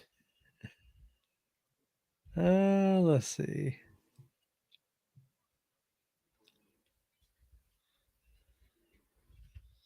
Warren, no sacks allowed for 2 years at left tackle in the SEC. I'm trying to remember. Well, right now we're good at O line. Like, yeah, but if he's a left tackle, like left tackle, I mean, you're not gonna he's not gonna come in and start. I mean, not granted, we're not taking him in the first round, so maybe you said he's your swing tackle. Okay, that's why I know the name. He's a Georgia Bulldog. So, gotcha. Yeah, he was starting right tackle, and you definitely don't need a right tackle because you just signed Caleb McGarry, or just re-signed Caleb McGarry. So Blizz like, there's a Hall of Famer just waiting to be picked. This is the meat of the draft, boys. Keep that same energy. Trying, bro. Trying, man, but woo. Running out of steam, my friend. Running out of steam.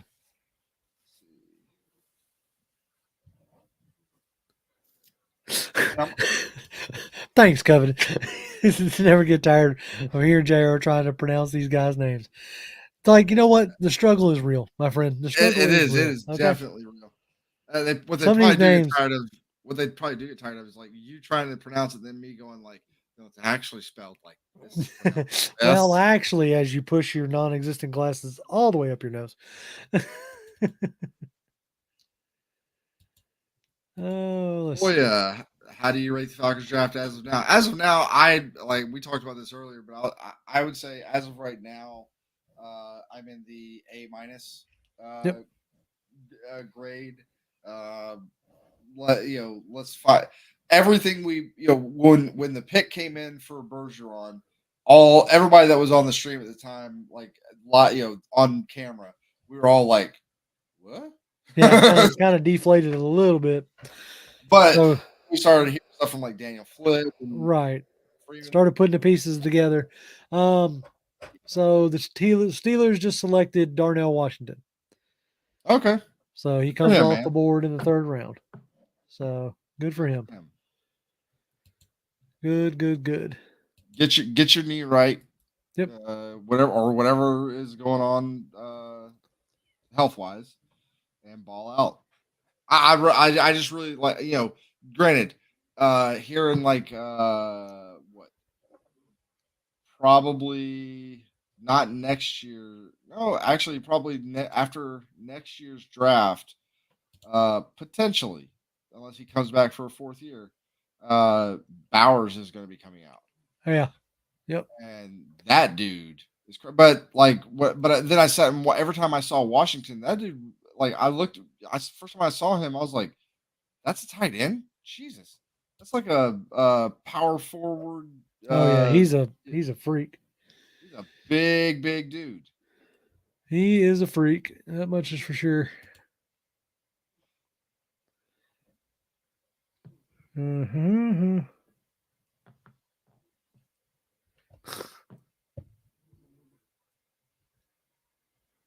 Jay Black, I'm glad you enjoyed it, man. I enjoyed being on it. I'm gonna say, how was your first this is your first experience like doing this much streaming? So how was it on your end? I mean, am I tired? Yeah. Am I going to be glad that we're not doing it tomorrow? Absolutely. But you don't want to see here the 4th, 5th, 6th, 7th rounds. I mean, I could, but no, I can't. Now I gotta help I mean, my sister move tomorrow, so no, if I was going, no, yeah, tomorrow I gotta fix my mailbox. oh So, but no, so like it's been good. Like having everybody coming on, Toby D being with us the whole first day, and then John Yeah. and Aaron and Fleek and everybody that showed up today it's just been awesome. And it's been fun, talking with chat and talking with the guests and about what do you think about this guy and all the speculation, and then we had a trade up today, Yeah. and then we had the exhilaration of like we're good. The pick is, huh? And then you read more about and then you read more about it, and it's like, okay, I see where you're yeah, going you with can this. see the vision. I can see the vision, and then getting like Zach Harrison in the third, Yeah, I think could end up being some pretty good value for us. So yeah, I think that could easily be it's been a good draft so far. it has. I think it was a Regardless of what CBS says. oh, I ain't even worried about them folks. I ain't never worried about CBS. Let's see.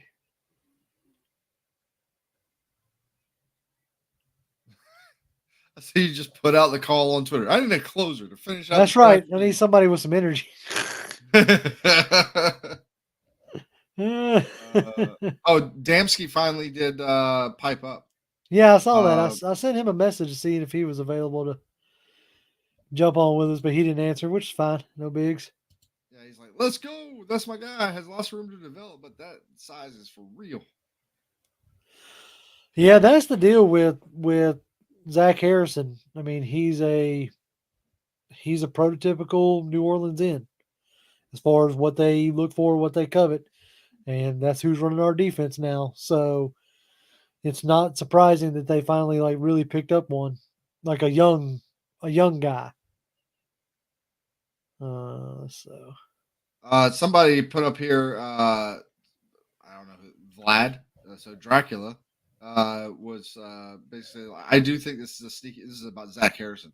So Yeah. I do think this is a sneaky good pick. Kid had 13% pressure rate and scored an 86.1 PFF grades his last season. Yeah. I mean, like he's a guy that has the potential to develop. Yeah. I wonder like how old is he?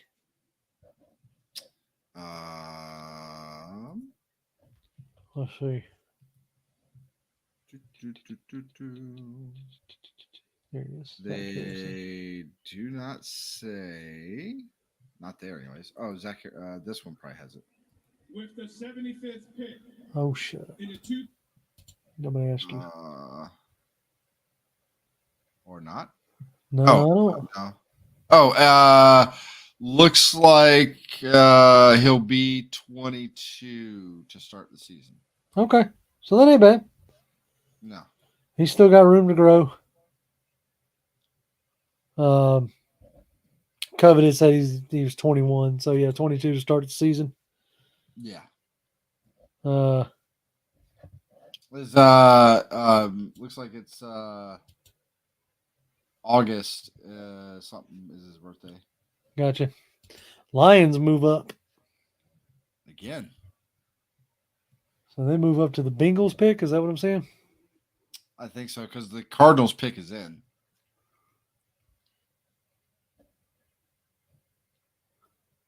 So Michael Rothstein says Arthur Smith said they'll start working Matthew Bergeron inside, even though he played tackle in college. So it looks like guard will be his initial home. Yeah. So that kind of well, he said that at the Senior Bowl, I think it was Senior Bowl. He played guard. He practiced there at guard for a week. He said, and he in his words, he said he felt like he progressed each day. Yeah. So Fontenot says we clearly value the line of scrimmage. That's where games are won and lost. So, which is what they did today with with the picks that they made. Wilson drafted by Arizona. Which Wilson?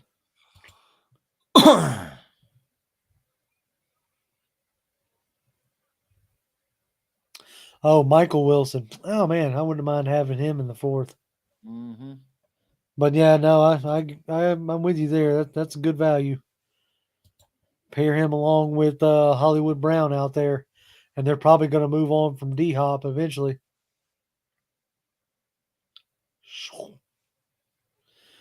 Showing some Zach Harrison highlights. Who is?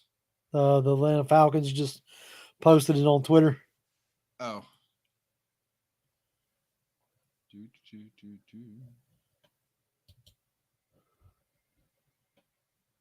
So Joe Patrick tweeted us that Arthur Smith said they like Zach Harrison's length, but the plan for him is clearly to learn his craft over the long term with the help of veterans on his team like Calais Campbell, Bud Dupree, etc.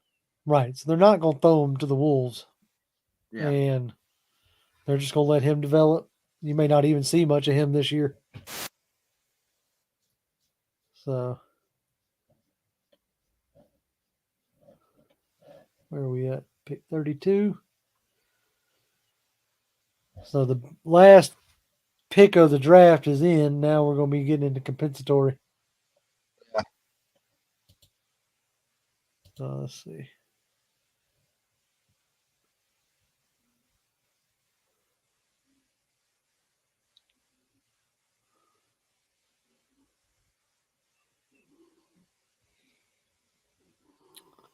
The Cardinals send 96 to Cincy.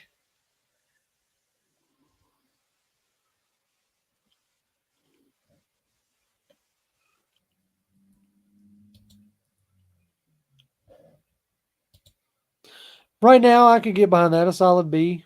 I'll be interested to see what they do tomorrow with their last 3 picks, especially that 4th round pick.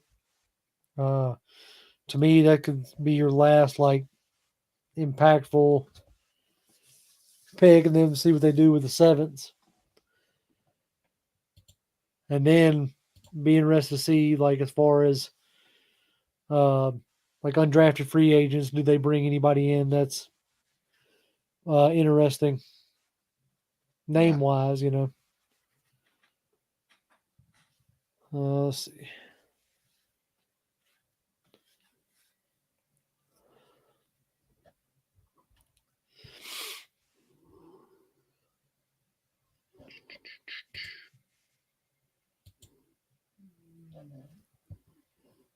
Dr. Ganja says B+ for me. Depends on how Harrison turns out. I mean, I always say you can't truly grade a draft until 3 years in. Yep. When you start probably closer to 4, but yeah. Well, I was going to say when you get to where you could start extending guys. Yep. Holy Pete, Tony Wright. Where you been, Tony? He says the Falcons traded up 6 spots in the 2nd round and could have had a top offensive guard in the draft who was available. But Osiris Torrance didn't really fit what they wanted to do. That was my only real concern with Torrance. Yeah. Is he's a big, like, people mover. Like, he's a big guard, and they're still more of a zone team. But that's a matter of, like, your opinion over theirs in that one. Like, if you think Torrance was the best guard, I liked guys like Steve Avila. I really liked Cody Maul. Both of those guys went, I think, before we picked. So Cody went after. Yeah, that's right. Cody went after, but Avila did. Yeah, Avila did, but yeah, Torrance. There were some questions whether Torrance like fit the scheme per se. Like, but he's more of a. Yeah, he's more of a like road grader. Right. He's not a guy that's gonna, or let's see. At least it doesn't show as a guy that really gets out, on the move and making the blocks that you need to make and all that stuff. He's more of but the guy that's in front of me, I'm going to take him on and we're going to be good. Yep. You ask me to go out wide or pull or things like that, then maybe we got issues. Yeah, because here's his cons, just to kind of give you all I'm trying to do, Tony, is just give you the opposite side of it. I'm not saying you're wrong. I'm just the cons is average foot quickness, but that's to be expected for a guard his size at 6'5", 347. Jesus. A little robotic in his pass steps, which doesn't help his range limitation. Could stand to go for kill shots more often at times. He's in contact just to hold on to the. He's content just to hold on to the jersey.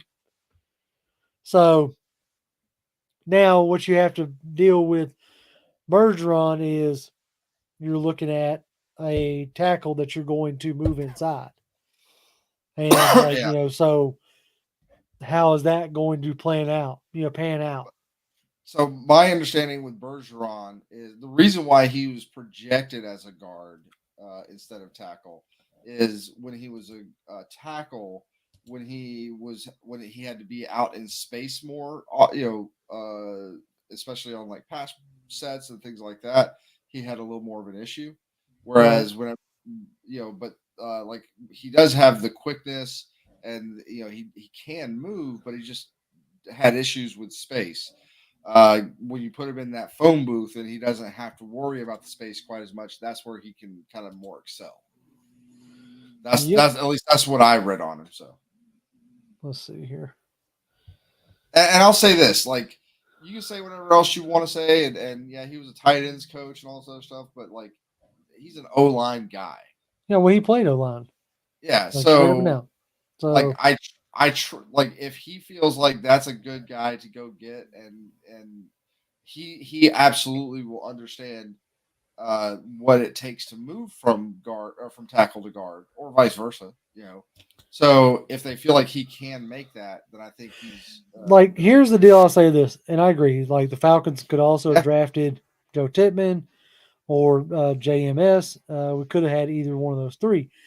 Okay, so the question you have to ask yourself, what did they see in Bergeron that had them want to move up for him?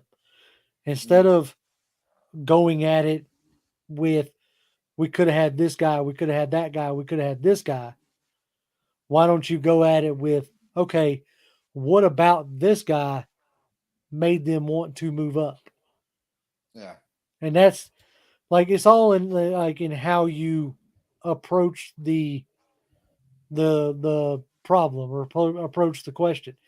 Like more than one person made the statement that Bergeron, there were thoughts that he may go in the back end of the first round.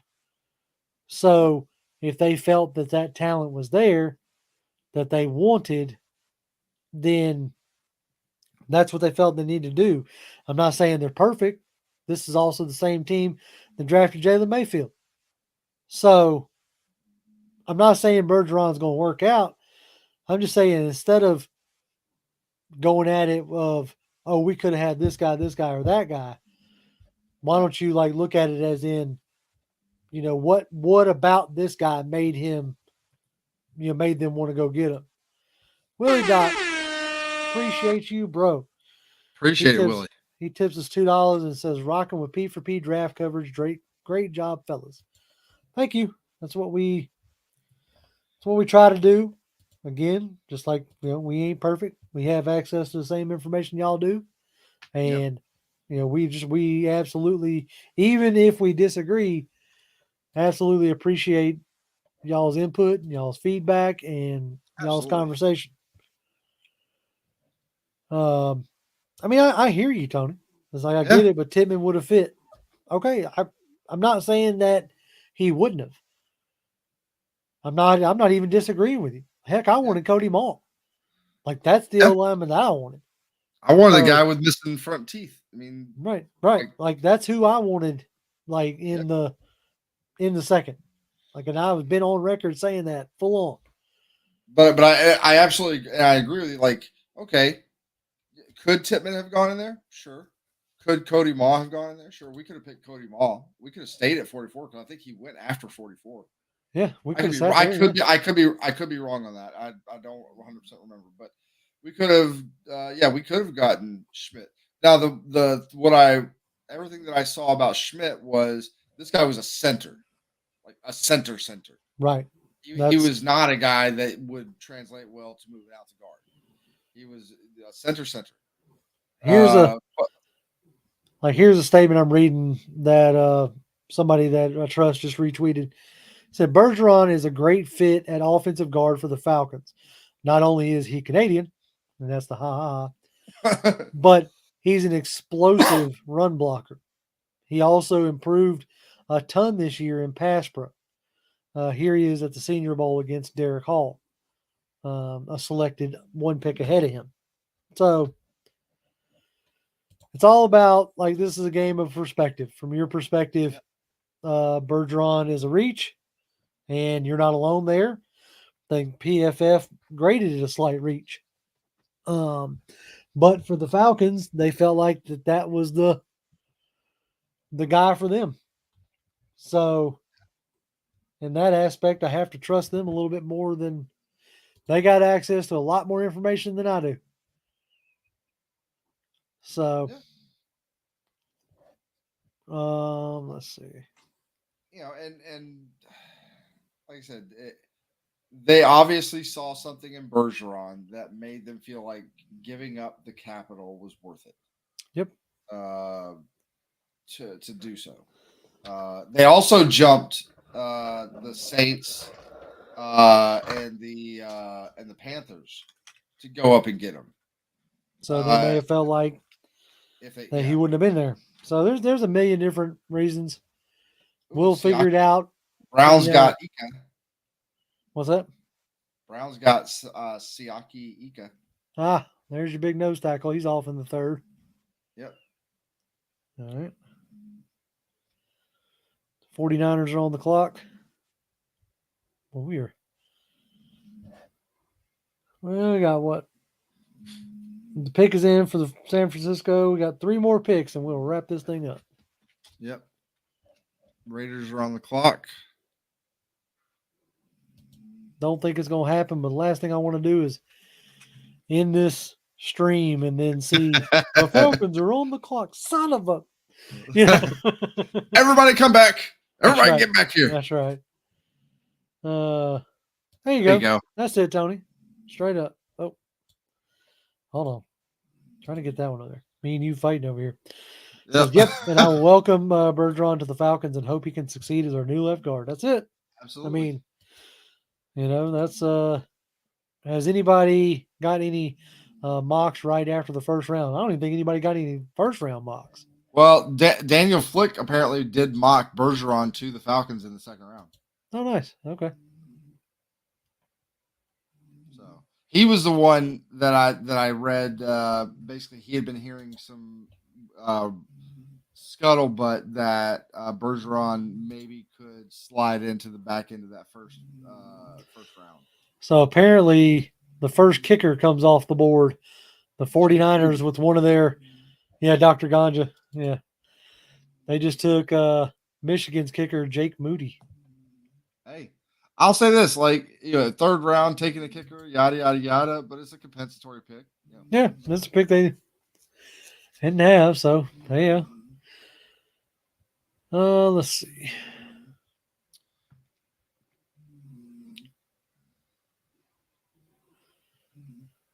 Yeah, Arthur Smith confirms the plan to move Bergeron inside. It's the way he's built. They're confident the coaching staff can get him up to speed at left guard. They traded up because they had conviction about the player and really wanted him. Fontenot says. Yep. I'm going to say this right now. I love this. What I'm about to tell you, and you may have already seen this. This is a tweet by Will McFadden. Terry Fontenot begins the Falcons draft press conference by saying, "We really value the line of scrimmage. That's where games are won and lost. Both draft picks were in the trenches today." So, hearing them say that is like ambrosia to me. As I that's been my personal philosophy. We haven't really had guys that thought that way necessarily. And I'm sure they did to a certain extent, but it never panned out. Yep. It never really panned out that way with the draft picks that we went after, or we went after the wrong guys, or just whatever the case would be. But it just never felt like they took it as seriously as like I would take it if I was GM. Like, Well, Trey Tucker just went wow, to the really? Raiders. Okay. He went before Tyler Scott. Like, that's kind of interesting. I thought out of the 2 wide receivers from Cincy, I thought Tyler Scott would have went first. Willie Doc says, not worried about left guard. I think O-line may be stronger as a unit than the individual parts. And that's what the O-line is. Like, Yep. it's a unit. Like, heck, and for the most part, if Bergeron comes in, solidifies the left guard and is just average, but he's average for the entire year, that's better than what we had last year. With the, Wilkerson coming in and out and like having to plug in Hennessy and Colby, who's it? I can't think of the other guy's name. Gossett. Yeah, Cody Gossett. That's it. Yep. A kicker like went Everett. before Ringo. Oh, What was Everett say? Everett says like Fontenot is it's just got a guy like a gif of a guy just like Crying. tears running down his face. Chat, y'all are making us read Twitter, man. Come on now. We only got 2 more picks, and then we'll wrap it up. The Raiders pick in. Yeah, it is. Yeah, I ain't seen who it is yet, but Nah. well, they took Tyler Scott. I mean, not Tyler Scott, Trey Tucker. Oh, that's right. Yeah. Yeah. So the 49ers are back on the clock.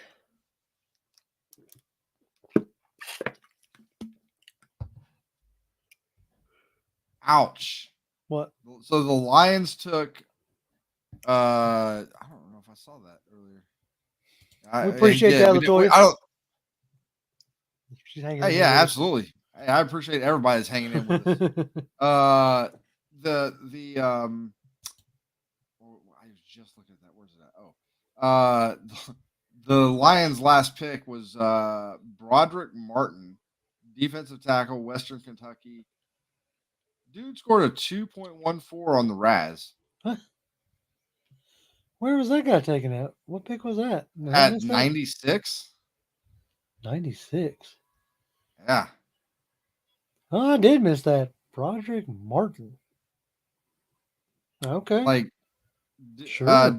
He's a defensive tackle that, I don't know what the average, like what's a good number. I'm assuming this is probably on the lower end, but he's a defensive tackle that only did 20 reps on the bench. Yeesh. I gotta see if he's on the PFF because he can't be like his ability grade was very poor. His speed grade, which especially if he's a really big D tackle, very poor. Vertical is like 25. He had, according to PFF, and I don't always go around this route, but according to PFF, he had a 5th round grade on him, on that guy. Oof. 6'5", 330 pounds. Ran a 5'3", 640. Yeah. Interesting. Let's see what we got here in chat. Let's see. Ganja says people forgot our defense last year gave us the second fewest second half points in the second half of the season. It's a lot of second halves. Yeah. Before we upgraded the defense. Yeah, but that's also what Dean P's calling it. I'm really interested to see what Nielsen looks like. Let's see. Gab. I'm just gonna call him Gabe or Gab. So do you think the Jets would have taken one of the 7th rounders for Corey Davis? Possibly. That would be, dude, I'd give both of them for Corey Davis. Yeah. Like, shoot, you can have them. Like, look, if we could wrap up our draft by the 4th round tomorrow. I bet you like Arthur Smith is like, man, see if they'll take those 2 7s, and that way once the 4th is done, we can just get out of here. That's it. I can go home. Shit. No. 49ers took Cameron Latu, tight end out of Alabama. That's a thought name I that at least maybe- I at least knew. Yeah, I thought maybe that he was like he could be a guy if they decided to like go for a tight end with one of the fourths. Now that we only have one fourth, I don't think we'll go that route. Not with Like Janu Smith. I'll say this: like, if they wanted to send a fourth for Corey Davis, I'd be okay with that. All right, so this looks like this is the last pick. The Vikings Mr. Irrelevant in third for round. the third round. Is Mekhi Blackman, USC cornerback for the Vikings. Okay. So we did it, folks. We all hung in there with us for another 4-hour stream, almost 4.5 hours. More than likely, we will be live tomorrow evening around 7 o'clock to kind of wrap this whole thing up. Yep. If they end up doing something with the 7th, we might get on a little earlier and just kind of like put a bow on the whole draft. But to wrap up the day, that is Bergeron in the second round, Yep. who is presumably our starting left guard now, and Zach Harris in the third round, who is a big Harris body. or Zach or Harrison. Zach Harrison. Okay. Big body defensive end in the mold that you've seen down in New Orleans. So be interested to see what Nielsen can do with that and how he can use that. But some of the biggest surprises, Adi is still on the board. So is A.T. Perry. So is I'm just trying to think of some of the other names that like Tyler Scott's still on the board. So there's still some names that could be fun tomorrow for the 113th pick, and then obviously in the 7th round you can throw a dartboard and figure out who you want there. Yeah. But Jonathan, you got anything else you want to add? Let's see what these guys can do. Yeah. Like let's not. I don't think necessarily anybody here is, but like that's I try to do that as much as I possibly can. While I may not always agree with a pick, like I said, with the Bergeron pick initially, when we traded up, I'm like, oh man, and then everybody was like, what? Right. But then I more I read about it, more I read about the kid. It just seems like a really good fit, and we'll see. And I'm excited. I can't wait for the season to start now. I honestly can't wait. Like I said, we got one more deal tomorrow to kind of wrap up our draft coverage. It's been a long few months, and I'm glad it's getting to a close, getting to an end. But we appreciate all y'all hanging in here with us. Absolutely. For the ones who decided to tip us, we thank you very much for that. And for the ones who hung around for the whole thing, we thank you very much for that. As always, y'all can follow me on Twitter. I'm at Grim1128, GRIMM1128. Jonathan? At Jonathan M. Holder. Come by, say hi. That's it. And like I said, keep an eye on the channel as we will be breaking these picks down in even more extensive detail. And as always, Falcons fans, rise up. Rise up.